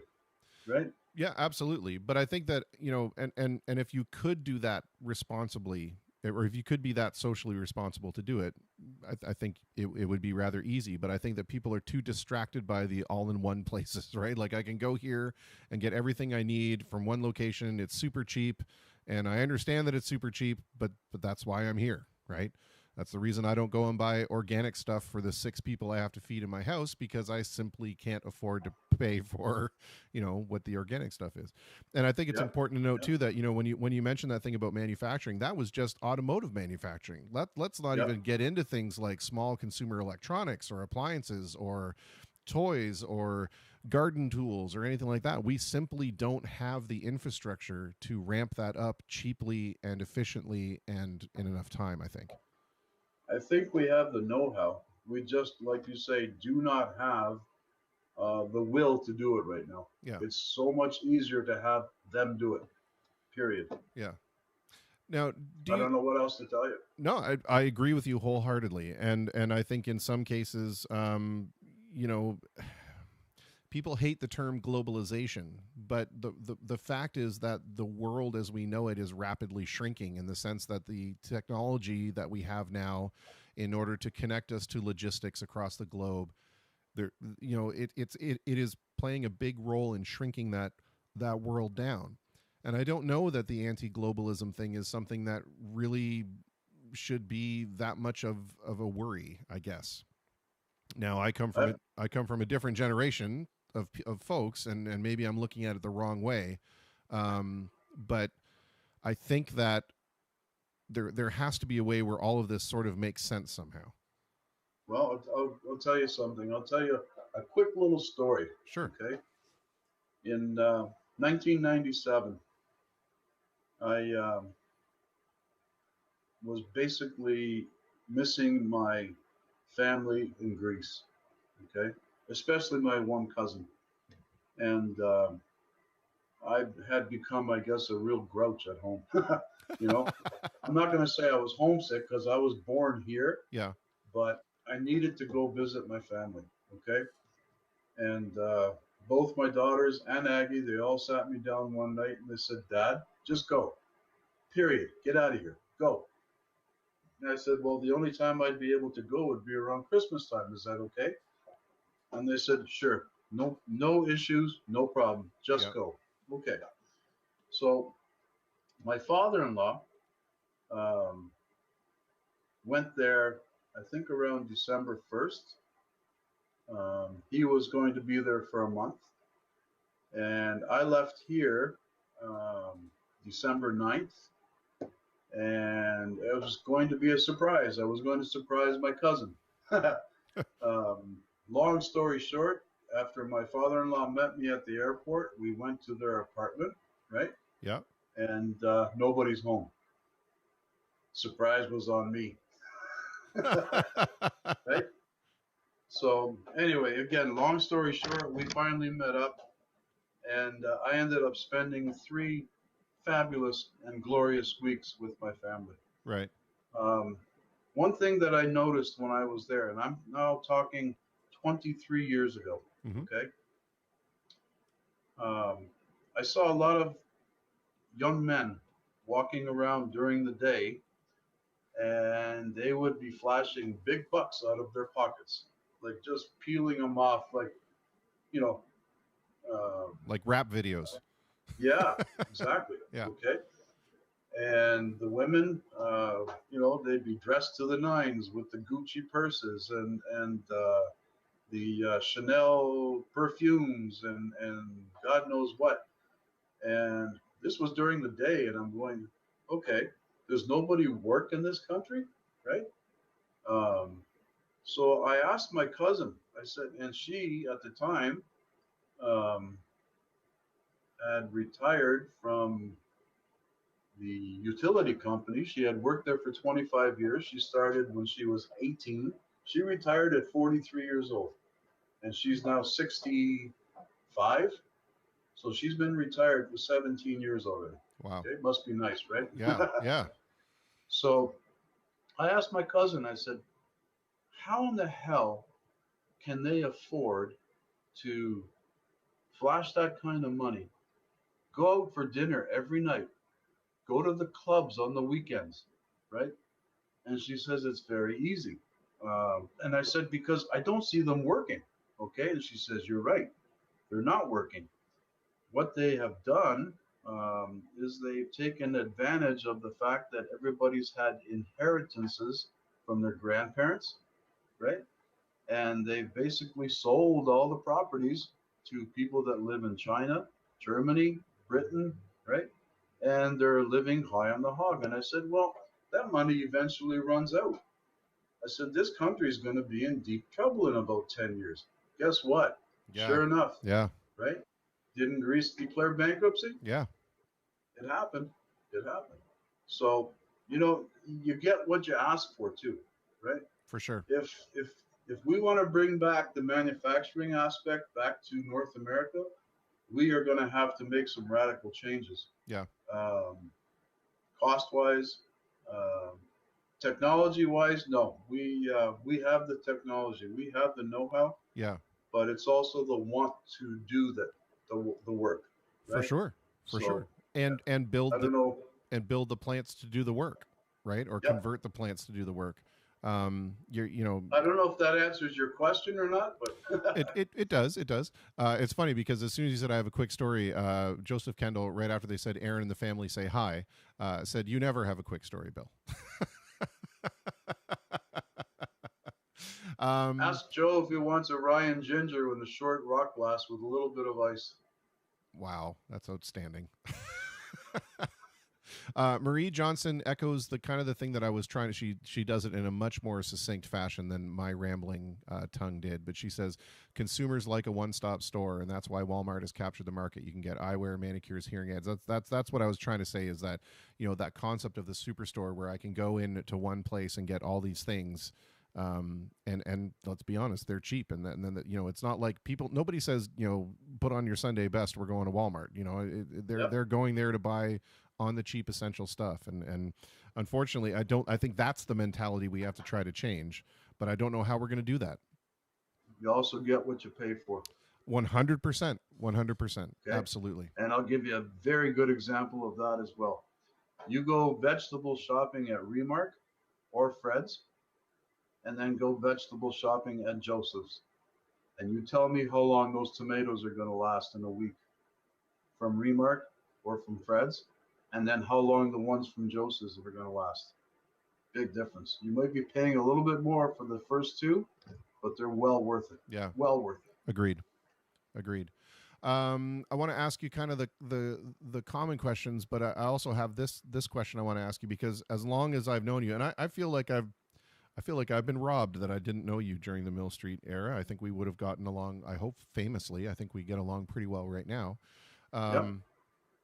But you and Aggie both are such ardent supporters of live music. And why do you think that is? What makes that so important? Something that we have to try and hold on to, especially as you saw in the case of the pub, that, moving to the karaoke was the more financially sound decision. Yeah. One of the things that we loved about you, and I know you will probably remember this, but we met you when you were playing Sunday afternoons on the patio at Charlie's with David. Yep. Okay. And we fell in love with you guys. Okay. Just because of the fact that, first of all, we tried to play Stump the Band. I don't know if you remember that. I do, yes. Okay. But we fell in love with you guys. And I give you kudos, the two of you, especially both of you. You are the ones that caused this resurgence in live music in Windsor. Every other person, every other band, everybody else can sit there and say, we tried. You guys didn't try, you did it.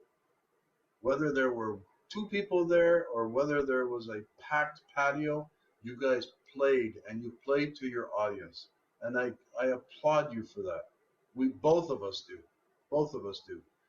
I guess that's where we saw the passion from you guys for the music, and I guess it rubbed off on us. What more can I say? I don't really know what to say after that. I was just somebody that wanted to play some songs, and you have to drag me off a stage with my claw marks left on it. So that's No kidding. yeah. Well, well, thank you. I mean, I don't know. You're very welcome. I that might have been a little hyperbolic, but I take it for the kind and genuine comment and compliment that it was. So thank you. I appreciate that. Very welcome. I want to ask you the couple of questions that I've been trying to ask everybody, and that is, first off, I guess it's a difficult question for you because you've been immobilized by this pain for so long. But what is the thing that you may miss the most from the life when we could have done whatever we wanted to? Being able to walk. I'm telling you, this pain is killing me. Yeah.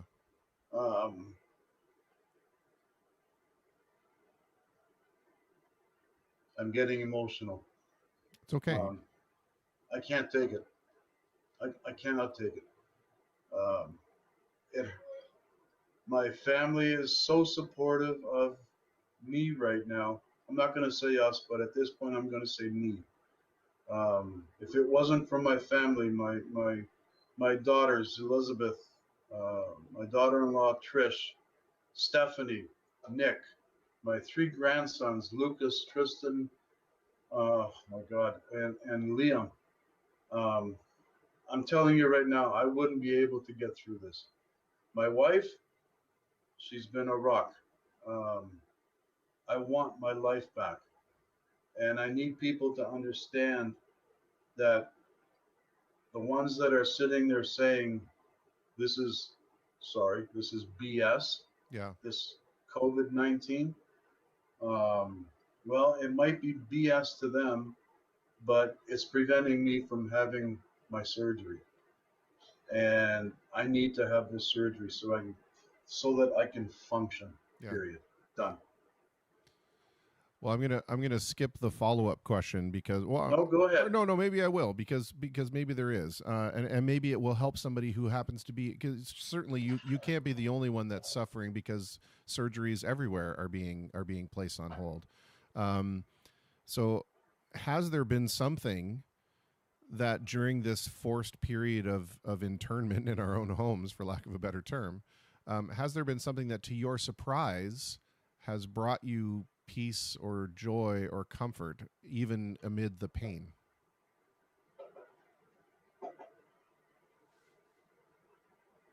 It's a lot of small things that have brought me joy. One of the things that, as you know, our daughters, what's that? What? Oh, yeah, Aggie's going, me. One of the things that, Chris, I have to stand up for just a second. Absolutely. Okay, hang on. Oh. Okay. All right. One of the things that our daughters are involved with Jeff Burrows, and that's the drumathon. Yeah. Also with the Saints, the Christmas show that they do at the Coliseum. That man has brought so much joy to our family. Him and Jody Raffoul, Wes Buckley, David Surin, Kelly Hoppy, just an incredible group of people. Kelly Ochier.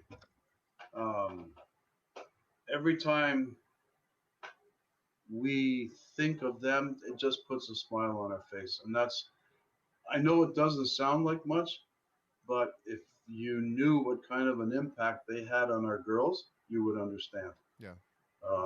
Joy, yeah, immense joy from those people, that group of people. Again, what I'd love to see is the people that are refusing to take this seriously is to think about how you're affecting people other than yourself. That's the only thing I ask. Kristen, before I came on, basically said the same thing. And that's what we need to think about. We can't be selfish about this. Is everybody broke? Damn right we are. Am I broke? Oh, yeah. I haven't been to work in 4 months. You know? So, you know, make sure that, yeah, okay, you're okay, but there are other people that need help as well. Yeah. And if you can just put a smile on their face for just that little glimmer of, you know, a couple of minutes, do it. Yeah. That's it. Absolutely. You know?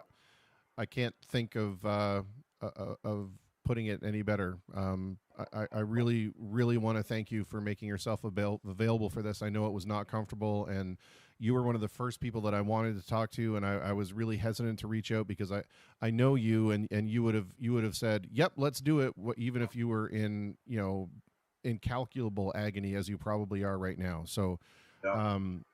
I'm really glad that we got this chance to talk, and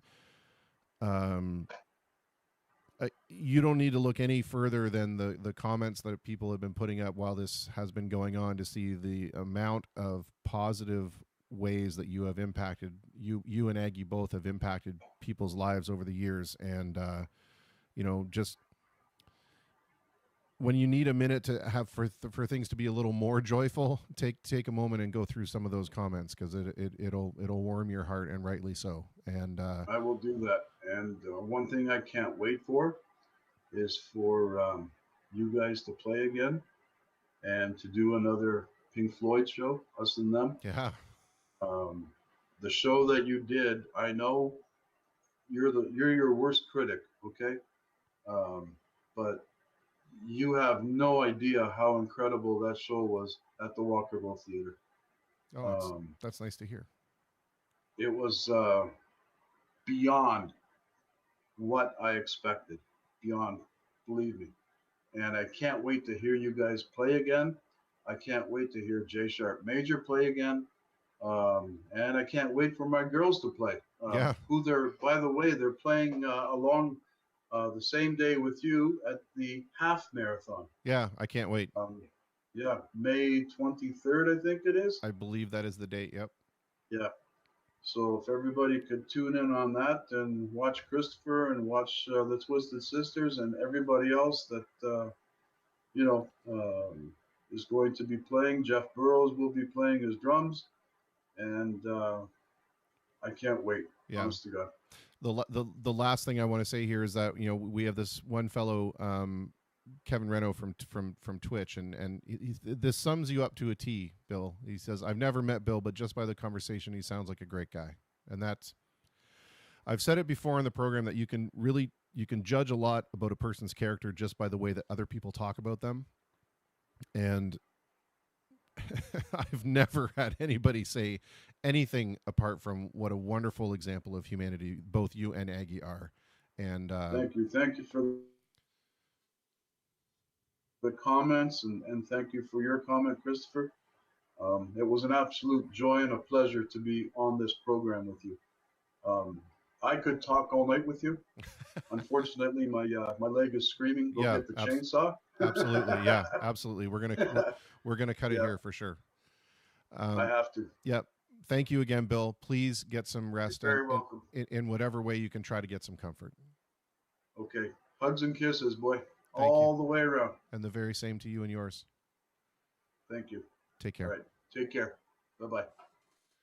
Well, there you had it. One of my dearest friends. I hope he knows in what high regard I hold both him and Aggie, and just dear, wonderful people who have done so much to support the community. It's just amazing. Anyway, we're going to take a short break here so I can attend to some personal business. That's my new line. And then we'll be right back with some music from Christy Palazzolo. Rockstar Music Hall is Windsor's premier event and concert hall. Turnkey productions for concerts, theater productions, trade shows, fundraisers, and home of the Rockstar Wedding. The Platinum Room Banquet Hall is a wedding and event venue featuring in-house services for everything such as catering, decorations, DJ, officiant, i.e. you can get married there, and much more. They do it all and make it easy for you, located directly above Rockstar Music Hall. Partners with and located at Platinum Room and Rockstar Music Hall, Windsor Weddings provide wedding and event services such as live entertainment, DJ, photography, photo booths, decorating, and efficient services. The Border City Dance Company provides education in dance and performing arts under the direction of Melissa Williams. Melissa is known for her work with Prince, Britney Spears, James Franco, Sarah Gaden, Josh Gad, Elizabeth Berkley, Michael Caine, and Randy Quaid, among others, and her choreography has been featured on television in shows such as So You Think You Can Dance Canada Seasons 1-4, Bomb Girls, Kim's Convenience, 11/22/63, and in countless commercials for big names such as TD Canada Trust Bank, Adidas, and Sun Life Financial. Also the main stage for the 2015 Para-Pan Am opening ceremonies and the 2016 FINA opening ceremonies and gala. Border City Dance Company is located at Platinum Room and Rockstar Music Hall.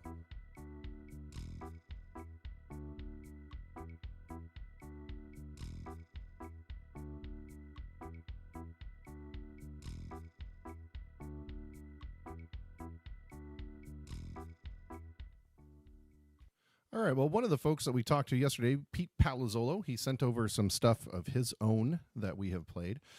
But his daughter, Christy, has really made a splash in the local music scene, so much so that she moved away, as is what every successful artist does. Anyway, she's pursuing a wonderfully successful solo career under the name Christy Palace.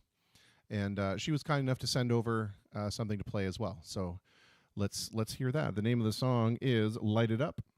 And then we'll get back to some requests. So fill out those requests in the comment section, please.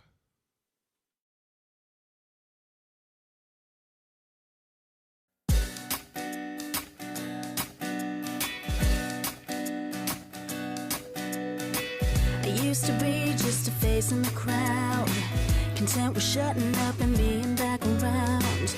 But life's to change me, I'ma shine it up and now. You'll never hold me back, I ain't backing down. Growing up I felt stuck, but mama told me turn it up. You gotta stand tall when you feel small. Yeah, they tried to bring me down, but daddy told me sing it loud. Show 'em what you're made of, yeah, let's sing it loud. Light it up, light it up, light it up, light it up, light it up, light it up, light it up, light it up, light it up, light it up. Show 'em what you're made of, yeah, let's sing it right up. I never thought that I'd get off the ground. A little faith and hey, look at me now. The lights have changed me, I'ma shine it up and now. The old me ain't coming back, she's never going. Growing up I felt stuck, but mama told me turn it up. You gotta stand tall when you feel small. Yeah, they tried to bring me down, but daddy told me sing it loud. Show 'em what you're made of, yeah, let's sing it loud. Light it up, light it up, light it up, light it up, light it up, light it up, light it up, light it up, light it up, light it up. Show 'em what you're made of, yeah, let's sing it right up.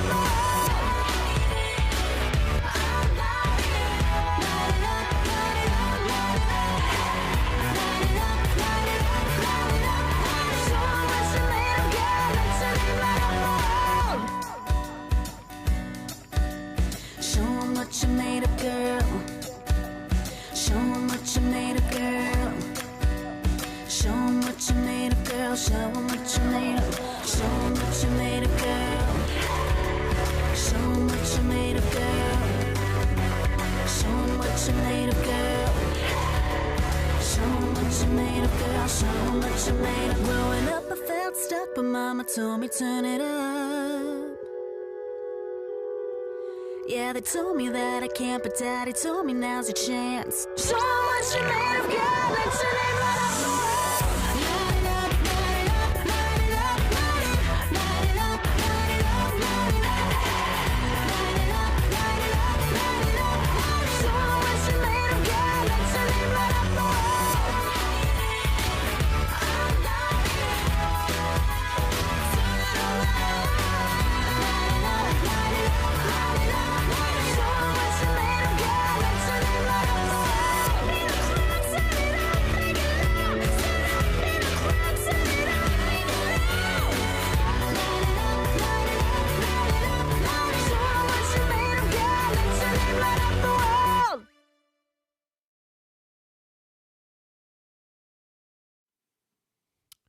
Well, that'll get your blood going.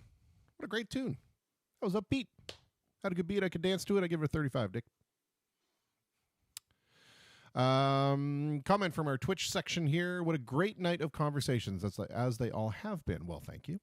But the one with Bill was the one I most enjoyed. I think it's because I used to sit down with my friend's dad and used to have conversations like that with him, even after my friend moved away. Even it was just sit down to have a drink. That's the one thing I missed since he passed, and Bill's conversation really brought back memories for me. Well, look at that. That's cool. See? It's working. The experiment is working. All these conversations are having an impact. And I totally just now realized that while I was doing that last musical break, I was supposed to update this crawler for Ashley that was coming down here. So I haven't done that. Those are still yesterday's stats. Epic fail.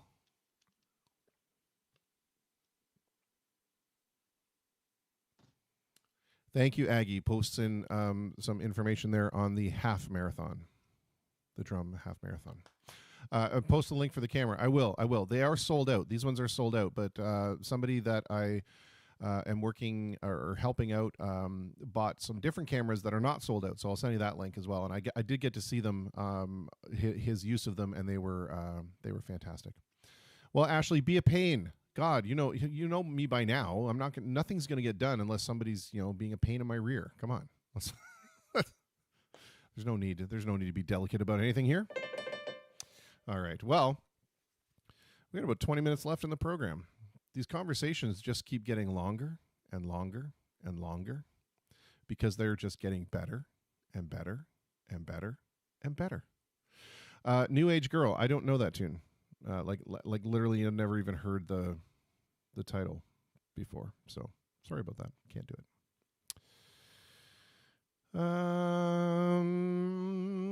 it. She's like, yeah, first the crawler, and now you're denying my requests. Where does it end, Christopher? Where does it end? The disappointment.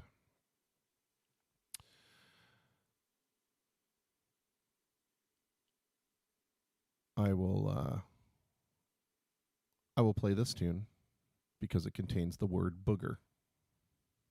And that's the level of maturity you can come to expect from the Face to Facebook livecast. Great conversations with great people, deep conversations with great people.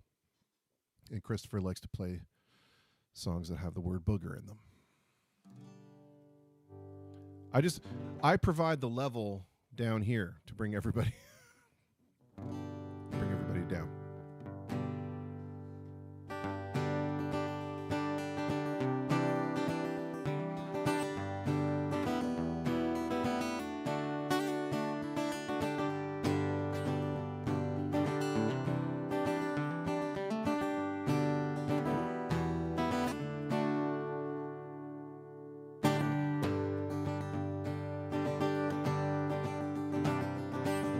If I was in the fridge, would you open the door? If I was the grass, would you mow your lawn? If I was your body, would you still wear clothes? If I was a booger, would you blow your nose?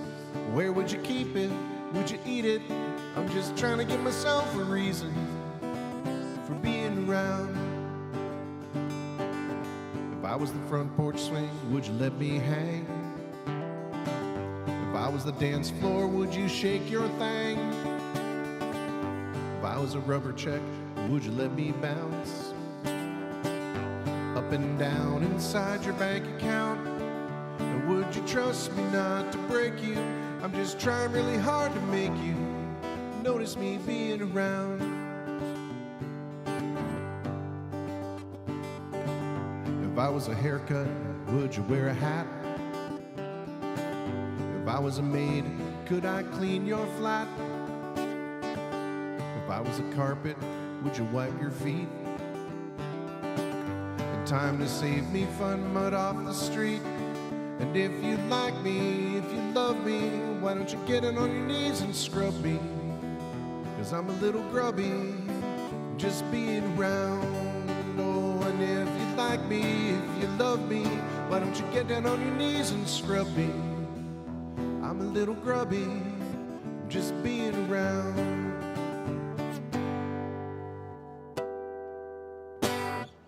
Yeah. Earlier, it was suggested to me that what we need to do is we need to have people on the program videotape themselves asking me questions. Sort of, Kirk suggested this. It should be like a turnaround, right? And I think that would be fantastic. I think that's everybody's homework assignment. Everybody who's tuned in tonight, and I'm going to put it on Facebook as well. I want you to videotape yourselves asking me a question, and Saturday we're going to answer them all. That's going to be the show on Saturday, since I had already made time for other things that are not going to happen now. Denny Bastress, what an interesting song. Yes, it's by the Lemonheads, and it is definitely one of those songs that it's interesting is a good word to put it. Let's see here.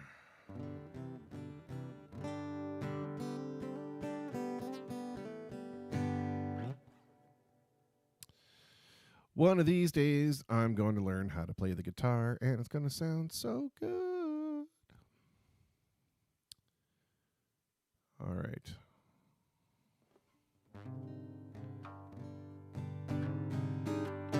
Yeah, actually, so Joseph Kendall said, actually, that's really cool, much easier than managing many, many calls, video submissions. I'll do it both ways. I don't care. We want to do many, many calls. That's fine, too. We could have a giant conference call. We could have like 30 people across the screen all saying, please stop doing this show. You're everywhere. It's annoying. It's every day. Stop. All right, well. Jocelyn actually tossed in a request for The Wait by the band. We will do it. I'm going to do it on guitar and not piano. And we're going to do a beat on the keyboard, though. Let's see.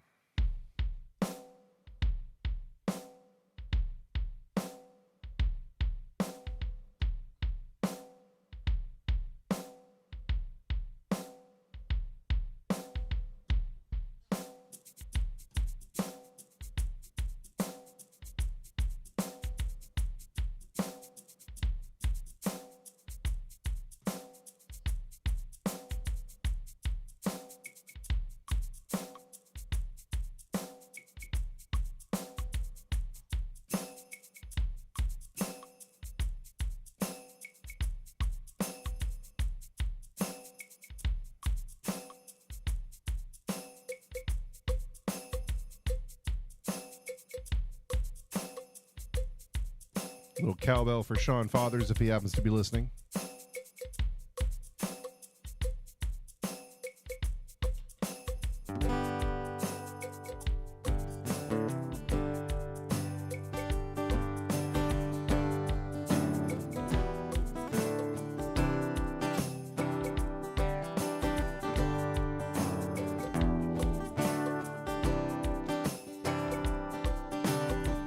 Pulled in Nazareth, was feeling about a half past dead. I just need some place where I can lay my head. Hey, mister, can you tell me where man might find a bed? He just grinned and shook my hand, and no was all he said. Take a load off, Annie. Take a load for free. Take a load off, Annie. And you put the load right on me.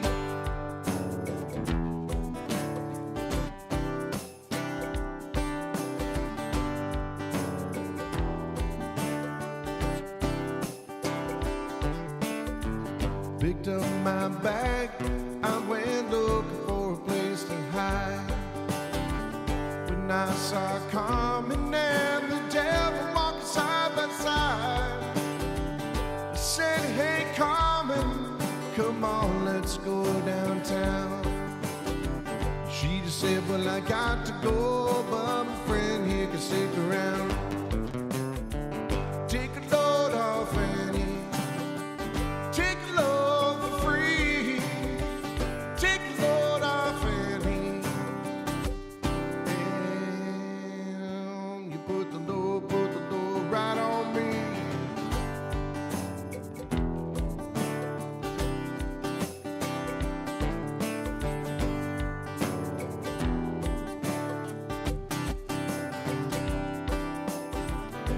down, Miss Moses.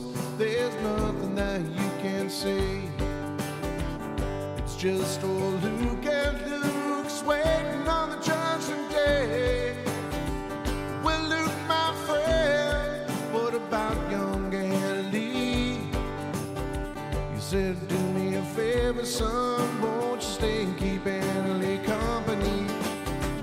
Take a load off Annie, take a load for free, take a load off Annie, and you put the load right on me.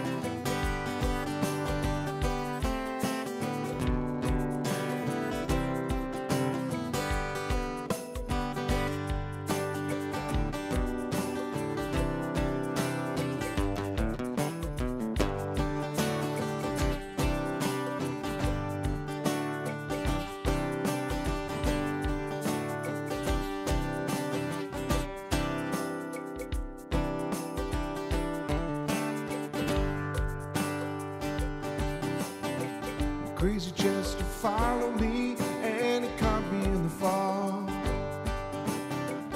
You said I will fix your rack if you take Jack my dog. I said, wait a minute, Chester, you know I'm a peaceful man.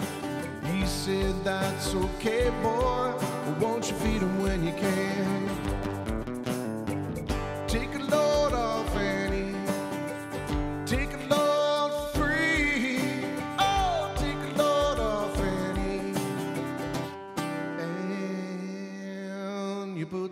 Put the load right on me.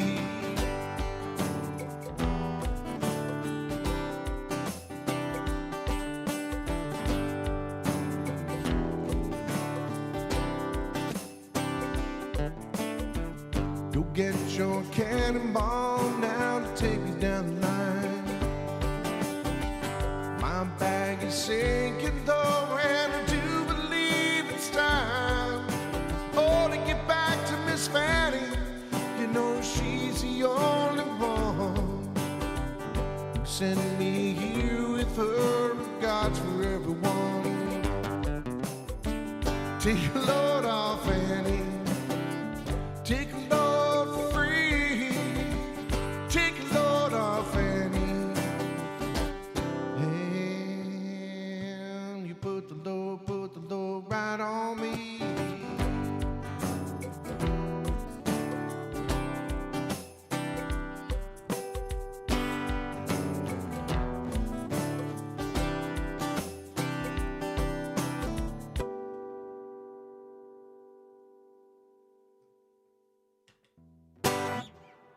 Had to end it with a harmonic. Had to do it.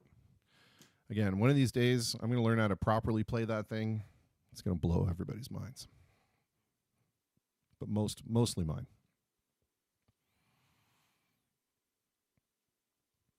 All right, let's see here. We got time for a couple more.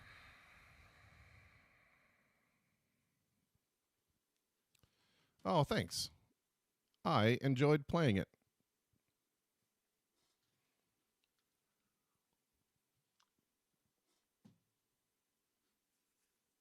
I'm trying to go through all these things and like, I don't want to play that one. We just played that one.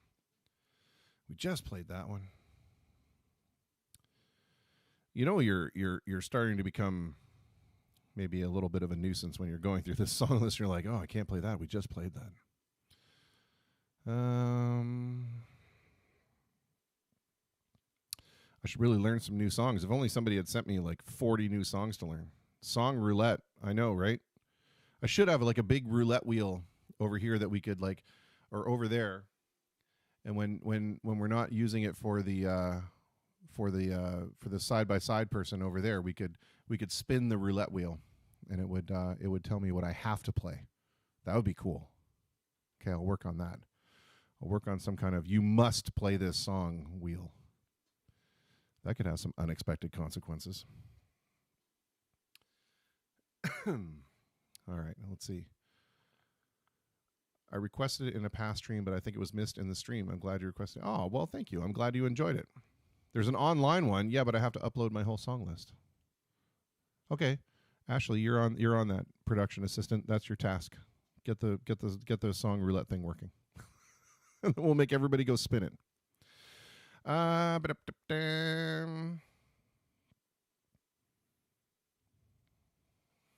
like this tune. And I get to try to play it on guitar. Do I? It has B minor in it. I hate B minor. All right, well, let's see. It's a good tune.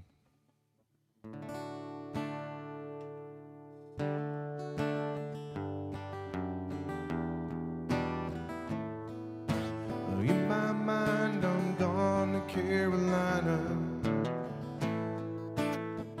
Can't you see the sunshine? Can't you just feel the moonshine? And I need you just like a friend of mine to hit me from behind. Yes, I'm gone to Carolina in my mind. Well, Karen, she's a silver sun. You best walk her way and watch it shining. Watch her watch the morning come. A silver tear appearing now. I'm crying, ain't I? I'm gone to Carolina in my mind. There ain't no doubt in no one's mind that love's the finest thing around. Whisper something soft and kind. And hey, babe, the sky's on fire. I'm dying, ain't I? I'm gone to Carolina in my mind. In my mind, I'm gone to Carolina. Can you see the sunshine? Can you just feel the moonshine? And ain't it just like a friend of mine to hit me from behind? Yes, I'm gone to Carolina in my mind. Well, dark inside and late last night, I think I might have heard the highway calling. Geese in flight and dogs that bite. And signs that might be omens say I'm going, I'm going, I'm going to Carolina in my mind. With a holy host of others standing around me now. Still I'm on the dark side of the moon. And it seems like it goes on like this forever. You must forgive me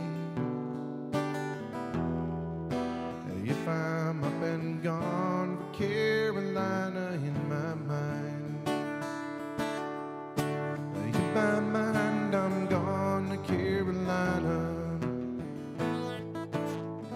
Can you see the sunshine? Can you just feel the moonshine? And ain't it just like a friend of mine? They hit me from behind. Yes, I'm gone to Carolina in my mind.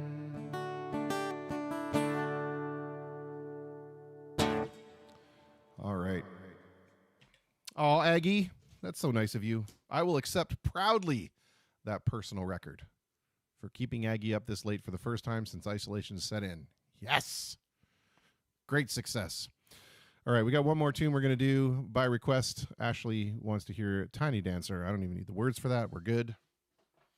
This will end out this program. And, yeah.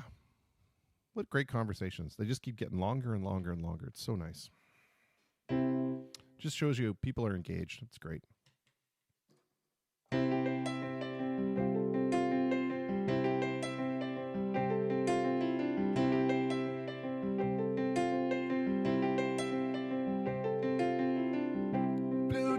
Jean, baby, LA lady, seamstress for the band,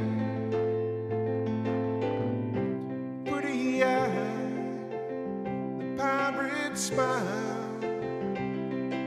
you marry a music band. Well, ballerina, you must have seen her. Twisted tea sits in her hand. Now she's in me, always with me, a tiny dancer in my head.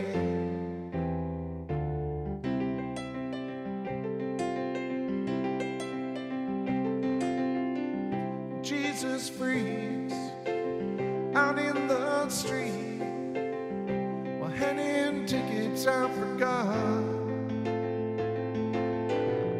Well, turning back, she just laughs. The boulevard is not that bad.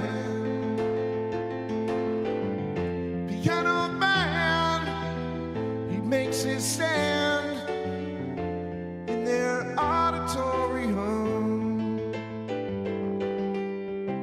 Looking back, she just laughs. The boulevard is not that bad.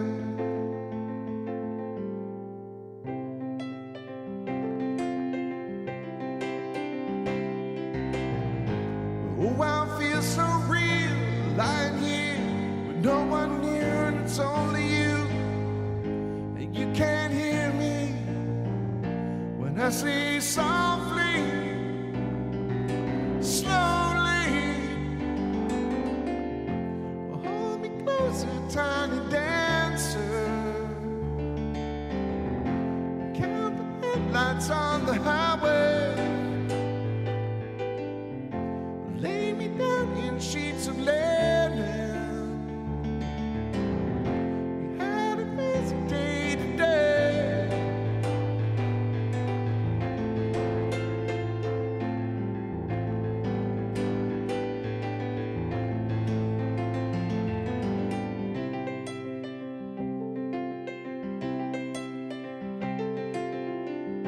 Blue jean baby, LA lady, seamstress for the band, pretty eye and the pirate smile, you'll marry a music band. Ballerina, you must have seen her dancing in the sand. Now she's in me, always with me. She's a tiny dancer in my head.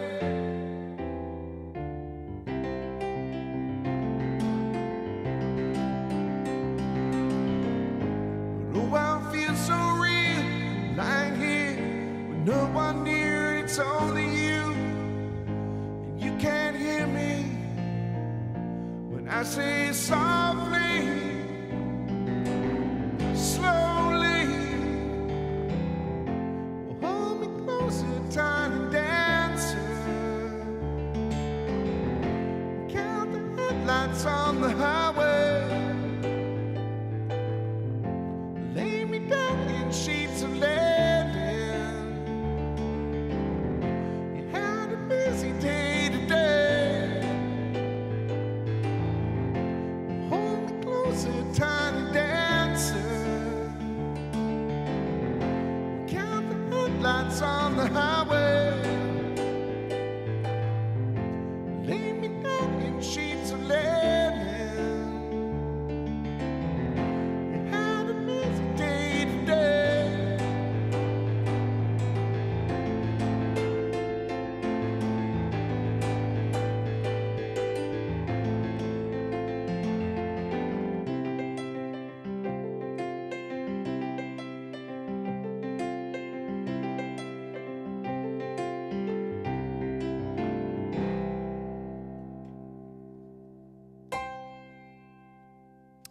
Well, there we have the Sonata, the high-toned piano entry that signifies the end of the show, the end of the song. Mr. Ron Coleman says, nice job, first time listening. Well, thank you very much. I'm glad you enjoyed it. Please tell all 10,000 of your closest friends about it. I hope Ashley heard that I changed that name to reference the picture of that she sent me of Marge from The Simpsons dancing in the living room holding a thing of twisted tea. So yeah, I hope you got that little shout out in there. Thank you to all my fantastic guests for their fantastic conversations as always. We are nearing the 200-hour mark. We're going to be at like just over 188 hours for this. So that's pretty cool. And I'll update the crawler for tomorrow, I promise. And Saturday, please tell everybody, whomever is still listening, or if you're watching this on a repeat, for Saturday's show, I want to have the tables are turned. I want to have it be you guys asking me questions. I've had 112, well, actually at this point 116 conversations. So by now I think I've earned the right for one night where you guys ask me some stuff. So yeah, anyway, that will be fun. I'm looking forward to that. And we're going to do it either with a video call, or you guys can videotape yourselves questions and send them to me, and I will play them and then answer them. And I don't care. You guys can ask me whatever you want. I got no secrets. It's all good. That will do it for tonight. More wonderful people, more wonderful conversations tomorrow. And I can't wait. Tomorrow we return to our regular segments with In the Studio with Walter Riggy. And we are adding some new stuff. This Thursday, we will have a new thing called McCrindle's List, which with Corey McCrindle from Kenora. That is I can't wait. It sounds spectacular. And then we are nailing down a day where we're going to have another segment with Mr. Baz Rumble. If you remember, he came on and we were discussing all these cool musical instruments and musical things that he has in his museum-like house. And I think it's just awesome that we can maybe have a regular segment where we'll take 3 or so things and we'll really showcase. I'm gonna work with them to get them set up so that we have multiple camera angles and all that kind of stuff. And yeah, I think it's gonna be great. Imagine that we could have like regular segments, and then yeah, more clever ideas in the works until this whole thing implodes somehow. Either I collapse from exhaustion, or the quarantine gets lifted and we have to figure out what we're gonna do from there. Anyway, I'm going to be done rambling now and let you all go to sleep. And I'm going to go in and watch some TV. That's going to be my big plan. Woo! And we'll see everybody tomorrow. That's I have nothing else. That's where I'm going. All right. Take care, guys. Thanks for sticking around.